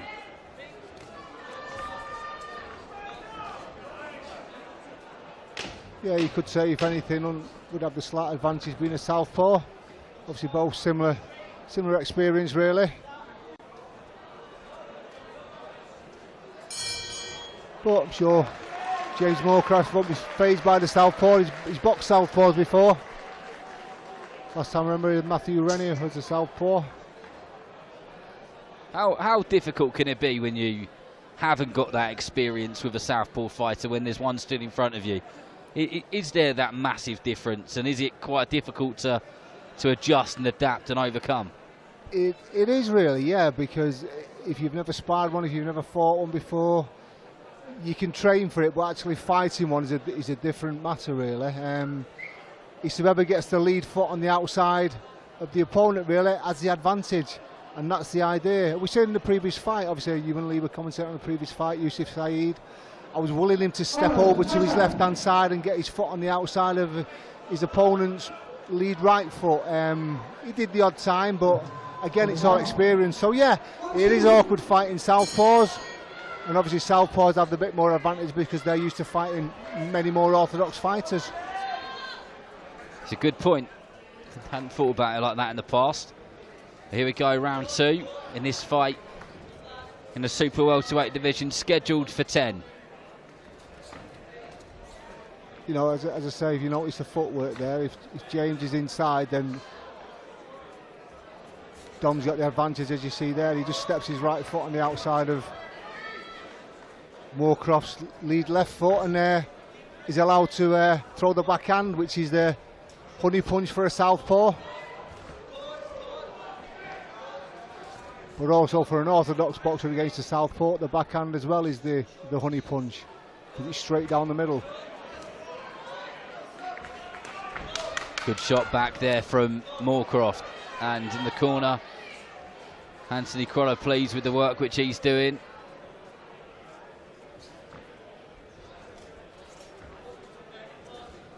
Good jab there by Hunt.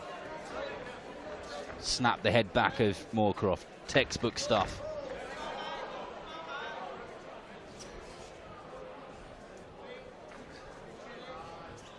Yeah, Morcroft's a good steady fighter. You know, we've seen him box 10 rounds before, and he's just kind of non-stop. You know, he's methodical.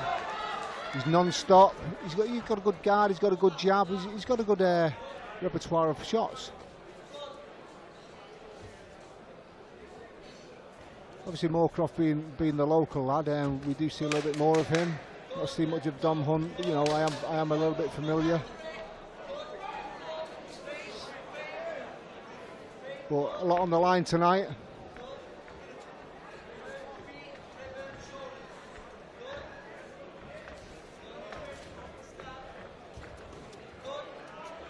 Good defensive work there from Morcroft.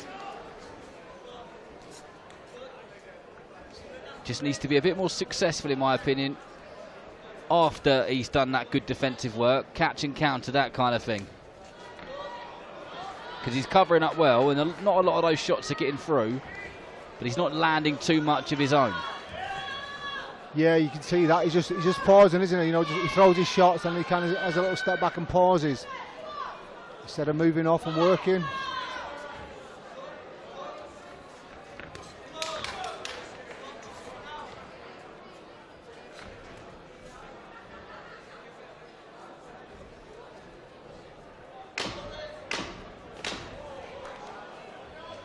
It's tit for tat, Darren. No, it's quite an even contest.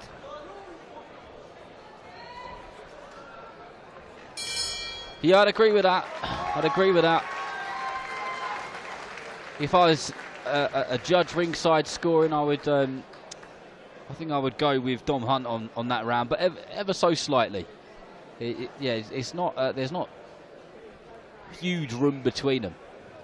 No, I think we may see it. You know, it's quite active at the moment, but I think we'll see it liven up as the fight goes on, especially in the later stages. If the fight is close, each guy will want to start trying to emphasise their authority in the fight. Like we said, it's an eliminator for the British and Commonwealth title. Sorry, English and Commonwealth eliminator it is. So again, a lot on the line. I don't think either guy can afford to lose this. It's sort of, where do they go after this, really? We know what's out there for them.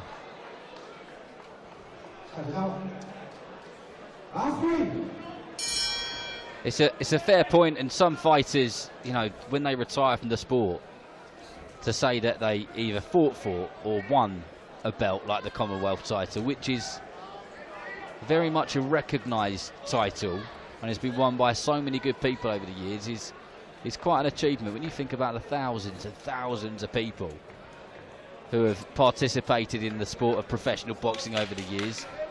There isn't that many of them who have been Commonwealth champions, so this is the opportunity to be there and do it. Yeah, I mean, you know, here in Britain we've had quite a few Commonwealth champions through the weights and through the years. And it is a bit of a prestigious title.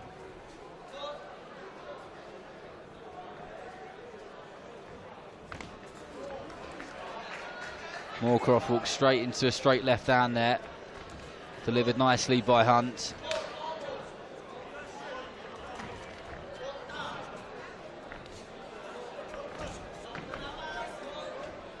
Just needs to be careful, does Morcroft. Throws a nice straight right hand to the body, but didn't have his hand back in time, and Hunt punished him for it.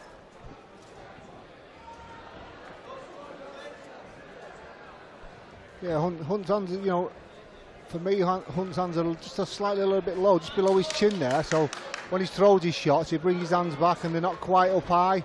I think Morcroft needs to try and take advantage of that and try those left hooks over the top. You know, wait for Dom Hunt to throw that lead hand and then hook over the top. Good body shot there by Morcroft. Straight under the left elbow of Hunt. A nice jab there to follow.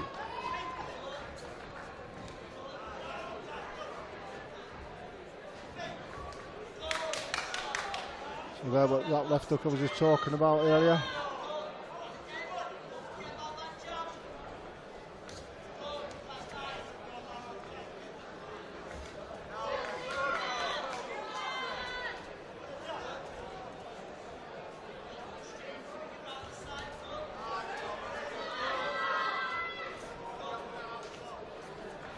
Just feel that Hunt's starting to up the pace his end a little bit, and I'm unsure if Morcroft is matching him yet.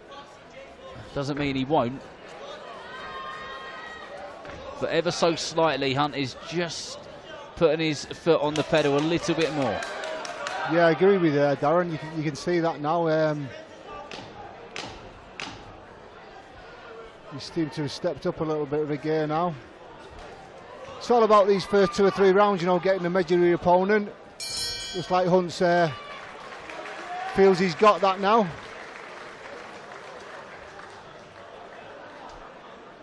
little bit of blood from the nose there of Dom Hunt. I think these things are expected. I don't think there's too much damage there. Obviously that with the effects from Morcroft's shots. But a well-matched fight, I've got to say that. Both having spells of good work, in my opinion, so far. Hunt's just ever so slightly having the better or more of the better spells. But there have been some good pockets of quality from James Morcroft.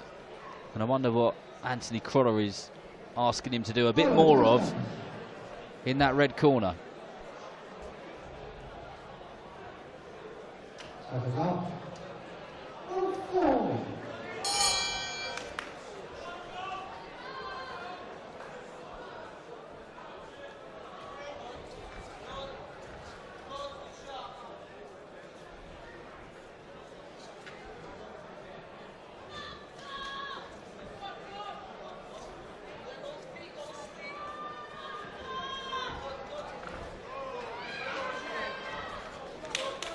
Yeah, Hunt seems to have picked up where he left off in the previous round.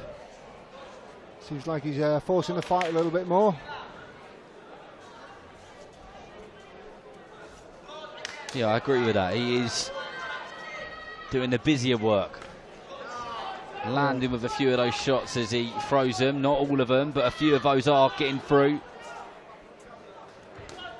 That was a nice shot to the body. Yeah, I think Morcroft just waiting just that fraction of a second too long. You know, when he gets himself in position, and he should just let his hands go. If you're throwing shots, then it stops your opponent from throwing back and retaliating. So as long as your hands are moving, it's like a defence mechanism as well. If you stood there and you're not throwing, then it gives your opponent the opportunity to lead off.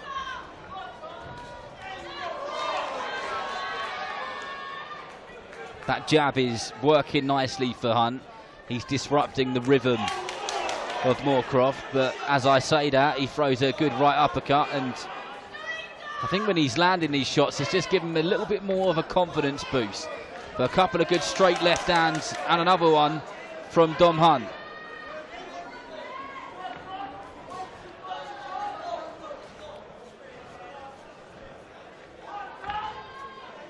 Yeah, I think when Morcroft has a little bit of success, I think he should take advantage of that and just step it up a little bit.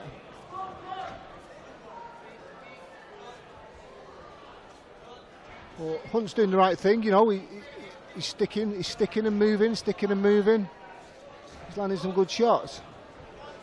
And the shots he is taking, he seems to be on the back foot, you know, when they are connecting from Morcroft. Lovely uppercut from Morcroft there.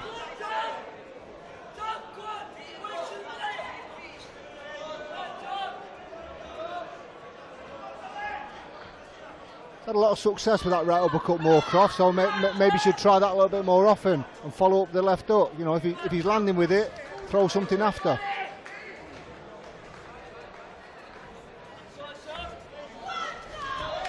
Good jabs from Morcroft, followed that up with that straight right hand. This fight starting to, I'm not going to use the phrase catch light, but it's getting there, slowly and steadily.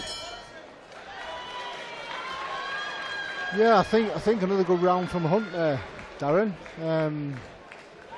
I wouldn't say he's pulling away as such, but I think he's just having slightly more success than Morcroft is. He's winning the exchanges, isn't he? And I think it goes back to what you were saying earlier on about Morcroft just maybe being a little bit too hesitant at times, waiting a tiny bit too long, and because of that, the result is that Dom Hunt is winning the exchanges, and that is what is catching the referee scoring the fight. Yeah, I think, as I say, it's combinations, as it punches in bunches. So if you throw a few more shots, I'm not saying you're guaranteed to land them, but you're going to have more success. You're giving yourself more of a chance to land shots. If you're throwing 2s and 3s, you've more chance of landing a shot than you are with throwing 1 shot. So busier work is better work, definitely. As Hunt comes out of the blue corner in that southpaw stance and digs a left hook into the body of James Morcroft.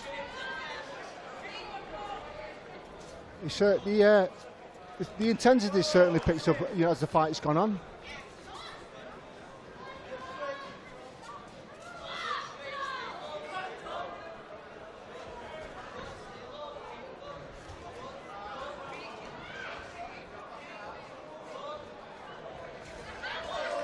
Morcroft making himself a bit harder to hit.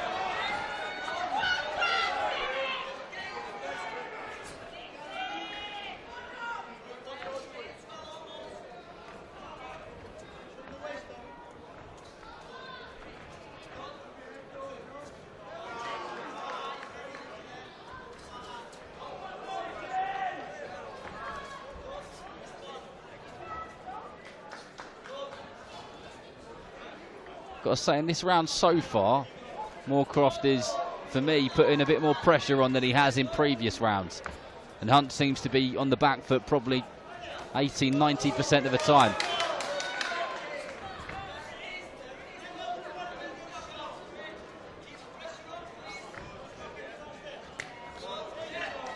Both landing good body shots.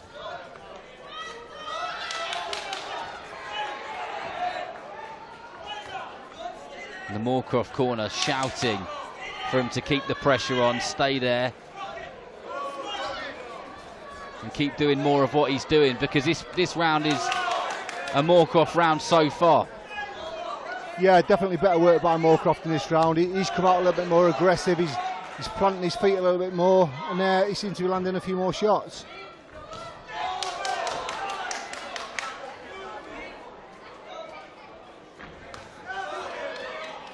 Hunt is throwing a few shots, and he's landing shots, but they don't have the same impact as Morcroft at the moment. The work which Morcroft is doing has been the more effective work and the more eye-catching work in this round for sure.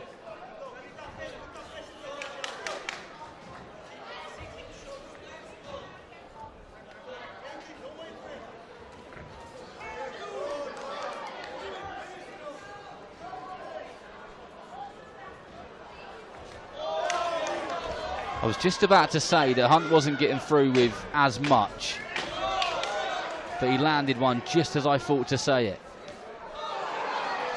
And Morcroft lands an overhand right there, and again he's had a little bit of success in this round with that right hand. So he's easing into the fight, isn't he? I'm talking about Morcroft here. He's just steadily just trying to find his groove, and he's just getting it, isn't he? Do you feel that? He's getting a bit more comfortable in there. I think Morcroft had the slower start. He was just steady, and now he's kind of gradually. It looks like he's picking up a little bit. He's being a little bit more aggressive. He's planting his feet a little bit more. So maybe he's just warming into the fight.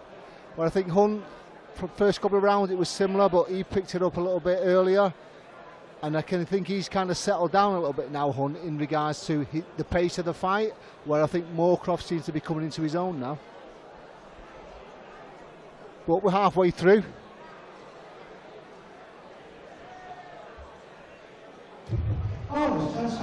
Don't forget these guys, they're obviously doing 10 rounds. It is a long time. You might not think it. People sit at home watching on TV and think, I could do that. You get in the ring for 3 minutes and you may change your mind, but don't forget these guys are doing 10 rounds. Here's half an hour of fighting under those boiling hot lights. Adrenaline pumping, lots of pressure. And it's late, you know, it's late at night as well, energy levels. Yeah, I mean, these guys have been sat upstairs, you know, in the dressing room for probably since 6:30, you know, since they've been here. So, and we're 11 o'clock at night now, so you've sat around waiting, really. It's nervous energy. Everybody gets nervous. You can't say you don't get nervous. It's not that you're worried about the fight, you know, it's just adrenaline. But, yeah, you wouldn't be human, fight. would you? You'd be human if you didn't have those nerves. Absolutely, yeah.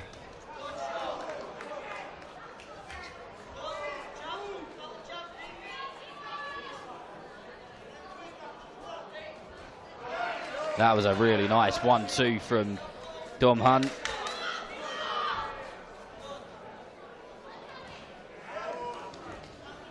So you can see when Hunt's having a success there, as soon as he steps over to Morcroft's left, or his outside foot, then Hunt has success. That's where you gain the advantage.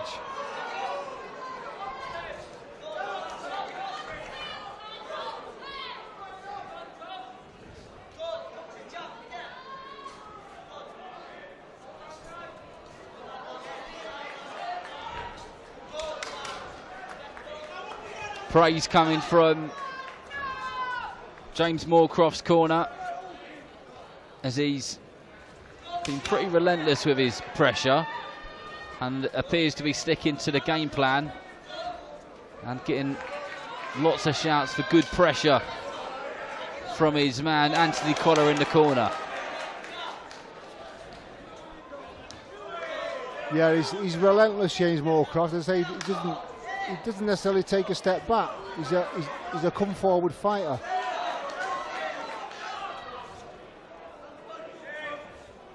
I'm sure Hunt's feeling the pressure of Morcroft. Lovely right hand from Morcroft and a decent one before that from Hunt. Oh, and that one really thumped the ear of Morcroft, that left hook from Hunt.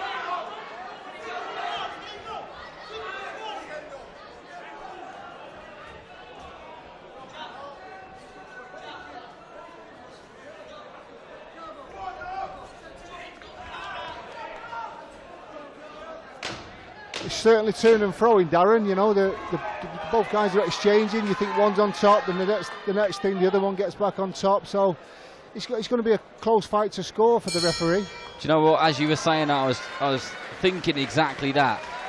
There's been many a moment where you think, wow, Dom Hunt's really kind of coming on in this round, and then it's been not a fight of two halves, but every round seems to be a round of two halves, doesn't it? Yeah, it sways both ways, doesn't it? And do you know, I am honestly finding it a bit hard to score at the moment. I'm kind of going one way, and I'm thinking, no, it go that way. But as I say, as the round goes, it's turn and throwing. So it's a very interesting fight and very competitive, and I'm sure the fans are enjoying watching it.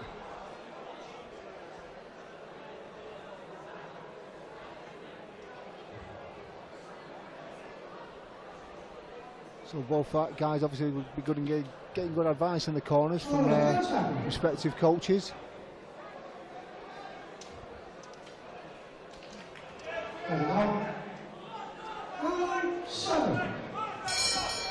Round 7 of 10. And Dom Hunt straight out on the front foot in that southpaw stance, throwing those straight shots.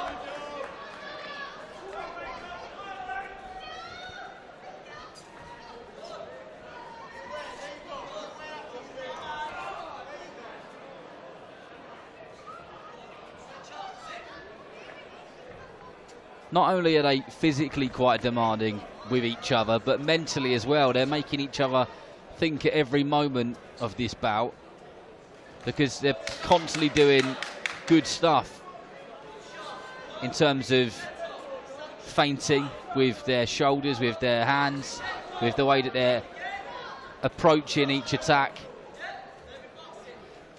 Yeah, it's very technical. It's a thinking game. It is a chess game. They do compare it to chess boxing, and it is that way. You've got to think 2 or 3 steps ahead. You know, you've got to set things up, make your opponent move into positions where you want them, just to land that correct shot. Both guys are, you know, trying to dominate the centre of the ring, and again they're to and fro at the moment. Morcroft's, you know, taking the lead in the centre, which is where you want to be. And as I said that, it was an exchange, and Hunt came forward, backing Morcroft up onto the ropes.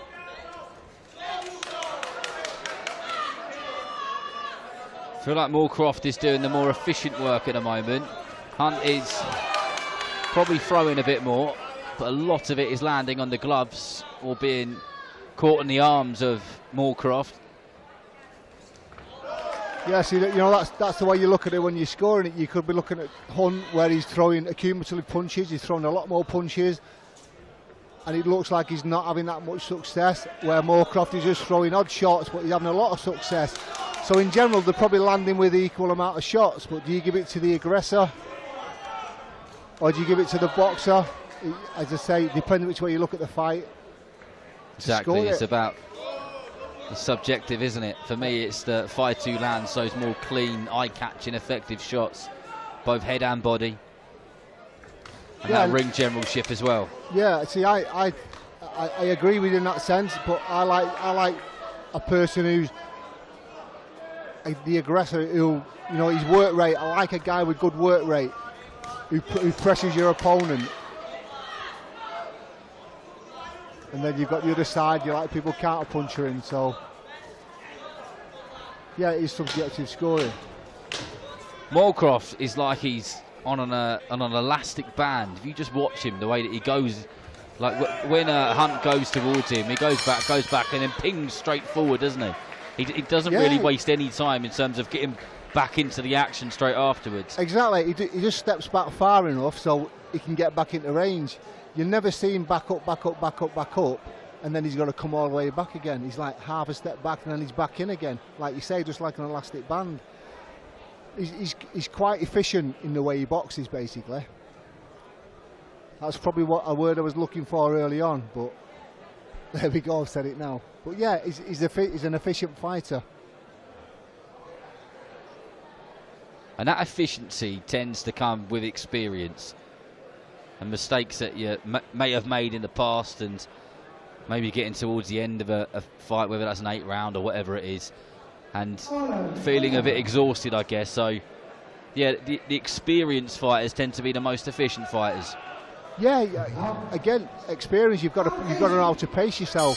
I think Morcroft, you know, been in a lot of long round fights, 8 round, 10 round fights. So maybe he has the experience there.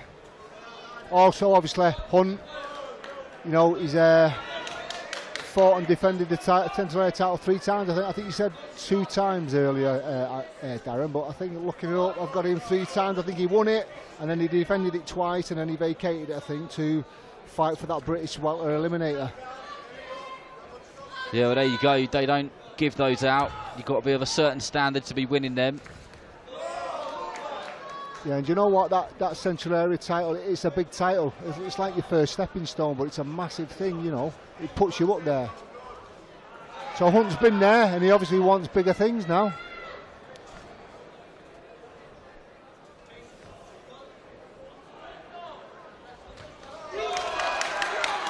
Good shots got through there from Hunt, but James Morcroft, the elastic, just pings him straight back into the action. He could have quite comfortably gone on the back foot for a little moment there, but he didn't.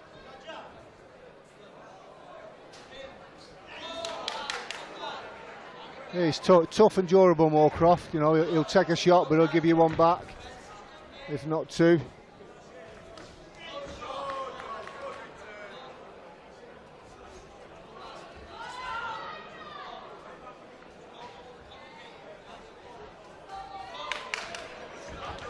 Morcroft looking a little bit more composed as well.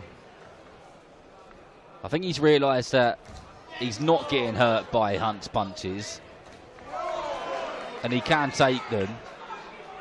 So he's willing to take a bit of risk for a bit of reward, isn't he? And the reward is landing shots of his own, and he's quite comfortable in doing so. Yeah, and again, you know, sometimes that could be a fighter's downfall, where they try and walk through a fighter, and as they're walking through, they're still taking shots, you know, so there is that side of it. But as I say, Morcroft is relentless. Half a step back and he's back in. He's got a quite good guard as well, Morcroft. Got caught a few times there though. Yeah, I do think he needs to move his head a little bit more though.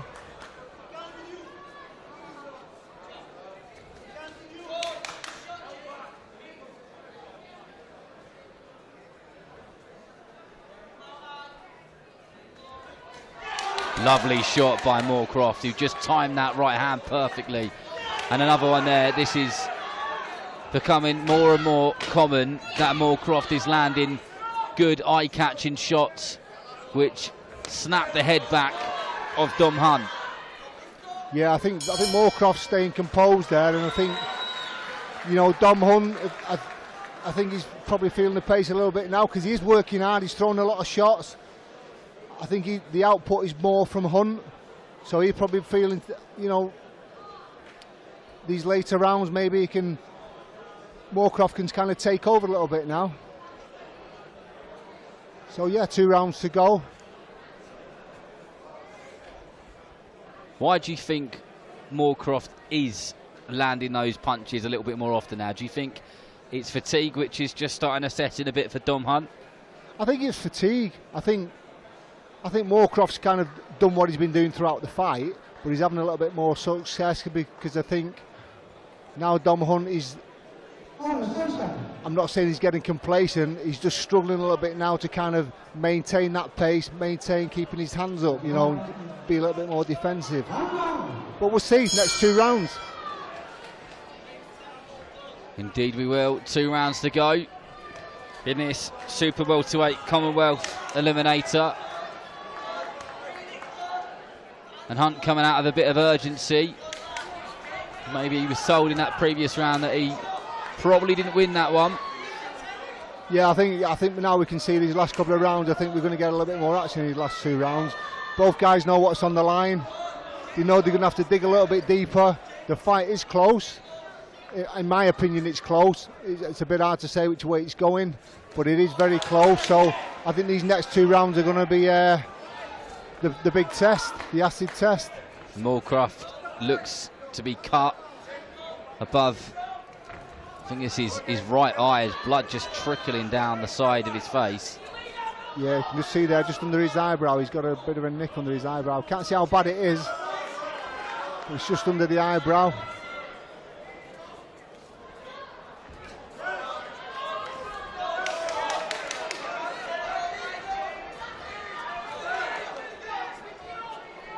We've got a good corner man in Morcroft's corner, Georgie Schofield. I'm sure he'll be looking after that in between the rounds. He'll be getting straight on that.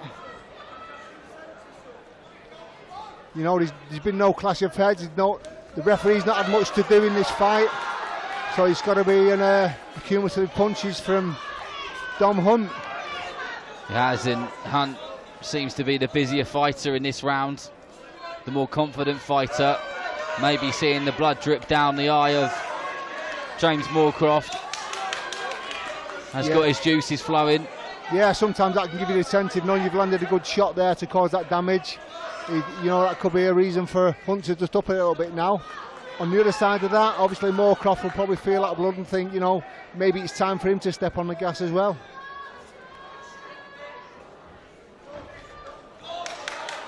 Well, the last thing you'd like to see is, you know, especially like an eliminator for a big fight, but either guys to get a stop on something silly like a cut. 2 good straight left hands there in the southpaw stance from Dom Hunt. Both of them got through.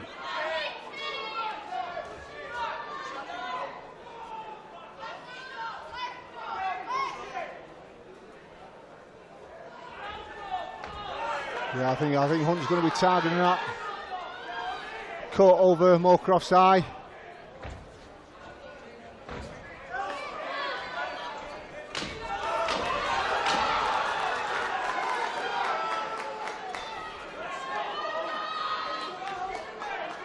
The crowd still making a lot of noise here. Great support from both fighters. But a good round for James Morcroft, but in my opinion, a better round for Dom Hunt, that one. Yeah, I totally agree with you. I think Hunt had a lot of success in that round, and probably because of the cut, I think he given him an incentive just to pick it up again another notch. So I can see. I'm hoping that it's going to be a fantastic last round. Both guys, will put it on the line. A bit of a do or die round for both of them, really.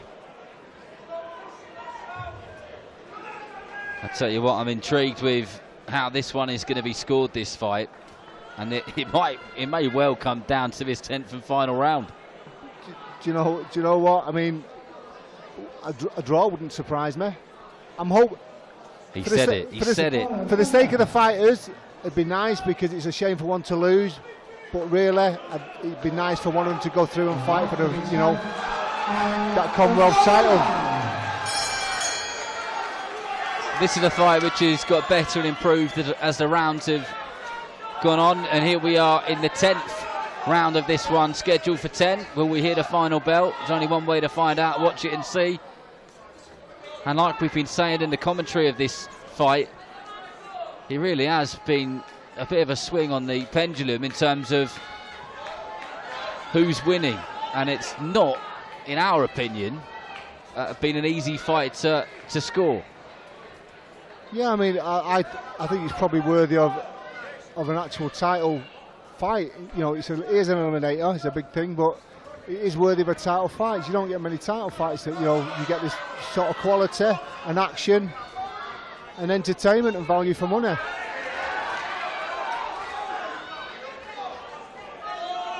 Good jabs there from James Morcroft. He's worked that straight left hand of his perfectly all night.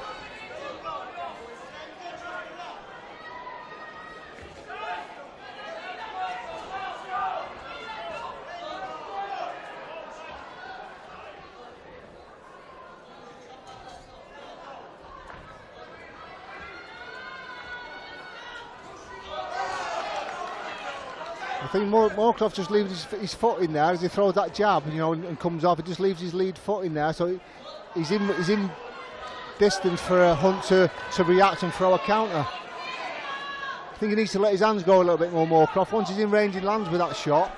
Let your hands go. I think Dom Hunt's doing exactly that. He is doing that. He's carrying that out to perfection. If Morcroft stands there, Hunt's letting his hands go, and he's being effective.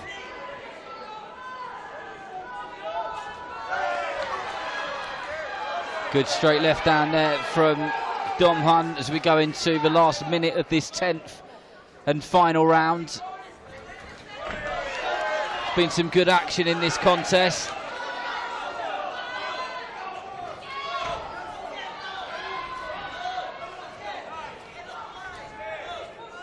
Morcroft's still on the front foot, but Hunt, I think he's having a better success in this round. Hunt still.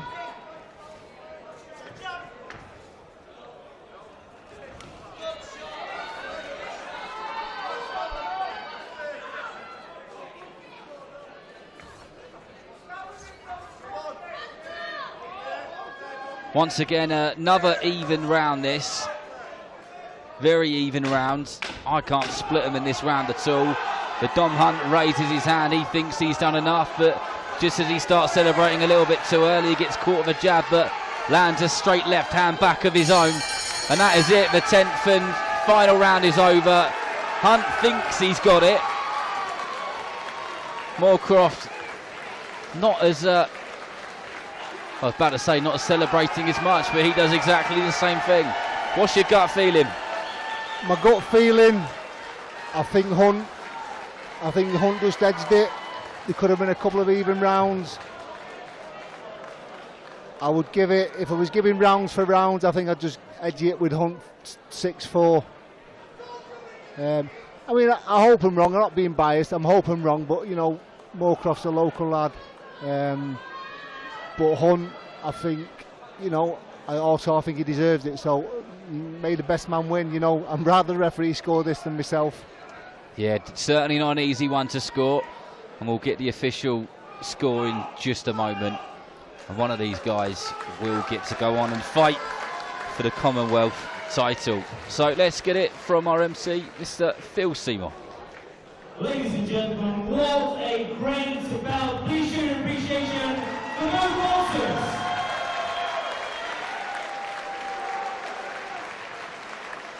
After 10 rounds of action, we go to referee Steve Gray's scorecard.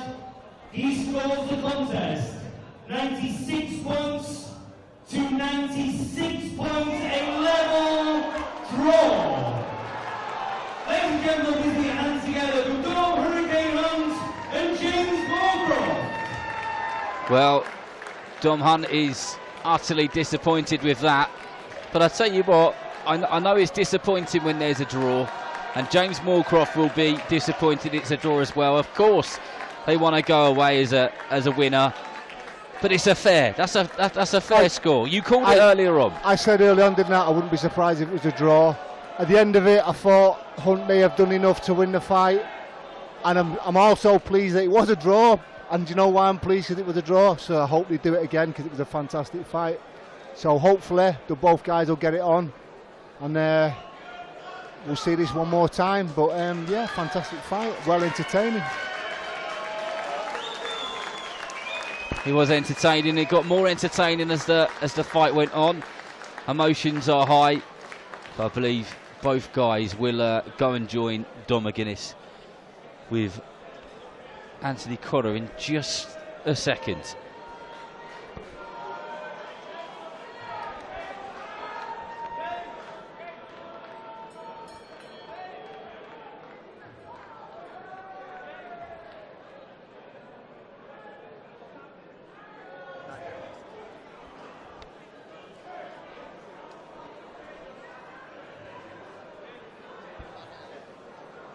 Well, Dom, a tight fight. I think everyone would say it's tight. I won by about 4 rounds. I were well clear there.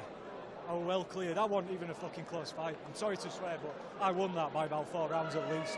Well, James going to join you now. I know you two have been very respectful with each other all the way, and I know you will be well. I mean, he thinks, we're going to find out now, and I'm pretty sure he's going to say pretty much the same as you did there, because James, obviously respect between the pair of you. No, Dom believes he won the fight, fair and square. What's your view?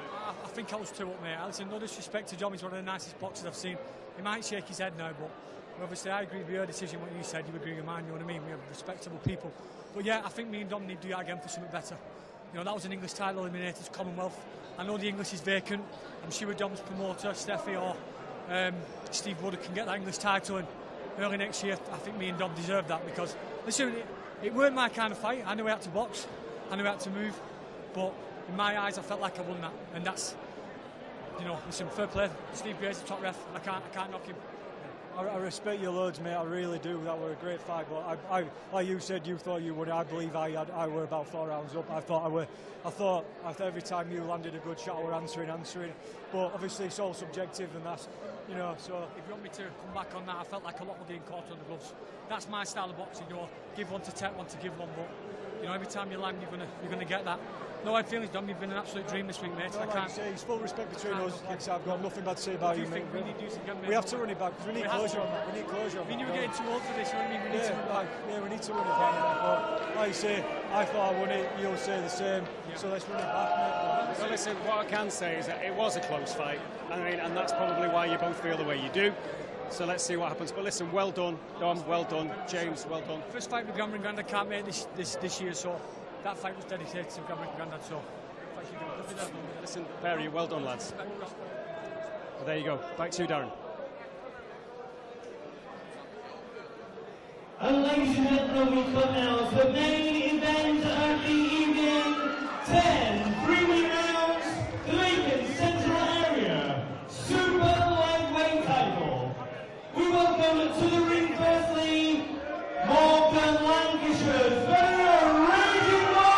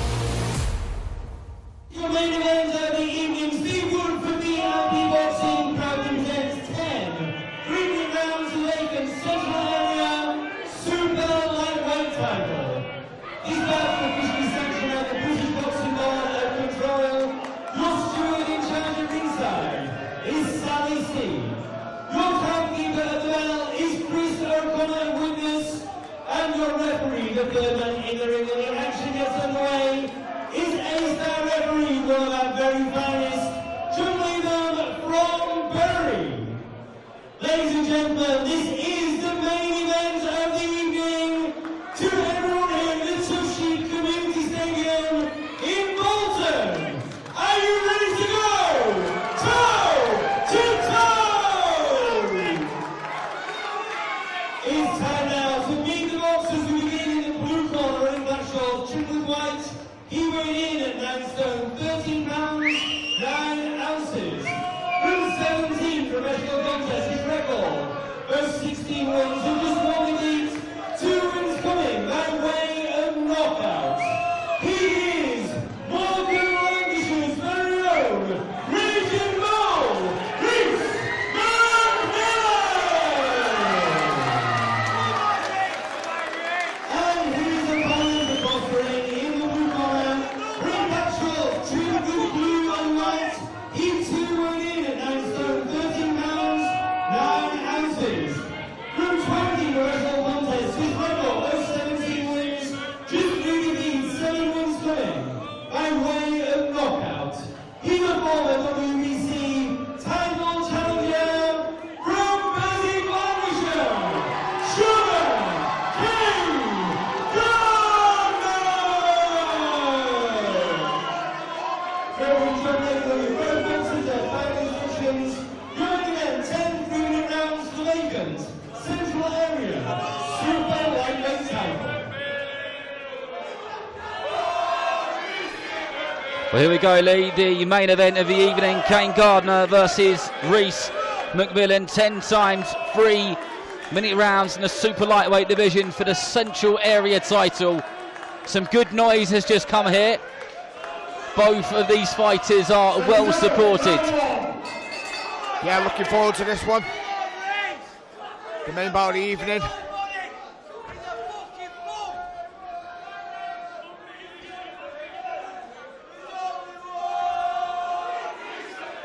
Reese McMillan has clearly sold some tickets, and I think every single one of the ones he sold has stood right behind us.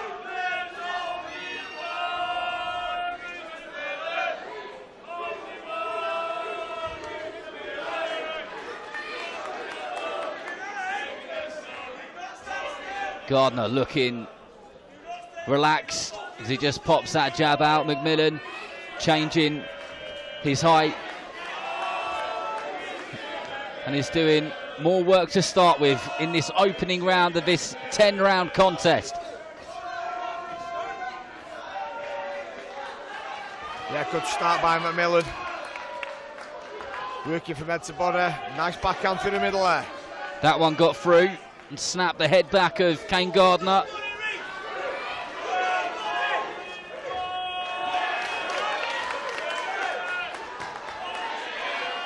Reese McMillan trains out of the Morecambe gym. Yeah, with Bob Howarth up there from Lancaster Boys.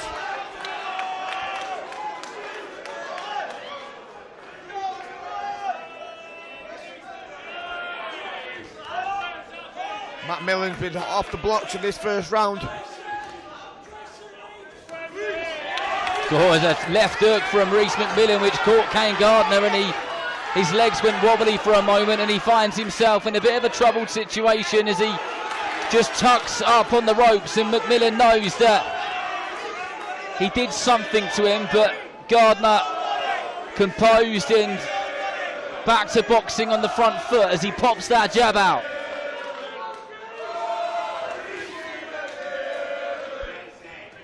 Reese McMillan has clearly got some weight behind those hands, and you can see even when he lands the shots on the gloves that goes to the thud, and you can see Gardner rattle.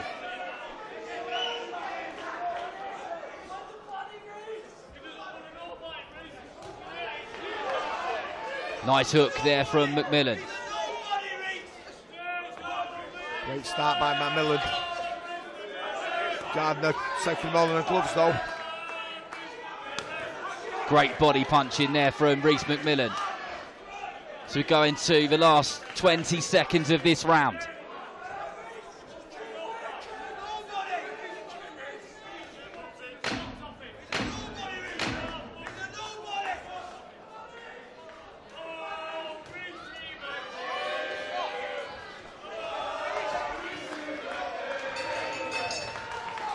Well, for me, Lee, that was a Reece McMillan round. Are you in agreement or not? Yeah, certainly. Certainly the first round to McMillan. But I tell you what, Kane Gardner he is covering up well. He is soaking up the shots, and you just wonder if that is a bit of a game plan, a bit of the action to soak them up for a few rounds, and then start turning the heat on, expecting McMillan to maybe start running out of steam. Yeah, if you look at the record, McMillan 16 wins and he had 2 stoppages. Gardner's had 17 wins and 7 stoppages, but McMillan did look the bigger puncher in that round. As you said, Darren, Kane Gardner cut the hands up nice and high, elbows by the side. He did take a lot of punches on gloves, but he also got caught as well. Definitely first round to McMillan. Round 2.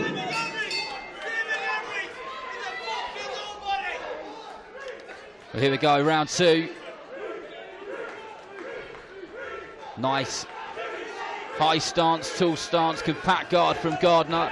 And Reece McMillan is definitely the aggressor in this fight as we go into the opening minute of round 2.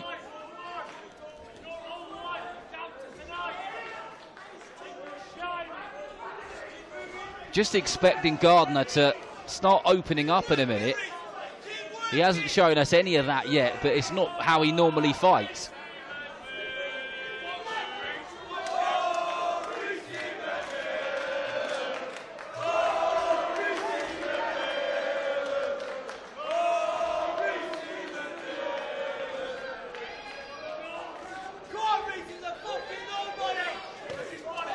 Good right hook there by Reece McMillan, who is just marching forward, throwing shots to both the head and the body of Gardner.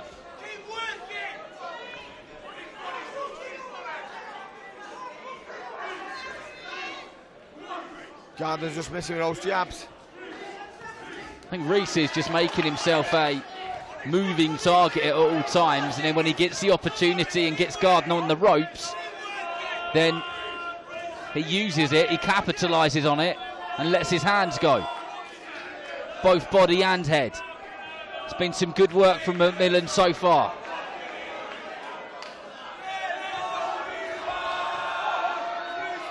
Good body shots there under the elbows by McMillan.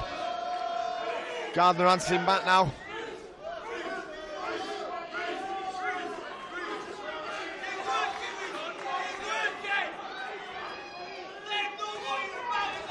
He is starting to answer back, is Gardner. Employing a nice high guard, elbows nice and tight. Gardner just ever so slowly, ever so slightly, starting to rev the engine a little bit. Good work again then by Reece McMillan.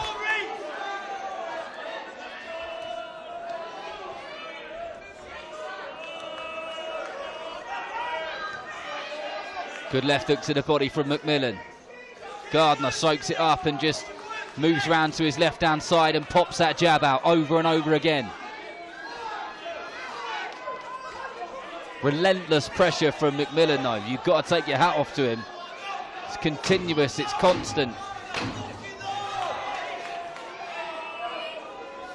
By far the best fight of the night so far, isn't it? Certainly, crowd very volatile here tonight as well.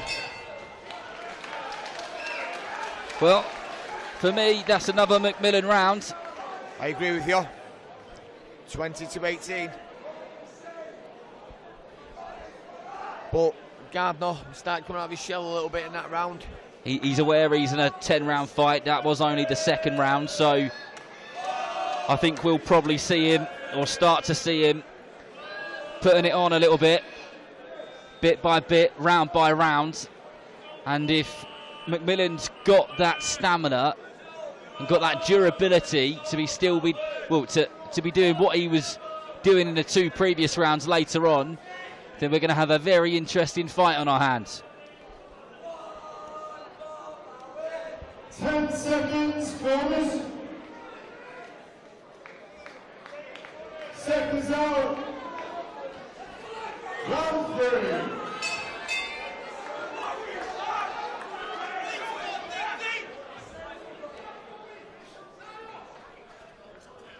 Gardner, the one on the front foot, as he stabs to the body of McMillan.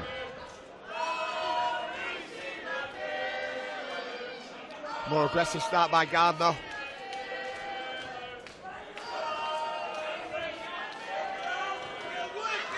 Good body punching from McMillan. But Gardner just soaks him up, walks forward. And needs to be careful he doesn't walk into one of those straight right hands of McMillan's. Just like that one, on cue. Good body shots there from McMillan. Again, the body work has been working well for him in the opening part of this 10-round fight.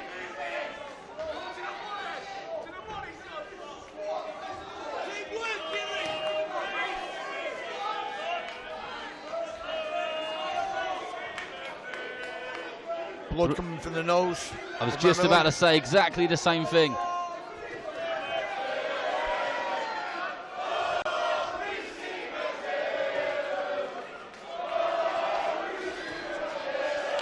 Nice triple jab followed by hook to the body from McMillan. Certainly livening up now, Darren. He is. Good body punching though from Rhys McMillan, who throws a jab upstairs and then always follows up with something decent afterwards. And 9 times out of 10, he's landing with it. Even if it's just on the gloves, he's continuously showing he's the aggressor. He's the one setting the pace. And some pace this is. A high tempo. Lovely shots again. Gardner working that jab over and over again, trying to disrupt the rhythm, disrupt the flow of Rhys McMillan.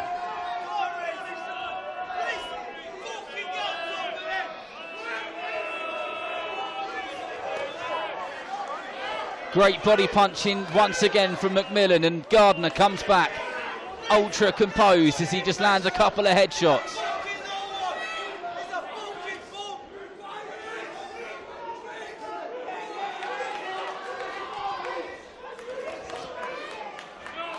Good body shots there landed by King Gardner.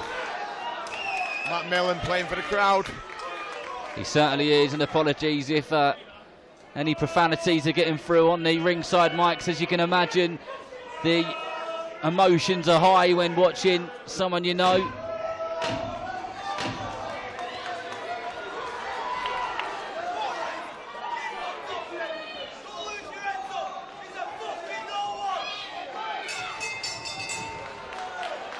Better round with Gardner there, but It was a bit around, yeah.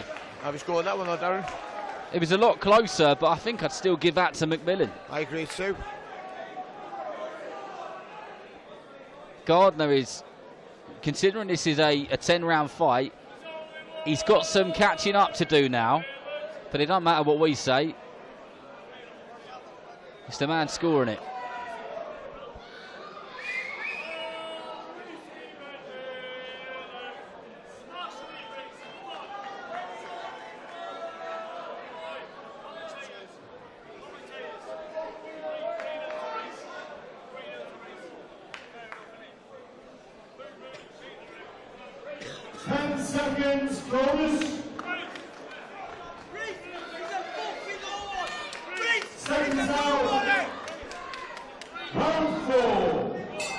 But a couple of the crowd just asking myself and Lee Whitehead how we got it, and asking whether we thought it was 3-0, and the truth is we do at the moment. However, that last round was a lot closer. And good pressure once again from McMillan, but Gardner tucking up nicely.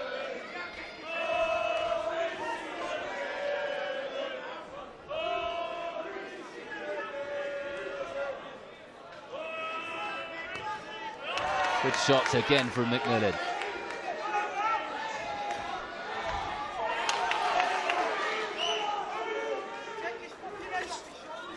And that was a good right hand from Gardner.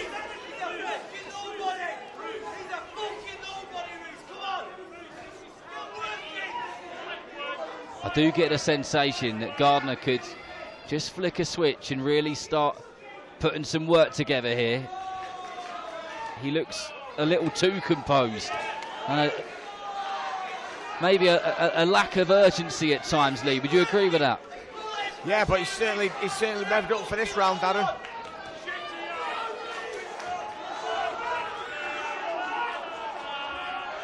Can't leave it too long into round 4 now. Obviously, we're not we don't score it. We're just commentating. We've got it 3 rounds to McMillan.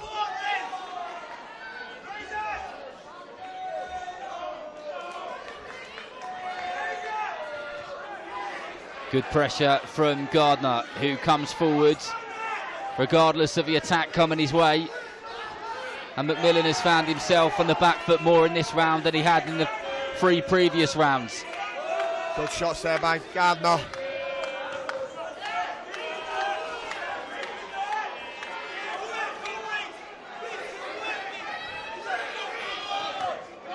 Good body work from McMillan, something he's done for the majority of this fight so far, just hammering the left and right hand side of Kane Gardner, who pushes McMillan off and then just comes forward with that strong jab of his over and over again. But McMillan isn't there to be hit because he's moving his head continuously.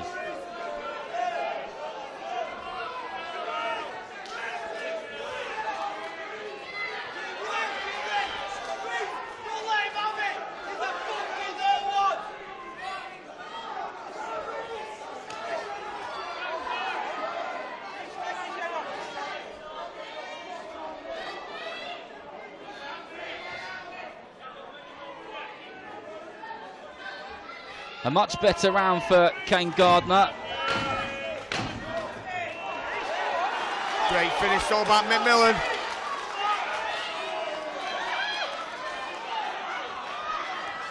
McMillan sticks his tongue out and is thoroughly enjoying this fight. But for me, that's 3-1 now. Kane Gardner got that round for me. I don't know about you. Yeah, I got it the same. Close, I got it the same. I tell you what, I can just sense that in this 2-horse race, the Gardner is, towards the end, going to really pick up and go for it.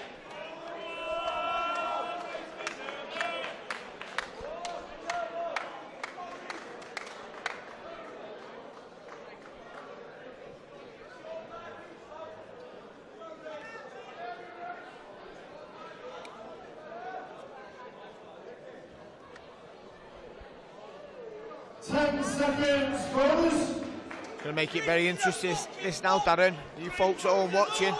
Seconds out. Round 5. Well, round 5, here we go. Gardner straight on that front foot. McMillan back with an array of punches. The Gardner certainly looking like the aggressor now and not looking like he did in the first couple of rounds. He is the fighter on the front foot. He is the fighter walking forward.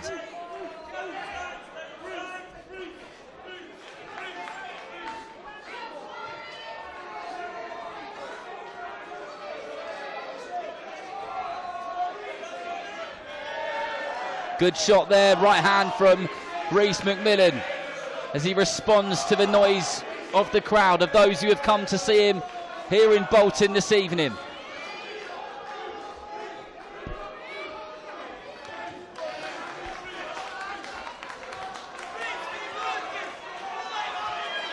Good shot again there, landed on the chin.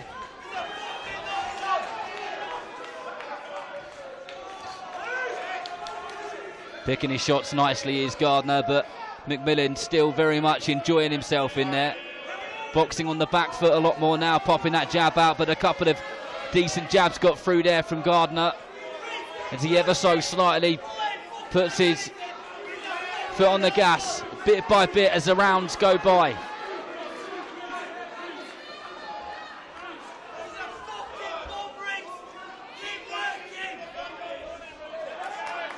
Sorry about the language out there, folks.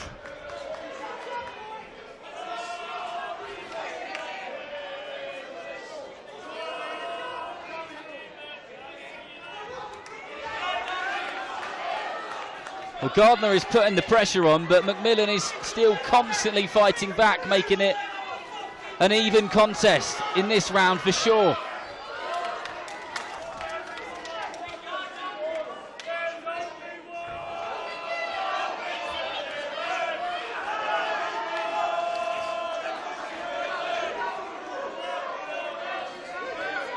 Good work here from McMillan.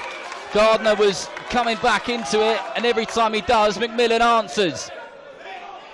As he snaps the head back of Gardner once again with a right hand.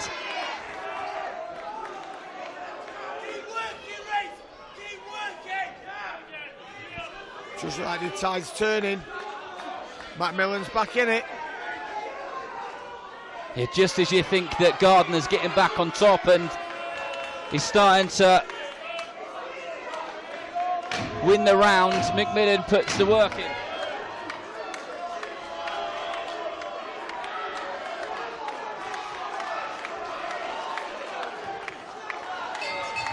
But I tell you what, Lee, that was a close round and a hard round to score. Don't ask me who won it, because I don't know. I'm going to go even that one, 10 each.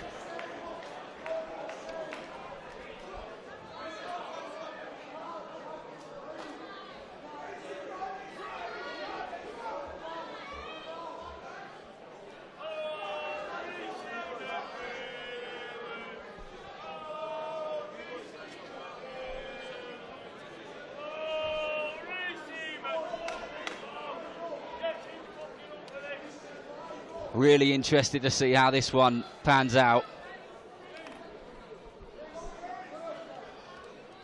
What the crowd have been waiting for. The fans have been looking for this one. This is the fight of the night. 10 seconds, brothers. Seconds out. Round 6. Well, the 6th round for this one, scheduled for 10.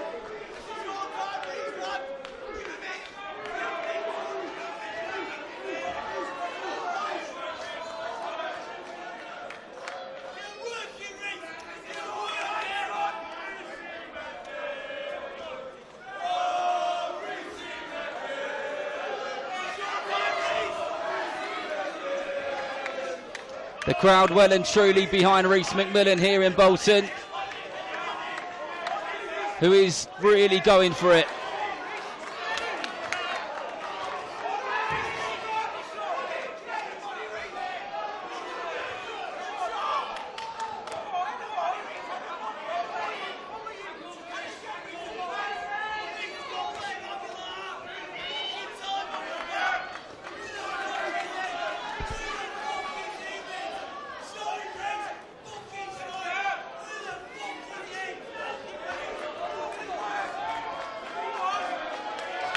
Gardner coming back once again.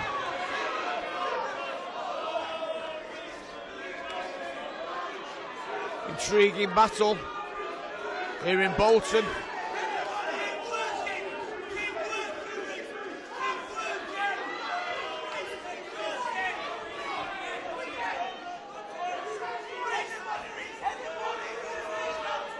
McMillan getting caught with that jab of Gardner's a fair bit in this round, it's got to be said.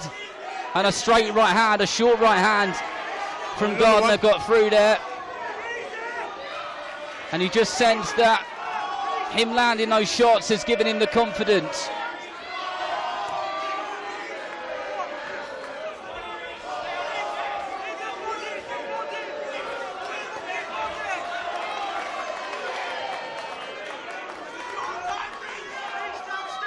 Good fight, Darren, good fight. Great fight, all action.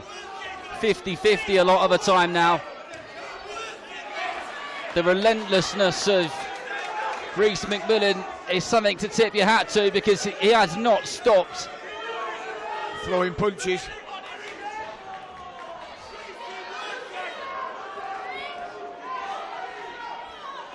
Good shots landing by Gardner right on the chin.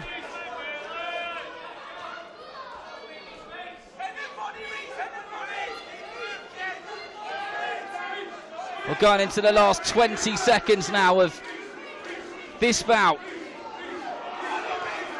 And that was a lovely left hook to the body from Kane Gardner, who just dipped down on his left leg and just wound that left hook in under the right elbow of Reece McMillan.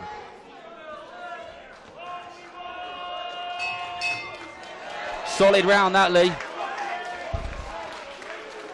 I'll just score that one. Again, real tough one. I'd probably go Gardner on that one.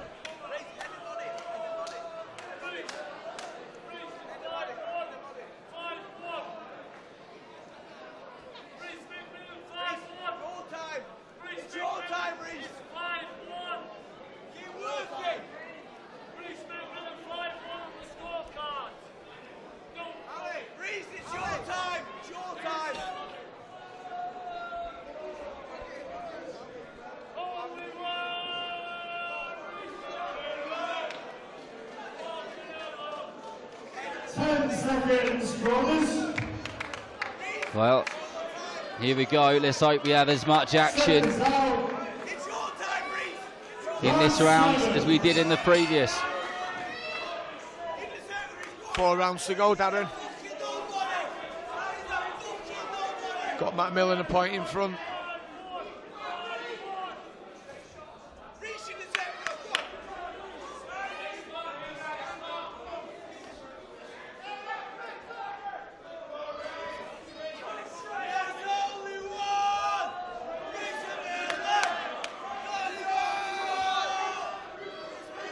Well, definitely a slower start to this round than the previous round. I'm not surprised. They've both exerted a lot of energy in the 6 rounds we've had in this fight so far.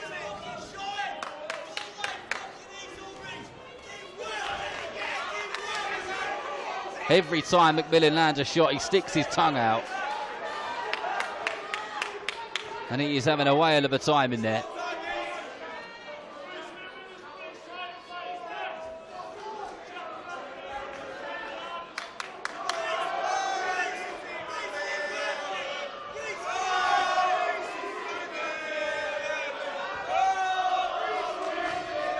Good work there from McMillan, and Gardner answers him again.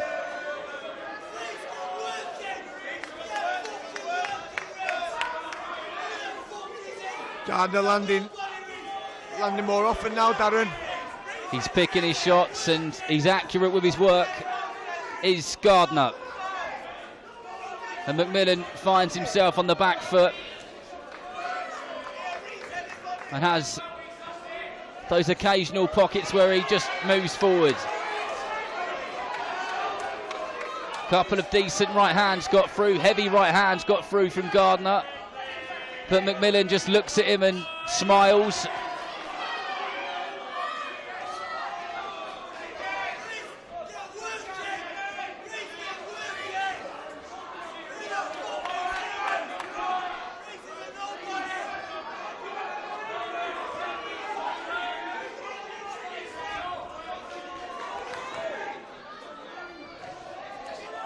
Nice right uppercut there from Gardner.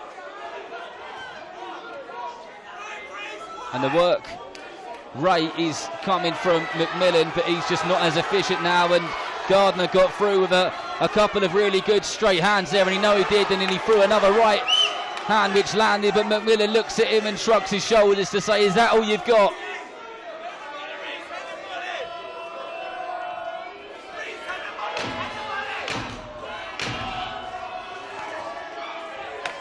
Big thudding hooks to the body from Gardner.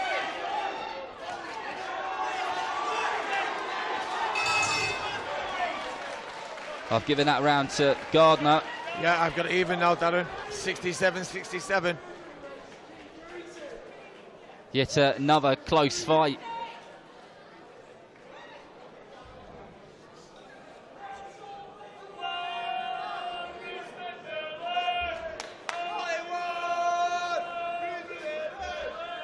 Obviously, we're not scoring it, Darren, but the tides have turned a little bit.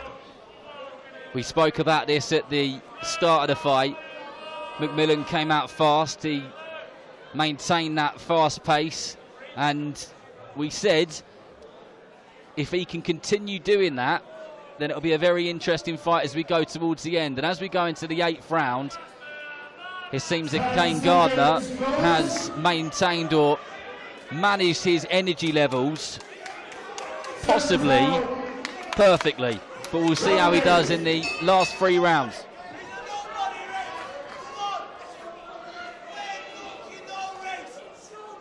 Interesting this now, Darren. We'll see how it. Good start by Gardner.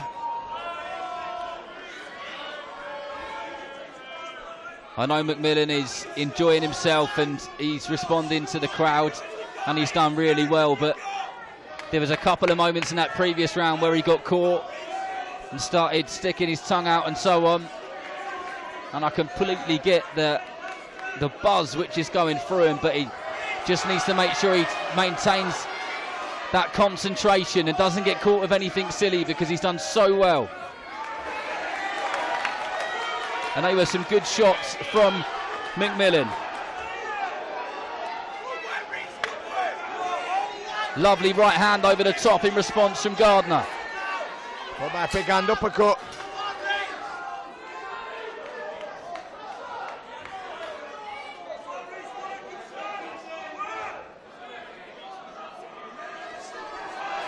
Go for the uppercut again.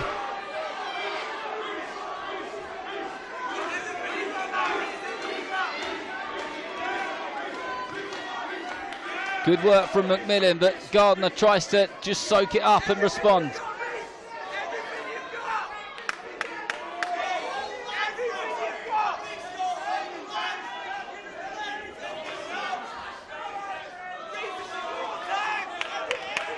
Good pressure from McMillan once again, but Gardner responds yet again.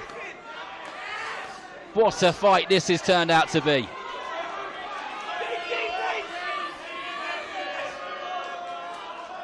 And the right eye of McMillan looks like it's just starting to close up.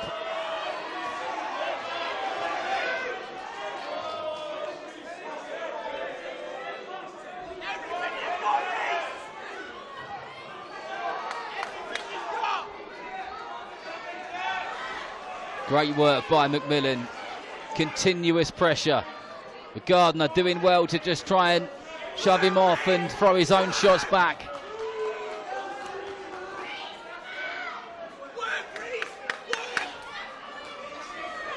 Good uppercut inside there by Gardner, followed by the hook. Good return by McMillan.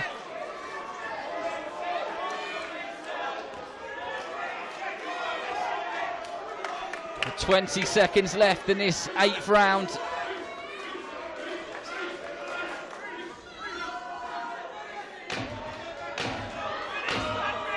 The most sustained pressure for me, Darren, has been by Gardner again in this round.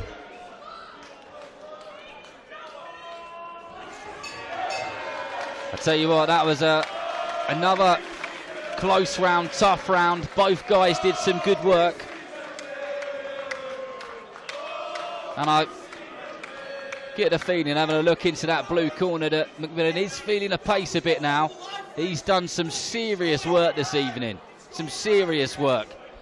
And he has made it a very entertaining fight. I wondered how this fight would look at this point, with Kane Gardner being relatively reserved in the first couple of rounds, but it's turned into a crackerly. Yeah, it's a barnstormer.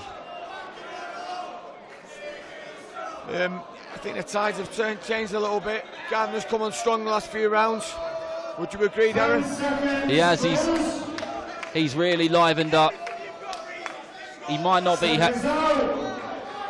matching the work rate of McMillan, but he's just ever so slightly more successful in the exchanges for me.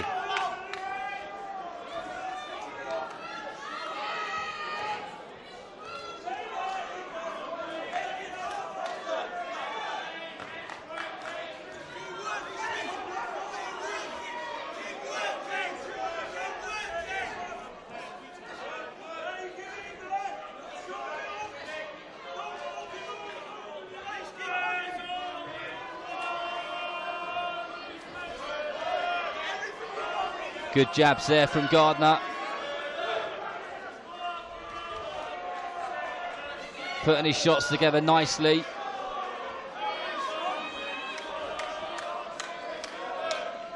And Gardner just getting busier and busier with that jab of his. And naturally, the body and head movement of McMillan is just slowing ever so slightly because of the energy and the sharpness fading.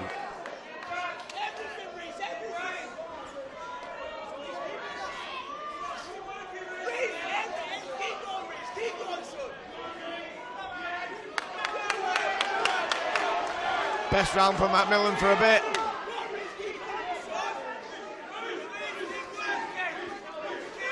The work of McMillan is sensational. Good uppercut though in response from Gardner, and then throws a decent left hook to the body. Followed by another straight right hand, but McMillan bounces straight back into action. And McMillan had his head snapped back there, but still comes back with a flurry of punches.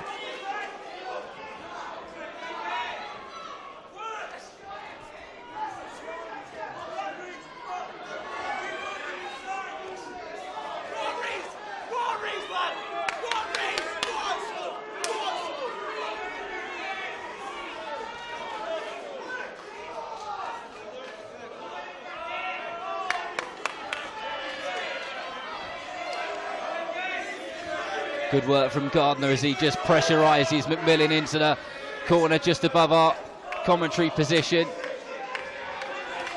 Nice body shot there from Gardner. And McMillan needs to respond here. And that he does. Every time it's been asked of him, he's there, and he's really going for it now. And he senses that he might well be able to get this done before the sound of the final bell. But it's not to be.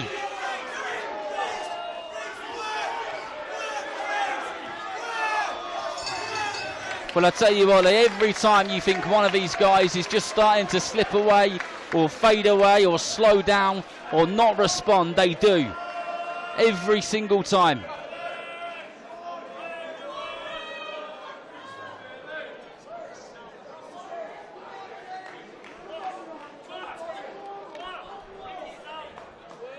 But one more round to go, and it really could all come down to this last round.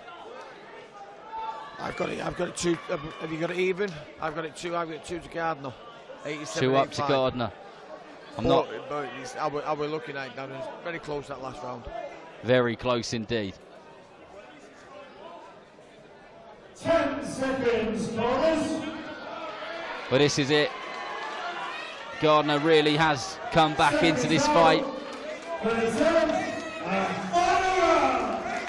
And the 2 touch gloves in the middle of the ring as we go into the 10th and final round. 3 minutes. No idea how it's officially being scored. I bet it's close, and I bet both guys know that. And Gardner coming out aggressive, full of aggression, slamming those lead hooks into the body, but once again McMillan comes back with shots of his own, but Gardner responds. Yeah, great response here. What a great last round. Great start. First 30 seconds, but all action, Darren. Fantastic from both fighters.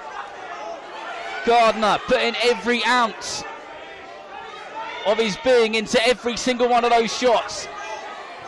And once again, you think McMillan's just starting to slow, and he comes back with 4, 5, 6 straight shots. The pace which these two have fought at over the last 5 rounds has been incredible.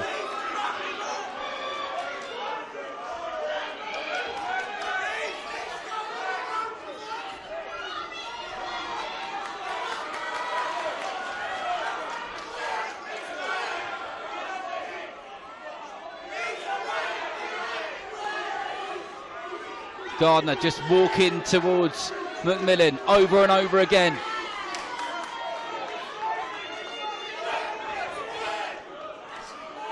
That was a good shot upstairs from Gardner. 2 of them landed successfully. And McMillan, who again just stood still for a few moments with his head down, comes back once again with his chin tucked into his chest, throwing bombs.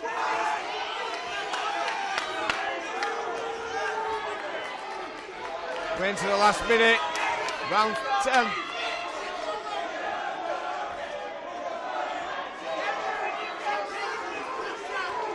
Good body work there from McMillan, who just bites down on his gum shield once again, but Gardner soaks it up and then comes back with shots of his own. Right hand after right hand. Uppercut followed by a straight right hand.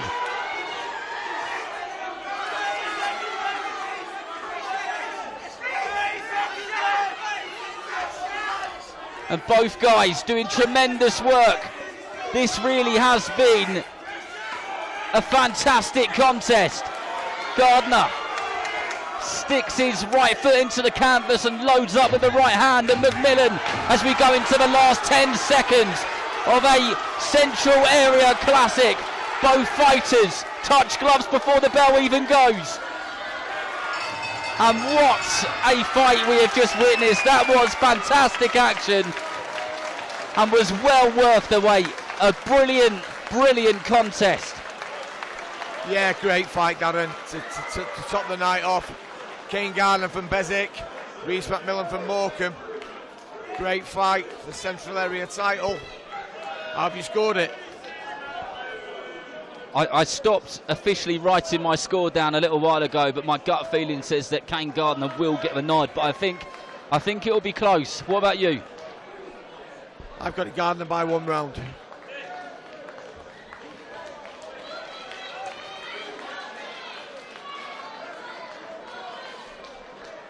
Well, we will find out officially in just a moment.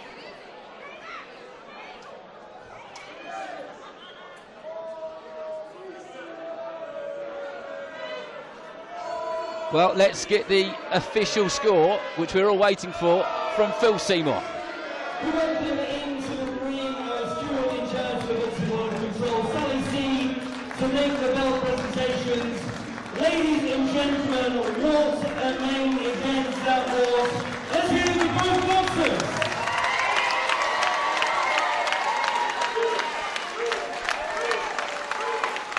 After 10 rounds of action, we go to referee John Layton's scorecard, and it could not be much closer. He scores the contest 96 points to 95 points in favour of your winner and the new Central Area Super Lightweight Champion,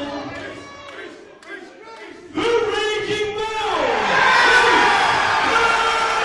Well, Rhys McMillan gets it.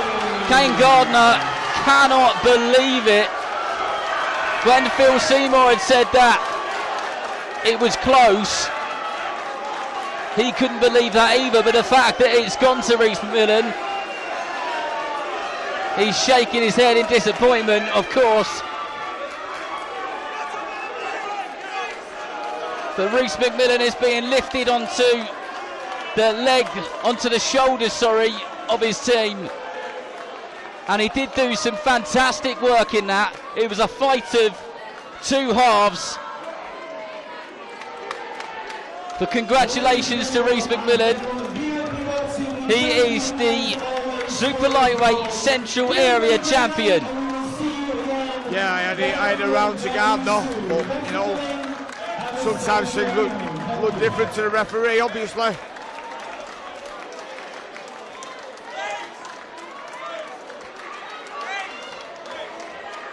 Well, thank you so much to everyone for sticking around tonight. Really, really good fight to watch in the end between Kane Gardner and Rhys McMillan. It was super close for us here commentating. Yeah, it was a great last fight, Darren.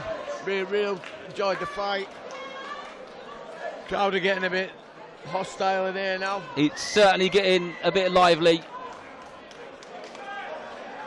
But Rhys McMillan will now join Dom McGuinness for a few words, and that is if he can get through all of his supporters who are very, very excited that he has won that.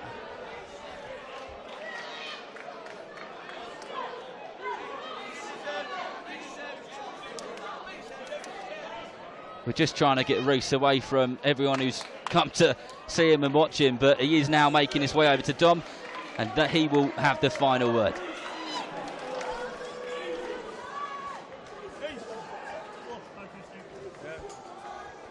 Well, Rhys, congratulations. It was a barnstormer to end the night. Obviously, Kane's disappointed. You get the nod. I mean, what was your opinion? Obviously, it's very tight, the decision. I thought it was very close, yeah. Obviously, he catch me with good jabs, but I was answering back. Yeah, what a very tough competitor, very good fighter. And I wish him all the best. Great fight. I love being a part of that fight. Like, this is what I'm made for, the big fights. I just want to put good performances, put wars on, have good fights, get people talking. Like I say, win, he's brilliant, but as long as I'm involved in these fights. That's a good attitude. The thing is, to my trainer and manager Bob, fucking hell, what I've been through the last 2 years, and he's stuck by me and fucking kept working, and like I say, he's got me to here. I can't thank him enough. well, your fitness, your work rate, your bravery, you took some big shots in there, that can't be in question. But I'll tell you what, you've got a decent following as well, haven't you? Yeah, fucking hell, the best. They've been with me from day one as well. Love them all. Well, listen, well done tonight. Go on amongst them. I'm going to bring Steve Wood in here now because to close the show. Well, Steve, it was a cracker of a fight to end the contest. How did you see it yourself? I actually had Kane winning with the cleaner shots, and you've got to give everything to Reese for the effort he put in. I thought a couple of times it looked like he was going to go, and he come straight back and thrown a lot. But I don't think he did enough to win. But you know, it's hard to take it away from him, and you know, I hope he enjoys the victory. And I just feel so sorry for Kane because he's lost a British title fight on the back of that, and. For me, he won the fight. It's hard to say clearly, but it was clear enough for me that he'd won the fight, and you know, I don't know what you have to do to win, you know, but there you go. Well, Kane will just have to lick the wounds, I suppose, and go again. We've seen what a quality operator he is. Obviously, there was Pierce O'Leary in that fight. You've seen what he's all about in there tonight. He's not very happy, obviously, so he's just going to have to have a think. Is that what you'd say to him? Well, you don't have to think. At the end of the day, the result's not going to change, is it? He's got to take it and then come back and win and then get another title chance. I mean, obviously, I don't think they want to have a rematch, will they? You know, but you know, it was the end of a good night's boxing, wasn't it? I mean, it did drag on a little bit because didn't get any stoppages. But we did say that, didn't we? The first thing that we started off with the 2 10-rounders were well even matched, and they probably go the distances, and they did do, but that was a great one to watch, and I hope everyone on Boxing News and VIP YouTube enjoyed it. I'd love to hear your comments on the socials to see if I was watching through blinkered eyes or not. I mean, I've not even seen what Darren Reese and Lee Whitehead scored it, but that'll be interesting as well. Yeah, well, it was a typical VIP show, if you like, in terms of prospects, debutants. There was thrills and spills, and then to end like that. So a cracker all round, Steve. Yeah, ready for the bed now, aren't we? Well, thank you very much indeed for watching this VIP boxing show here in Bolton, and good night and good days here. The new day is done now. Yeah. See you later now. Bye.